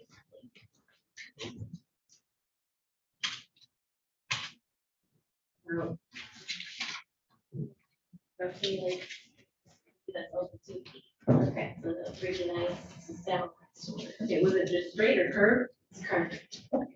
And you said it had some edges on it? Yeah, underneath the sword, it had like some kind of like, it's almost like indentation in it. Okay. And was it This is a blade? souvenir. It's like a souvenir, like it's supposed to be decoration. Okay, so you indicated that there was a box for it? It's, you know, it goes inside of like the sleeve, it's sliding out of the sleeve. Oh, okay, all right. So you said Mr. Sewell took it? And he grabbed it off the wall. Okay, so you said it's in a sleeve, so did he have to take it out of the sleeve then? Yes, Okay. What happened after that? he was yelling and holding it. He swung it and hit the vanity mirror on the wall. And then he swung it and hit the wall. He was just yelling and basically vandalizing the bedroom at this time. Okay, and you said he was yelling. Do you remember what he was yelling? That caused him to be insecure like this, that I led him to believe that I was cheating on him, that this is my fault, that basically I brought this on myself. What happened after that? Swung it at me and it cut me. And where did it cut you? First place is on my knee, my left knee.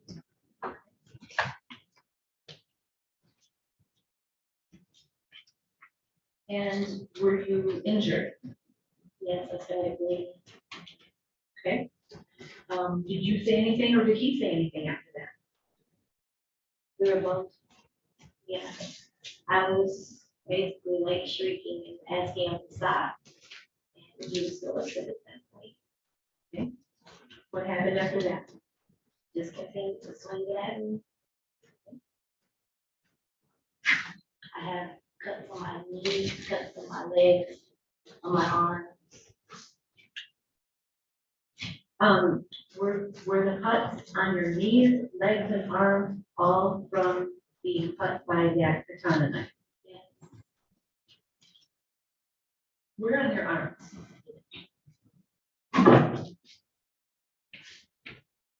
Cut on my hand, down my wrist. I went to the doctor and he said that a ligament was torn, so I'm not able to straighten out my thumb for that. I had cuts like on the side of my elbow, like basically like I was blocking my body, so I got hit on my elbows and then the left side of my leg on my knee. The right side of my body was towards the wall and the left side was exposed. So that's where the majority of the injuries came from? Okay. And you said they were all cuts, is that right? Yes. Okay, so were you bleeding from all of these spots? Yes. Okay. About how many times were you cut, do you remember?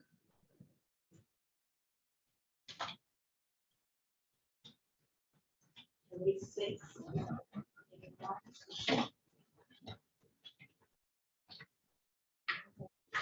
happened after that?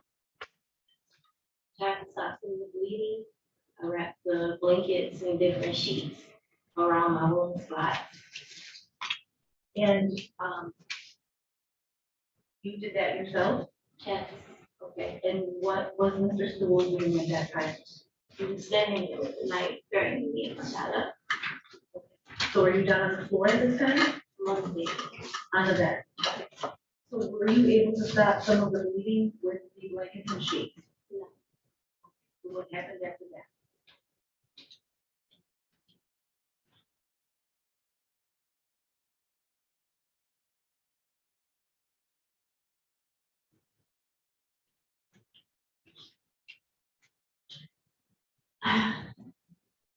I begged him to stop, and he wasn't cutting me at that point. He still had the knife.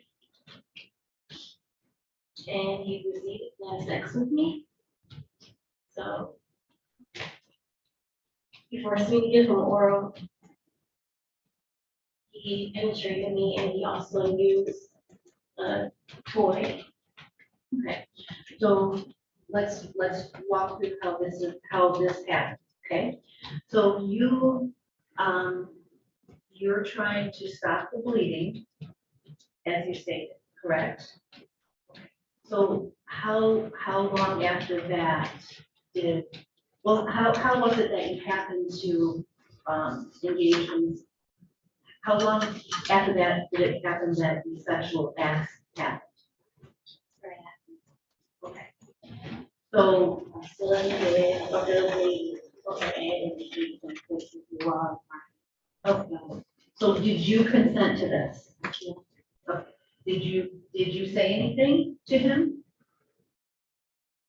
I went along with it. And why did you go along with it?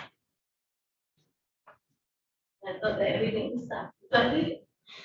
Meaning he wouldn't hurt me anymore. Okay. He still had the knife, and I still wasn't able to leave. So I thought that if I went along with it, it would just Be over, okay?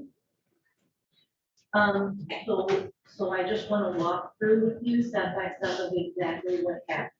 So what's the first thing that happened?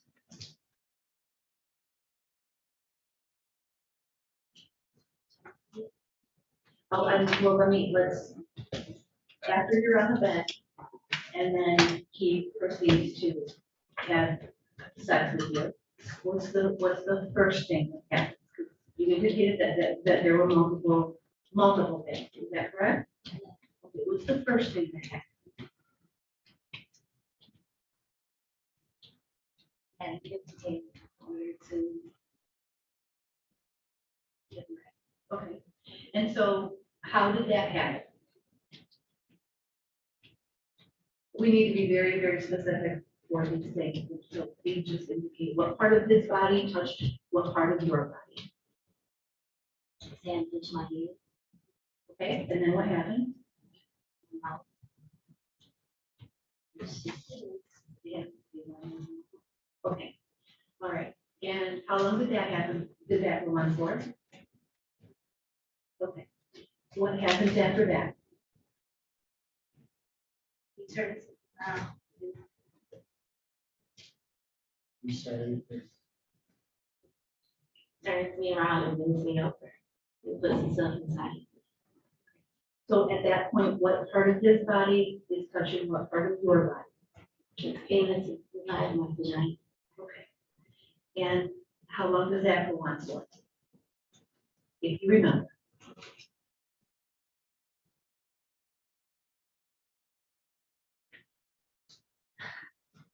Not very long, maybe like 5 minutes or something, but ejaculate.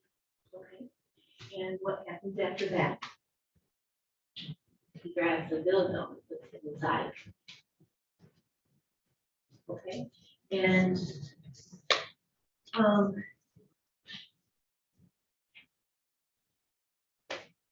So he puts this inside what part of you?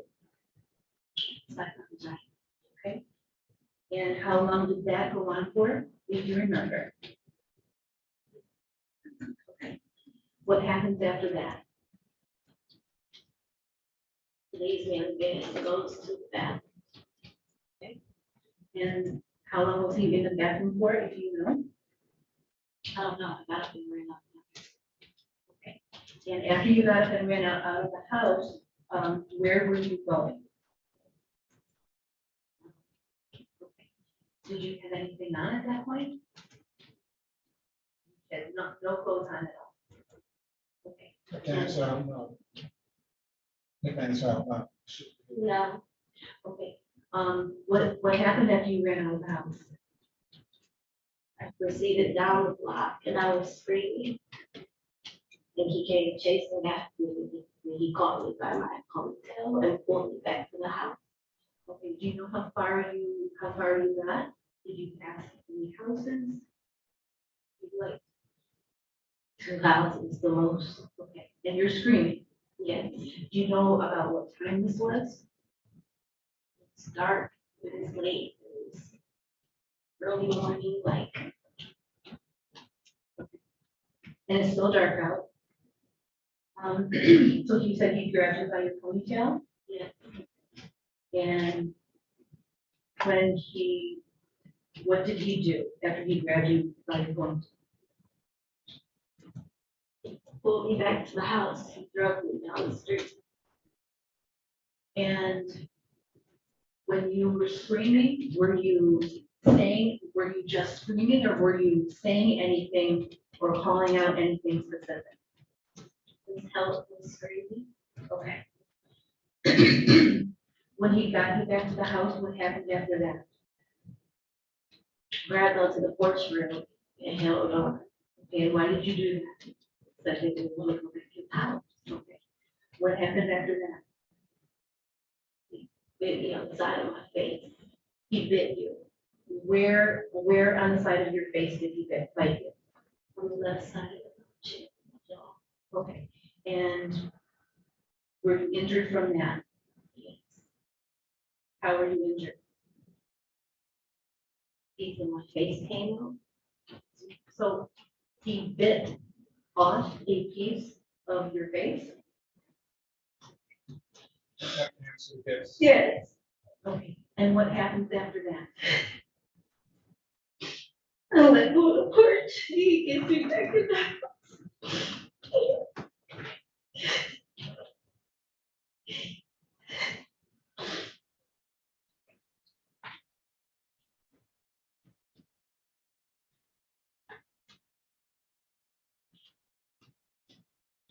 Did he say anything to you during this time or while he was bringing you back into the house?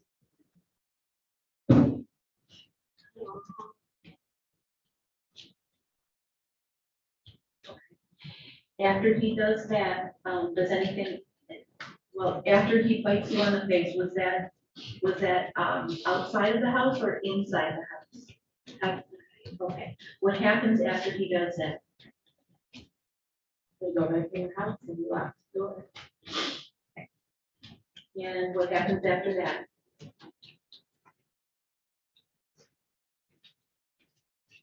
I try to lie down. And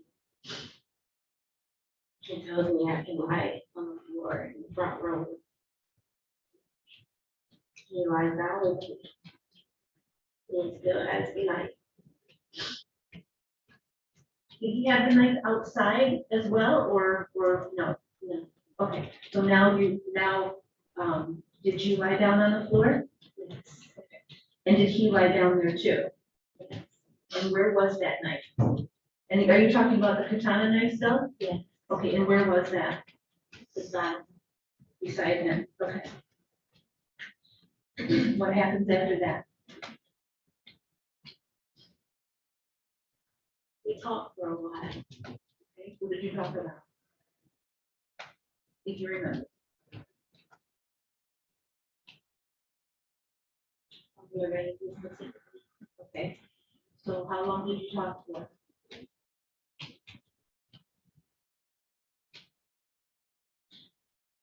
Like at least 30 minutes, not longer. And what was his demeanor like at that point? Was he calm? Was he agitated, upset? What did you notice about him? If you remember.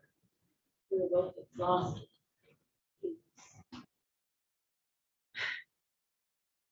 At that point, feel like he had calmed down some. Wasn't trying to danger or harm me anymore at that point. I thought that I could calm him down by keeping conversation going. Did you feel like you were free to leave at that point? No. And you said you had locked the door, is that right? Yes. So what happens next? He tells me to call some people on my phone that he feels that I've been talking to. Did you say he tells you to call some people on your phone?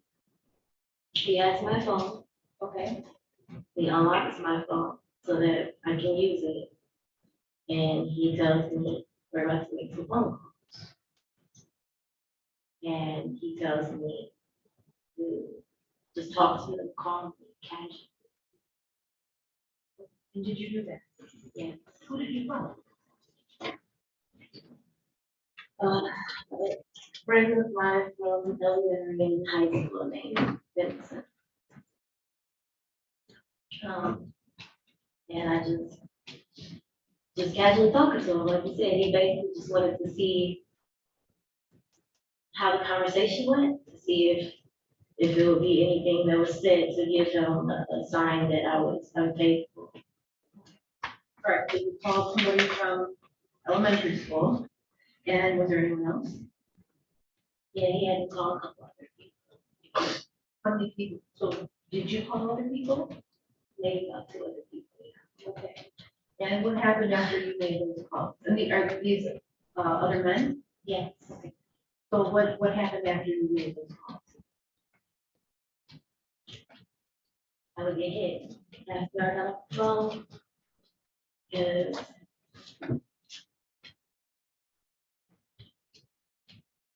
he felt like I was lying to him.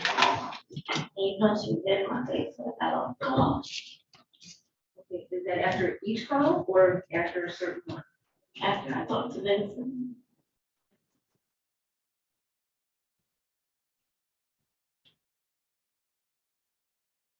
So you got punched in the face. And where in the face, do you remember? Directly in the face. Okay.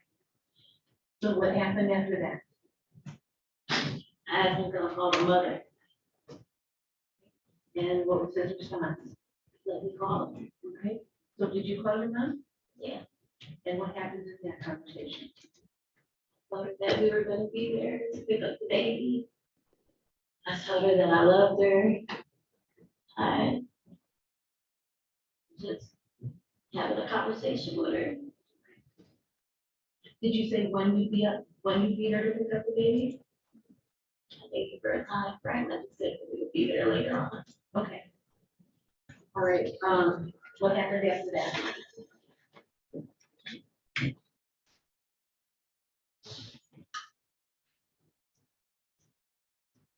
Well, let me ask you, was Mr. Sewell right by you when you made the call to your mom?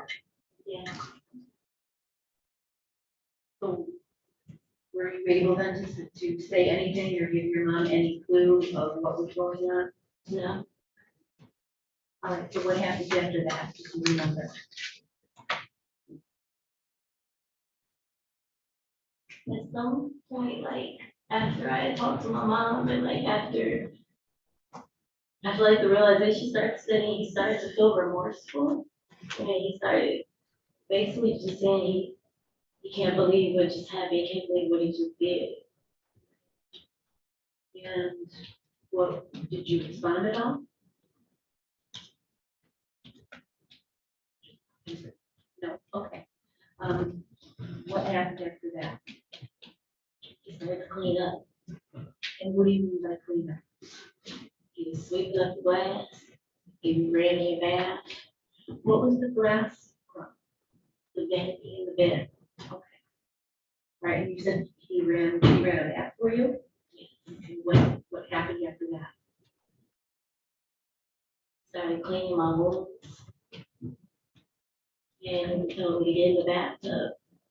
Okay, did you get in the bathtub? Yes. Did you take a bath? Yes. What happened after that? He got rid of the bloody sheets and the blankets and everything for him. And then I got dressed and we left on the house. What about the wounds? What happened? I put Band-Aids and makeup. And where did you put the makeup? Face. Okay. And why did you My put eyes. makeup? Why did you put makeup on your face and your eyes? Scars from the bite wounds. I had black eyes. Busted lip. I just had my face messed up. Okay, and what happened after that? We went to the store to get new linen for the bed. And where did you go? Like Marshalls and TJ Maxx, one of the stores in Eden. And did you buy new sheets? Yeah, he got the new sheets. What happened after that? Some earrings, check out, we got a couple other items. And then we left the store. At any point during this time, did you feel free to be able to leave, ask anybody for help, or at any time? No. Okay, so what happens after you leave the store?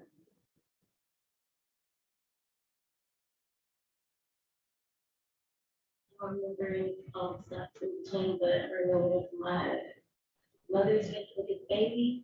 Okay. I feel like we went somewhere else before that though, but I can't remember. Okay. And what happened? So did you get to your mom's house? Yes. What happened when you got to your mom's house? We went and talked to my mother, she was upstairs. And I remember she was looking at me. And she was like, I got a Band-Aid on my face. And why you got gloves on? It's like that cold. She was just questioning. And what did you tell your mom? Excuse Right, so you had gloves on? Why did you have gloves on? I put gloves on before I went to my mom's house, 'cause I had Band-Aids on my hands. And I remember she would, something happened, something was up. Okay. After this conversation with your mom, what happens next?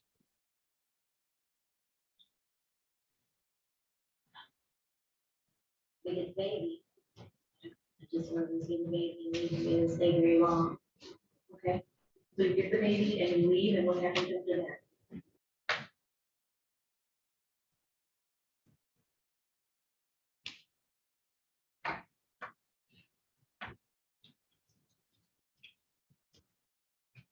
I just can't recall. Do you remember what's going through your mind at this time?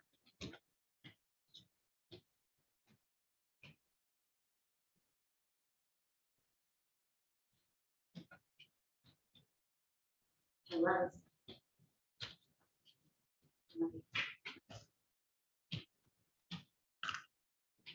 I gotta get away.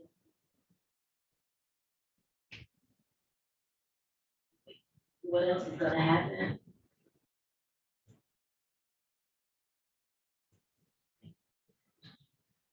So what happens next? If you remember. I feel like it's like a gap in my memory. But I called my cousin that stays in Chicago. When he had to leave, he had to go somewhere. Who had to leave? Okay. Okay, and Are you back home now? I'm back. Okay, so the three of you get home, we're home. Okay, and you said Terrence leaves. He leaves. Okay. And what happens after that? I get on the phone with my cousin and I'm grabbing me and baby some stuff together, telling her what just happened. It's the first time I talked to anybody. Okay. And did you call her right away? Yes. Okay. And did you, so you told her what happened? Yes. And what did you do after you told her what happened? She told me to go to my mother's and that she was going to call her and tell her everything. Okay. So did you go to your mother's? Yes. Okay, what happened after that? I told my mother everything.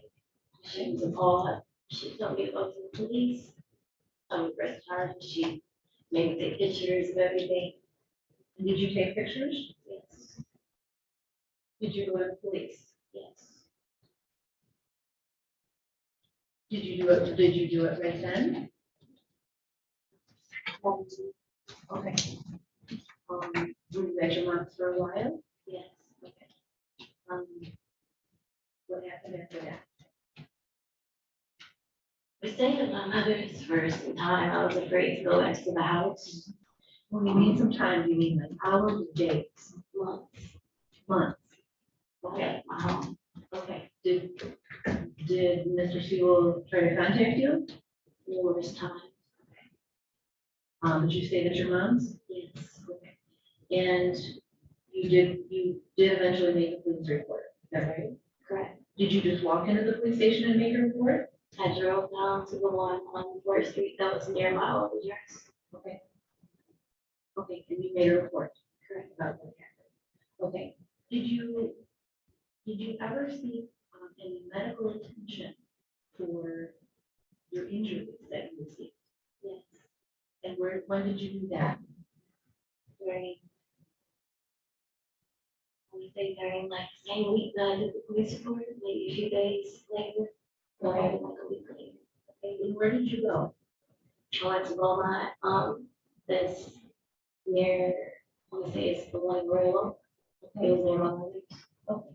And what treatment did you receive for your injuries? Got a tetanus shot for the bite on my face. Got antibiotics in case different wounds that got infected that were still open.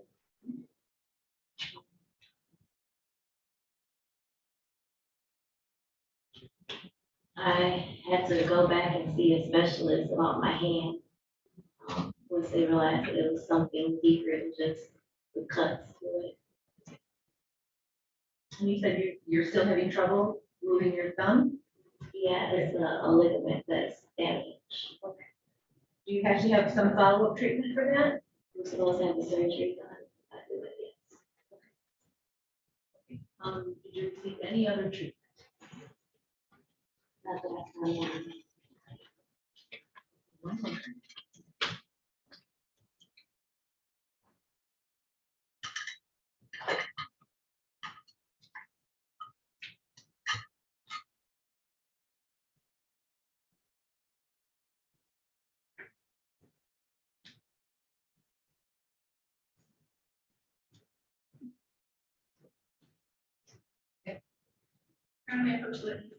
Ma'am?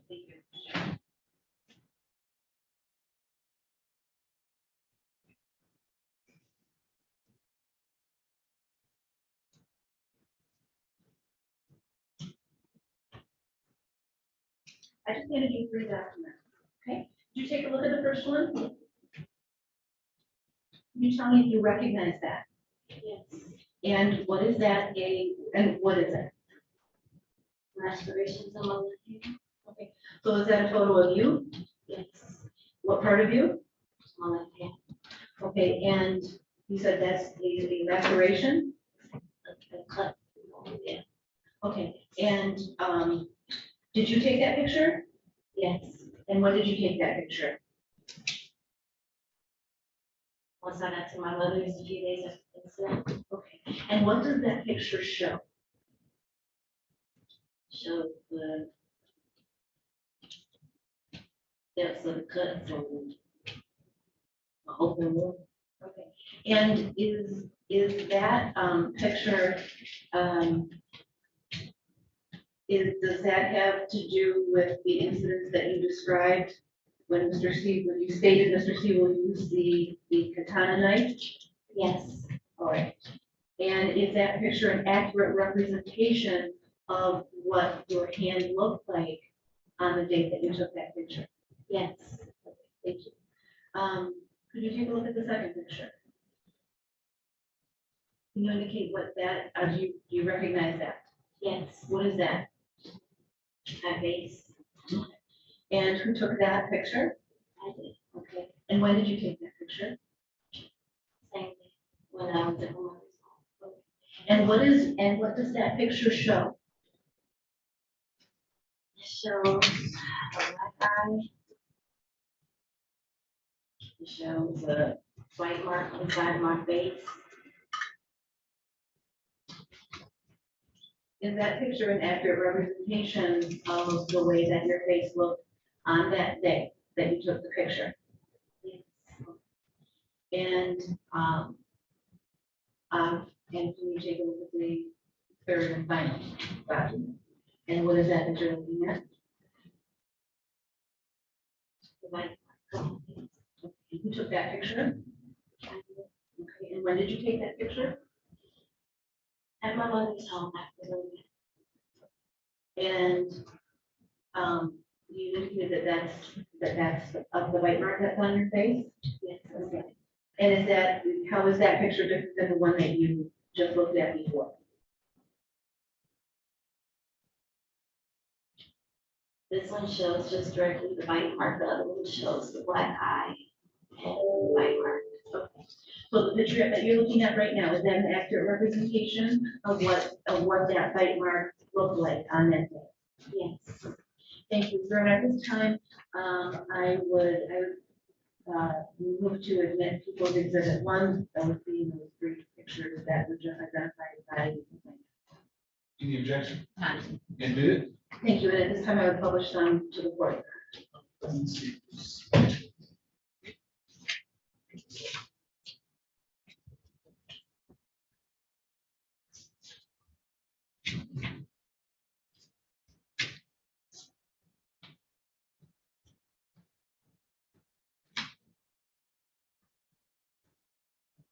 Thank you, Your Honor. With that, I have no further questions at this time.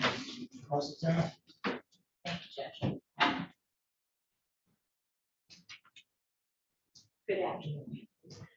If I ask you a question that you don't understand, you just write me down all the phrase there. Okay? All right. Now, my understanding, correct me if I'm wrong, the events that bring us here happened on March 3rd. Is that correct? March 3rd may not have been the exact date of the. May I? Did you make a police report, ma'am? Yes, I did. Did you have the opportunity to review that report before your testimony today? No, I have not. Would that refresh your recollection? You had that opportunity, ma'am? Yes. May I approach you? You may. Just making sure.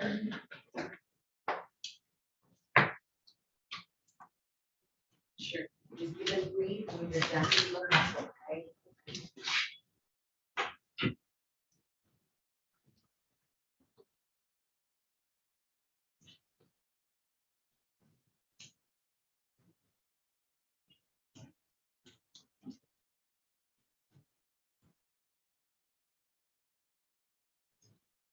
Now, does that refresh your recollection that the events happened on March 3rd?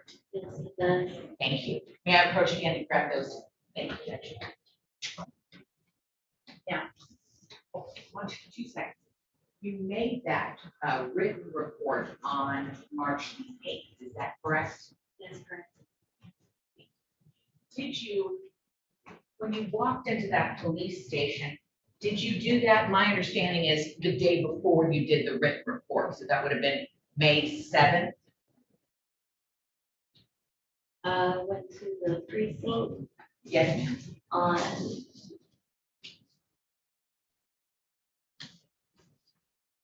might have been actually the 6th. It was a few days later before I had to speak with Corporal Eden at the actual office where I did the report.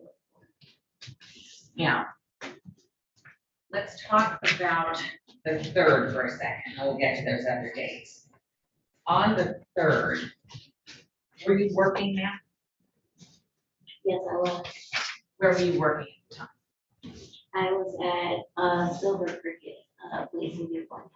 And forgive me, when did you do that? I worked at the bar. Oh, understood. And did you have a normal, were you working evenings until close? Yes. And did you work that night? Yes, I did. Were you scheduled to work the next night? No, I don't have a schedule. So they just call you in? No, I just go in when I do. Understood. And on the night in question, you worked, but you didn't have gotten a call from Mr. Sewell, is that correct? I was at home at that time, yes. And so when you arrive at the casino, does Mr. Sewell appear to be intoxicated? Yes. Does he do that quite often? Yes. Understood. When you get home, ma'am, on this particular evening, your daughter was staying with Brenda, correct? Correct. Because you were working, I Correct. assume. And when you get home, you change into that robe, correct? Correct. Were you wearing any undergarments other than just the robe? So it was just the robe? Yeah. Okay. And there proceeds to be an argument regarding cheating, fair? Correct.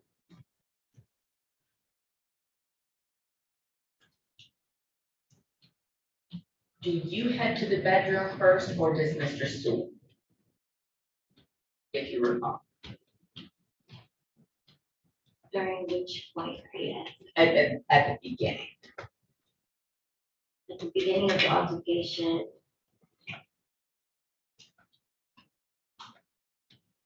I want to say I went to my daughter's room first. And so you get home, you change, you're in a robe, and the argument ensues, and you head to your daughter's bedroom. Correct. Now, at that point, I know you indicated that during that incident, you did not lose consciousness, correct? Correct. And you, those days later, took pictures of all your injuries, correct? Correct. And there were no injuries to your neck, is that fair? Or you would have taken a picture of it, fair? Correct. Now, after that event in your daughter's bedroom, do you choose to go to the master bedroom? Or does Mr. Sewell go first? I just. And you chose to go to that bedroom because you have a gun in that bedroom, correct? Seeking refuge, just in general. Understood. You do not get that weapon, correct? That weapon is located, I'm assuming, I'm just guessing, your night table. Correct. The katana blade.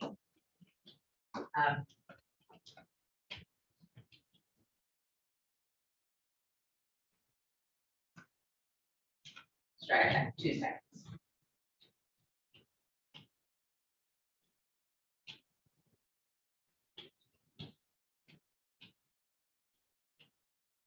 When Mr. Sewell is swinging the sword, he's yelling at you regarding, do you need a second? No. You're fine, you're just fine. When that sword is being swung, he's yelling at you due to infidelity, is that fair? Right.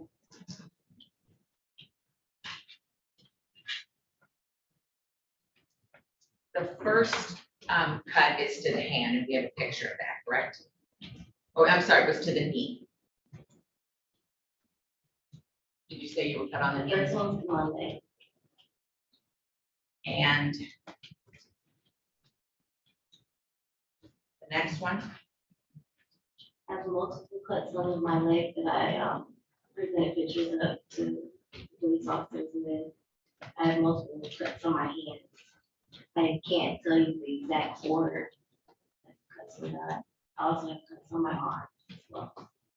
So the pictures that we have were all pictures that you took once you were at mom's house. Correct.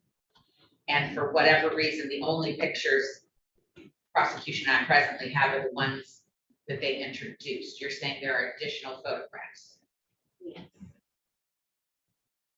and you don't know why they would not have been turned over.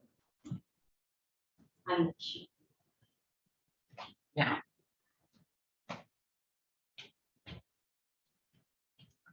you're in the bed and he then forces you to perform oral sex, correct?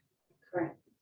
Does he, I'm assuming, because you indicated that he had his hands on your head, that he put the knife in. Yes, And again, when he penetrated you with his penis to your vagina, he didn't have the knife in his hand, fair? correct. And when he used the toy, didn't have a knife in his hand, correct? That's correct. And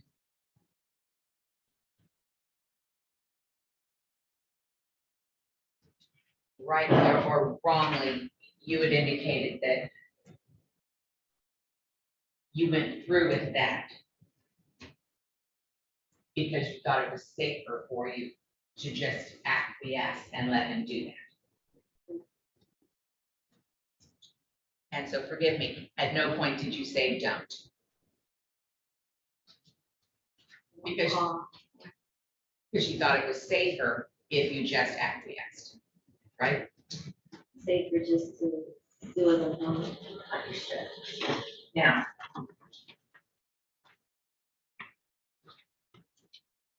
and at some point, you leave the house, correct? Correct. Are there any Ring videos on your home? No. Do you know if there's any Ring videos on anybody else's houses in that neighborhood? I'm not sure. Understood. Do you know your neighbors? Not more than a hello, goodbye basis, not on a first name or personal level. Are there vacant houses in that area? Yes. The direction you ran, when you leave your house, are you going to the right or to the left?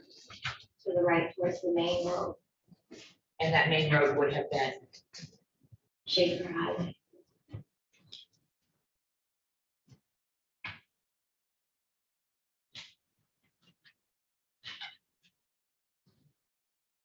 you are then back at the house after you left.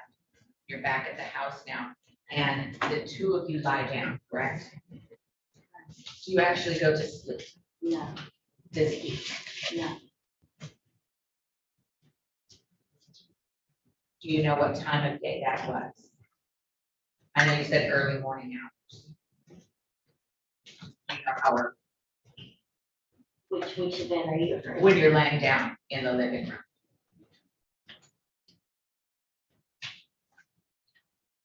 Not dawn yet, So the sun hadn't come up. exactly. Okay. Yeah. You then have this conversation with him and you think if things are calming down, fair? Correct. But then he has you make phone calls to people. Correct. When he gives you your phone, He's just holding my phone. I understand. But when he gives you your phone, does he have the sword in his hand still? No, sorry. And the first person, does he ask you to call Vincent or do you choose Vincent? He asked me to call you. And when you looked at the phone and you called Vincent, do you know what time you made that call? No. I do remember Vincent saying, it's super early, why are you calling me so early, or something indicating like, what are you gonna call me so early, like, it's not the norm. Understood. The other two individuals you called, do you remember the names of those people? No idea. What is Vincent's last name? Bryant.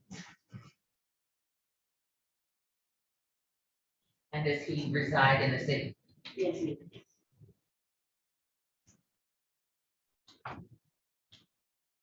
You then asked to call mom. Yes. Is mom tipped off by the early call? Yes.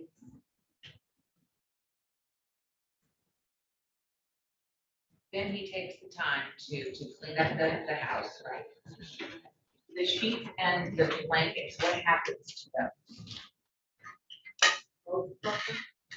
Quick one, trash can. So, but once the police came to check out the house, there was no evidence of trash was taken. He had emptied it out. But you hadn't seen that, fair?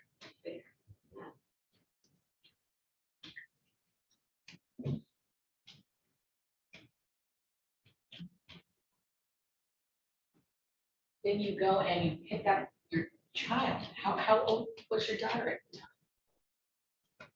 Few months. You at any point in time just say, maybe we should, based on what's happening here, we should just leave the kiddo with grandma. Does that ever cross your mind? No.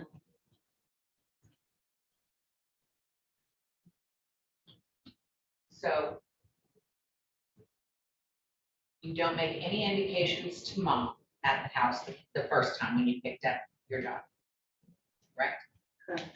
Then you bring your infant daughter back to the house where you were just raped with the man who, according to your testimony, just raped you. Correct.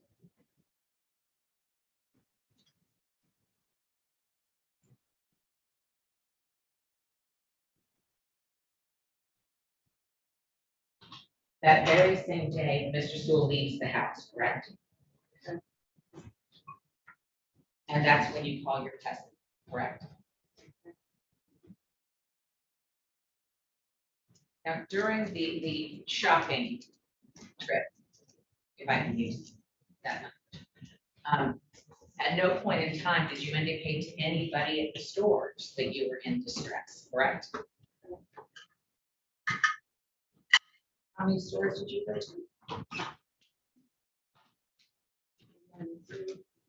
And at neither of those locations did you do anything to draw attention to the fact that you needed help.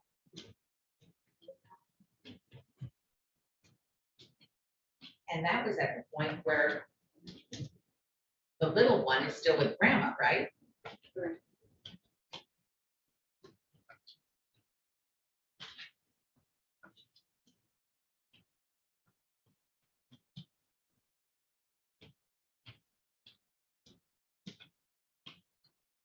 That very same day, Mr. Sewell leaves, you call Cuz, and you and maybe gather up all the belongings you can and head back over to mom's, correct? Correct. And you tell the first person you reported this to was your cousin. Right. What is your cousin's name? Kiana Wiley. And she's in Chicago? Correct.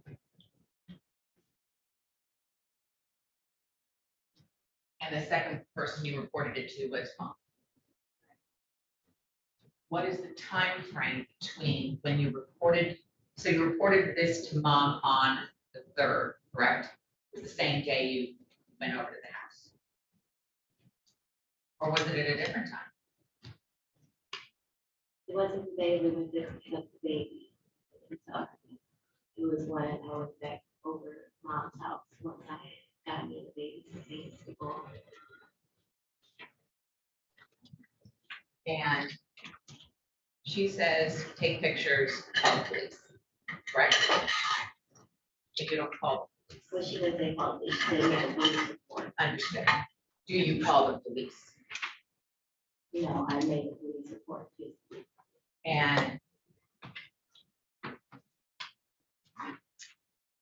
you think you made that report on, I think you said, did you say 5th or 6th? Or when looking at the police report, actually refresh your recollection? I looked at the police report, it says the 8th Can I ask, is that with Brooklyn Eden or is that down at, on Fourth Street at the precinct? At the precinct. Okay. If I told you the police report for the, at the precinct is dated March 7th, you would not dispute that. Is that fair? I would dispute it on the 8th. And when you reported what happened at the precinct to the person at the desk, you told them everything you thought was important, correct? At the time, I could think of. Did you tell the officer at the precinct when you first reported that you were raped?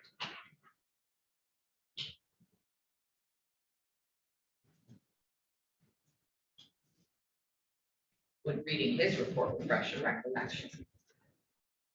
It would possibly. May I approach Judge? Ma'am.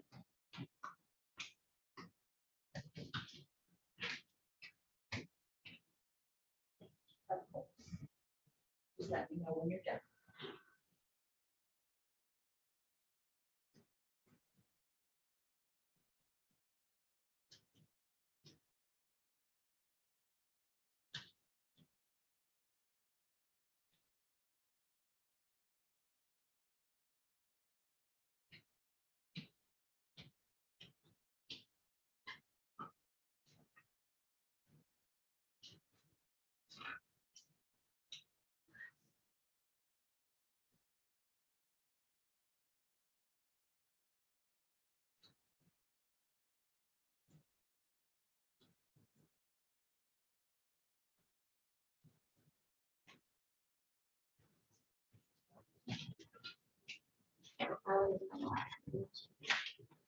I'm sorry, I didn't hear you.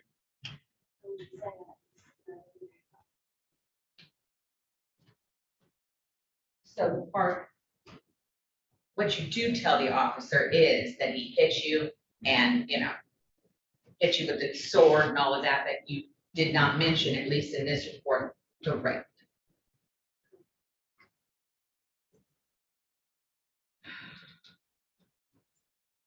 Now, your medical at Beaumont, that's the main Beaumont Hospital in Royal Oak. And when did that take place? Did that take place, well, strike that. Did the officers tell you you should go get checked out? Yes, they had mentioned it. And did you do, when in time did you do that from when their advice was to go get checked out? A few days later, more than a week. And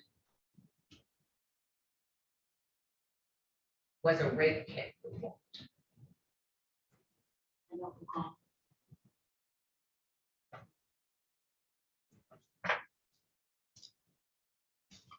And you know, when you had a rape kit, were you examined? I was examined, but I don't remember exactly what all the examination was. Well, and forgive the bluntness, did they examine your vagina? I don't recall. And did anybody go with you to the hospital? No.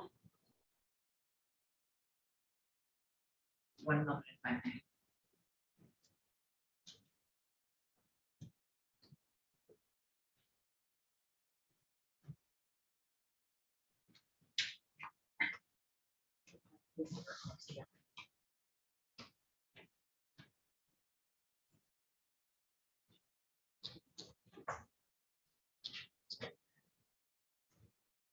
I have no further questions, I thank you. Can you redirect?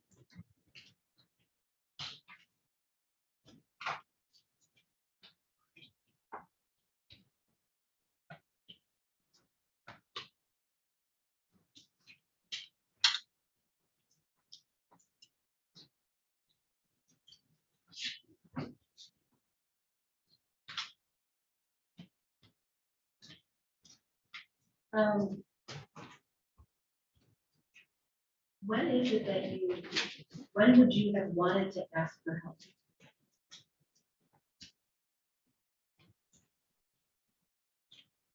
Right after Kentucky.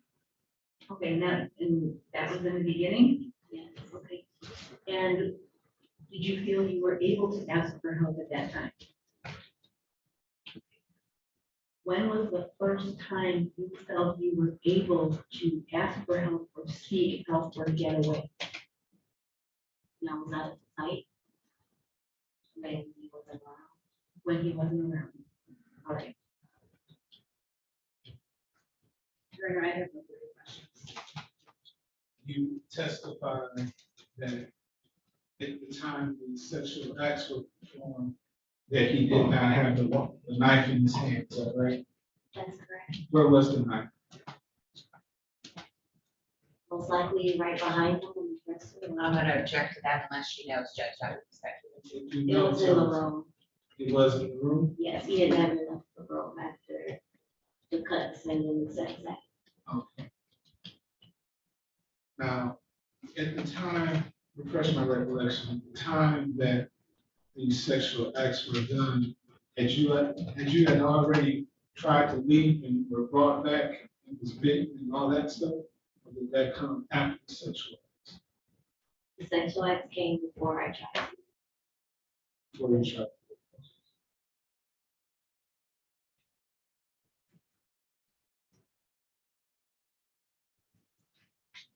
Okay, there came a point in time you said that you came in contact with your mother, but you didn't tell your mother anything about this, is that right?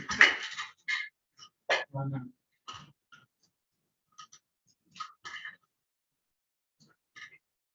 Told her I didn't want her to be in harm's way. I didn't want to bring her into it. And why did you bring your baby back to the location where all these horrible things happened to? I honestly had just thought that was spending more time with her. I didn't know. I just really had missed her a lot. Questions, based on my questions? No, Judge. Thank you, you may step.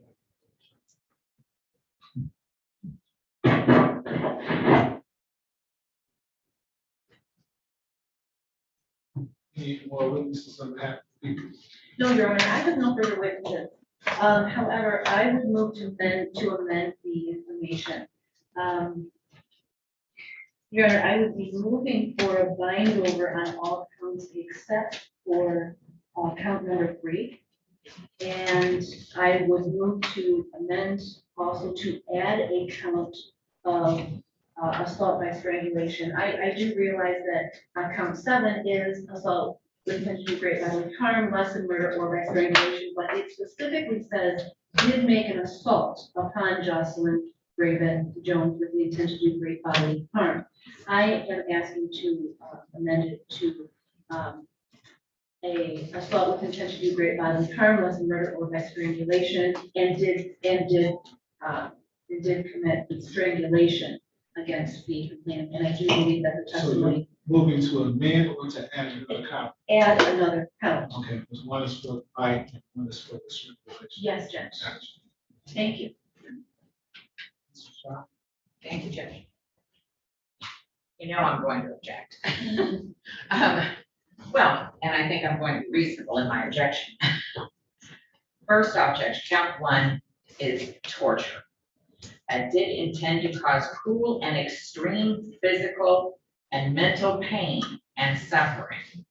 I don't think we heard that, quite frankly. We did not, which is why I very specifically asked her what he was saying when wielding the sword. If he is saying things like, I'm going to cut you into pieces and they're never going to find you, we have a very different argument. He's just saying you're cheating. He is not doing anything to increase the wielding of that sword past the felonious assault and perhaps a GBH. Raising it to the level of torture means raising the temperature of what exactly is happening. In that, he has to do something or say something that is going to cause extreme physical or mental anguish. if we had a situation where, and we regrettably, we've had these cases, where men have carved things into women. Torture, I'm not arguing, but that is not this case. This is a fight, bore out with a, for lack of a better term, a decorative sword, which yes, did damage, but it did not increase the substantial fear to the level of torture. Okay, so let's read the statute as it relates to count one torture. Did with the intent to cause cruel or extreme physical or mental pain and suffering, inflict great bodily injury or severe mental pain or suffering upon Jocelyn Jones. So I can't speak for the prosecution, but I would think based on the evidence that I've heard, they would probably be most readily relying on inflict great bodily injury or severe mental pain. Then bind it over on the GBH. It is not enough to prove a GBH and then shove it into the torture statute. There is an additional. I'm just going by what's written in the statute. And I don't think you're, well, I disagree with the court's reading. I think I read it word for word. Who do you disagree with? That's exactly what I read. It says inflict great bodily injury or severe mental pain.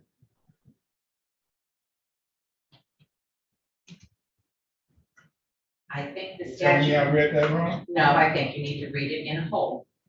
Because I don't think it's enough just to prove the GBH. If you disagree, you're welcome to find it over and I'm more than welcome to file a quash. But I don't think if the court's position is going to be all they have to establish is a GBH to prove torture, I don't think that's going to hold up. Moving on, as it relates to count 2, 4, and 5, Judge, we would object to the bind over on criminal sexual conduct in the first degree because of the weapon not being used in order to effectuate the rape. He doesn't even have it in his possession at the time of the rape. You know, possession can be actual or constructive, right? I do know that. The other problem I have with the rapes in their entirety is that she says she acquiesced. There's no indication that she fought, she said no, none of that. He does not have the weapon in his hand to force her to submit. She doesn't say no, and she agrees that she acquiesces and goes along with it because she thinks she would be safer. But criminal sexual conduct is a specific intent crime. He needs to intend to rape her. And unless there is some communication between the two of them, acquiescing to allowing the penetrations isn't a rape. If I don't say no, if I don't say stop, if I don't communicate that I don't want this to happen, I understand why she did what she did. But it's still not enough for the rape. She has to communicate lack of intent, lack of wanting this to happen. She has to say something to indicate I'm not consenting to this. And she doesn't do so for whatever reason. I appreciate the reason, but she literally told you she acquiesced regarding consent.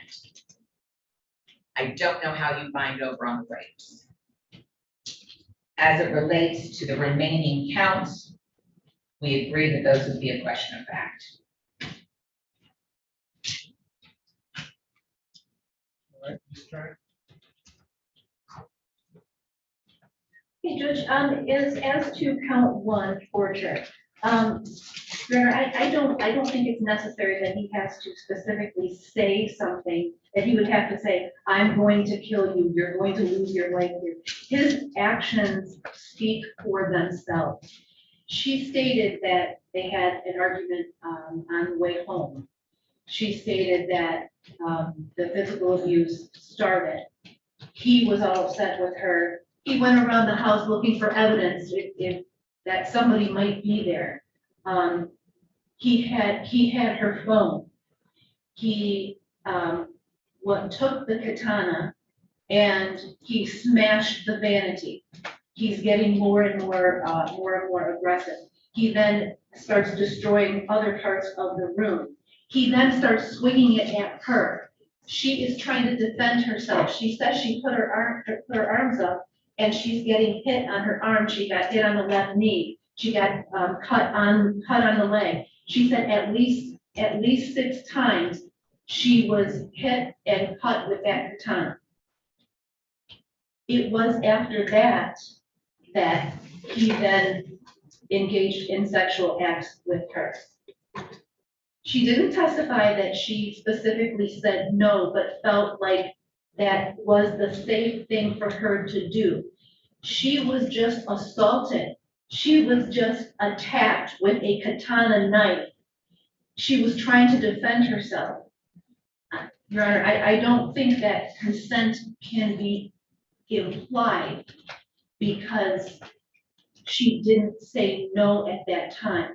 She didn't do anything because she didn't want anything worse to happen to her. She'd already been attacked with the knife.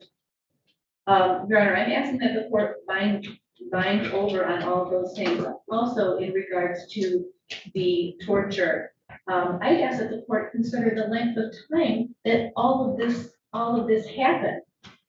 Not only was she attacked with a knife, she was bleeding. There was blood over the sheets and blankets that he threw them away and wanted to buy new ones. So, not even, this isn't even, an amount to put in the washer, but let's just throw these away and buy new ones.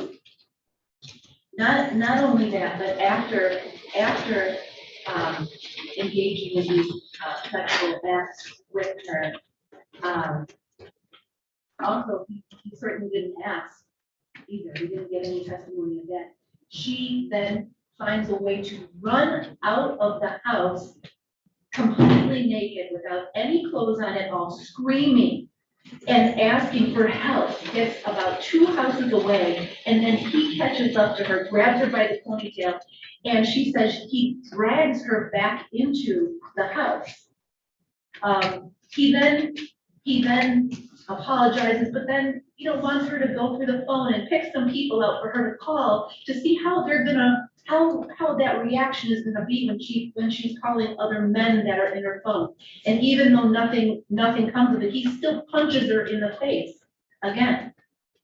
All of that together, Your Honor, that is cruel and extreme physical and mental pain and suffering. That is torture. So again, I'm asking that the court find it. Okay, as it relates to count on torture.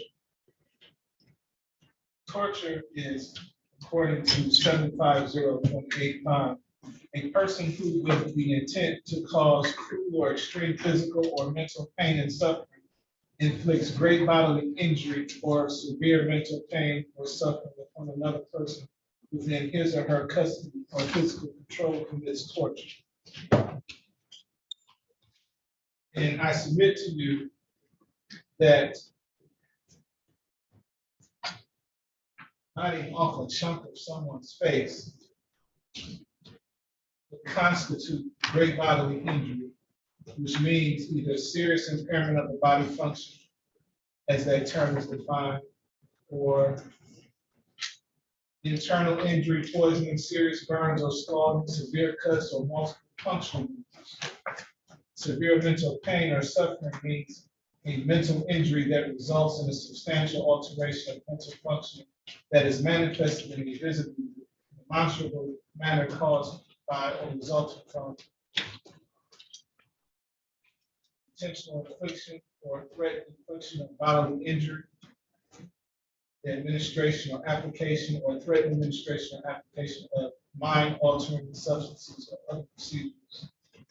The threat of imminent death, the threat that another person will imminently be subjected to death, great bodily injury, or administration or application of mind-altering substances.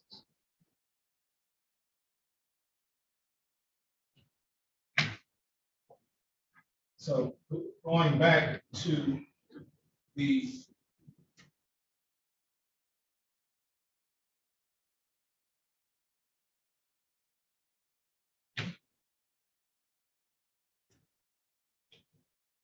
great bodily injury element of this, I guess you're gonna have to file your, start writing your motion to quash, Mr. Shine, because that's exactly how the statute reads.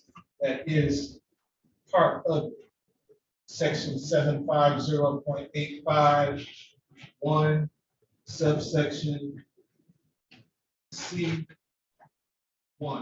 serious impairment of the body function, severe internal injury, poison, serious burns or scalding, severe cuts or multiple puncture wounds. I think biting off a chunk of someone's face falls into that as well. In addition to that, I don't have to necessarily stop there. Just looking at all of the allegations that this complainant testified to, taken as a whole, not individually, but as a whole, what took place, what allegedly took place. Not only did he attack her with a sword, bite her face, have her call people in her phone and talk to these people while he's there, threatening her. All of these things, you're not satisfied with the physical injury that was incurred here, the mental injury that's being inflicted as well. I think you have both the mental and the physical here by what this defendant allegedly did as a whole, taken as a whole, all of the circumstances.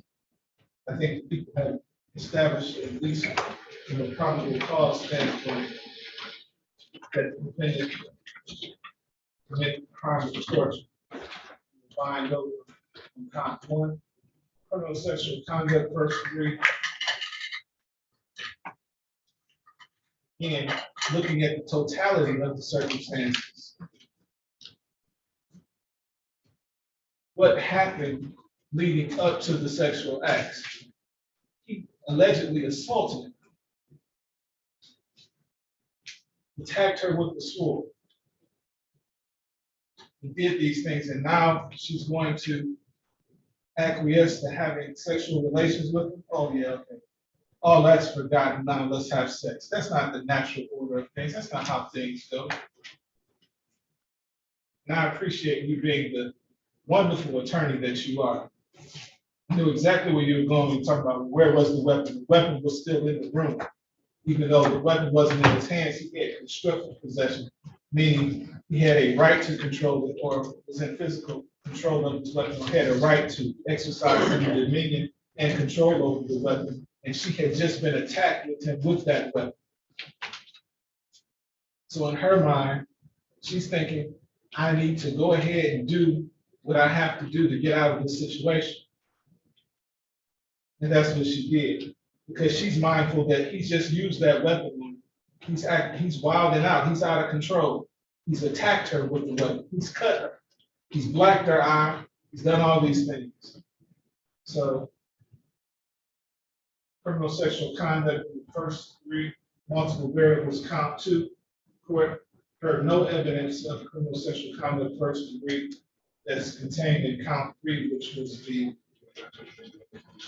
alleged tongue to genital opening. No testimony as to that. Court would dismiss that count. Court for insufficient evidence. She did say that he forced her to go on probation. Court will bind over on count 4, as well as count 5.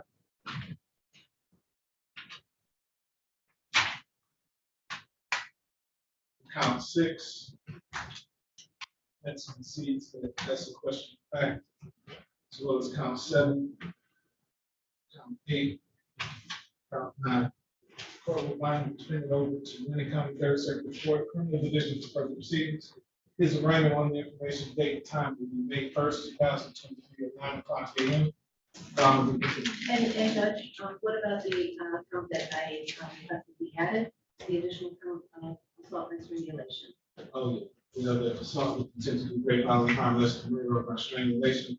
So we'll be adding count 10 to that as well. The court finds, based on the testimony from the witness, she indicated that the defendant choked her to the point that she was unable to breathe. The court will find over on that count as well. Thank you, Judge. Judge, I have an order as it relates to count 3, and would you be kind enough to do a pretrial services review of the gentleman's? I think we have one, if I'm not mistaken. I thought I saw that. He was buying 100,000 cash. I could not tell you regretfully, Judge, I haven't looked. Yes. That's what my case is. Yes, it's 100,000 cash surety. They recommend no action. They say that he also has a failure to appear. Trial will be continued. Thank you, Judge. Right, sir.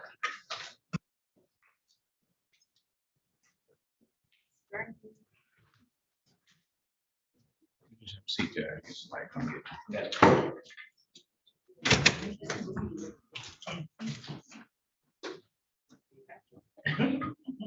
That's 753.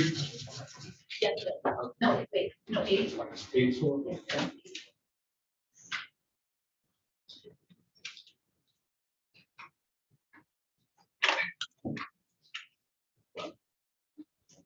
That a wrap on your day, Judge? It is. How about you? I never end.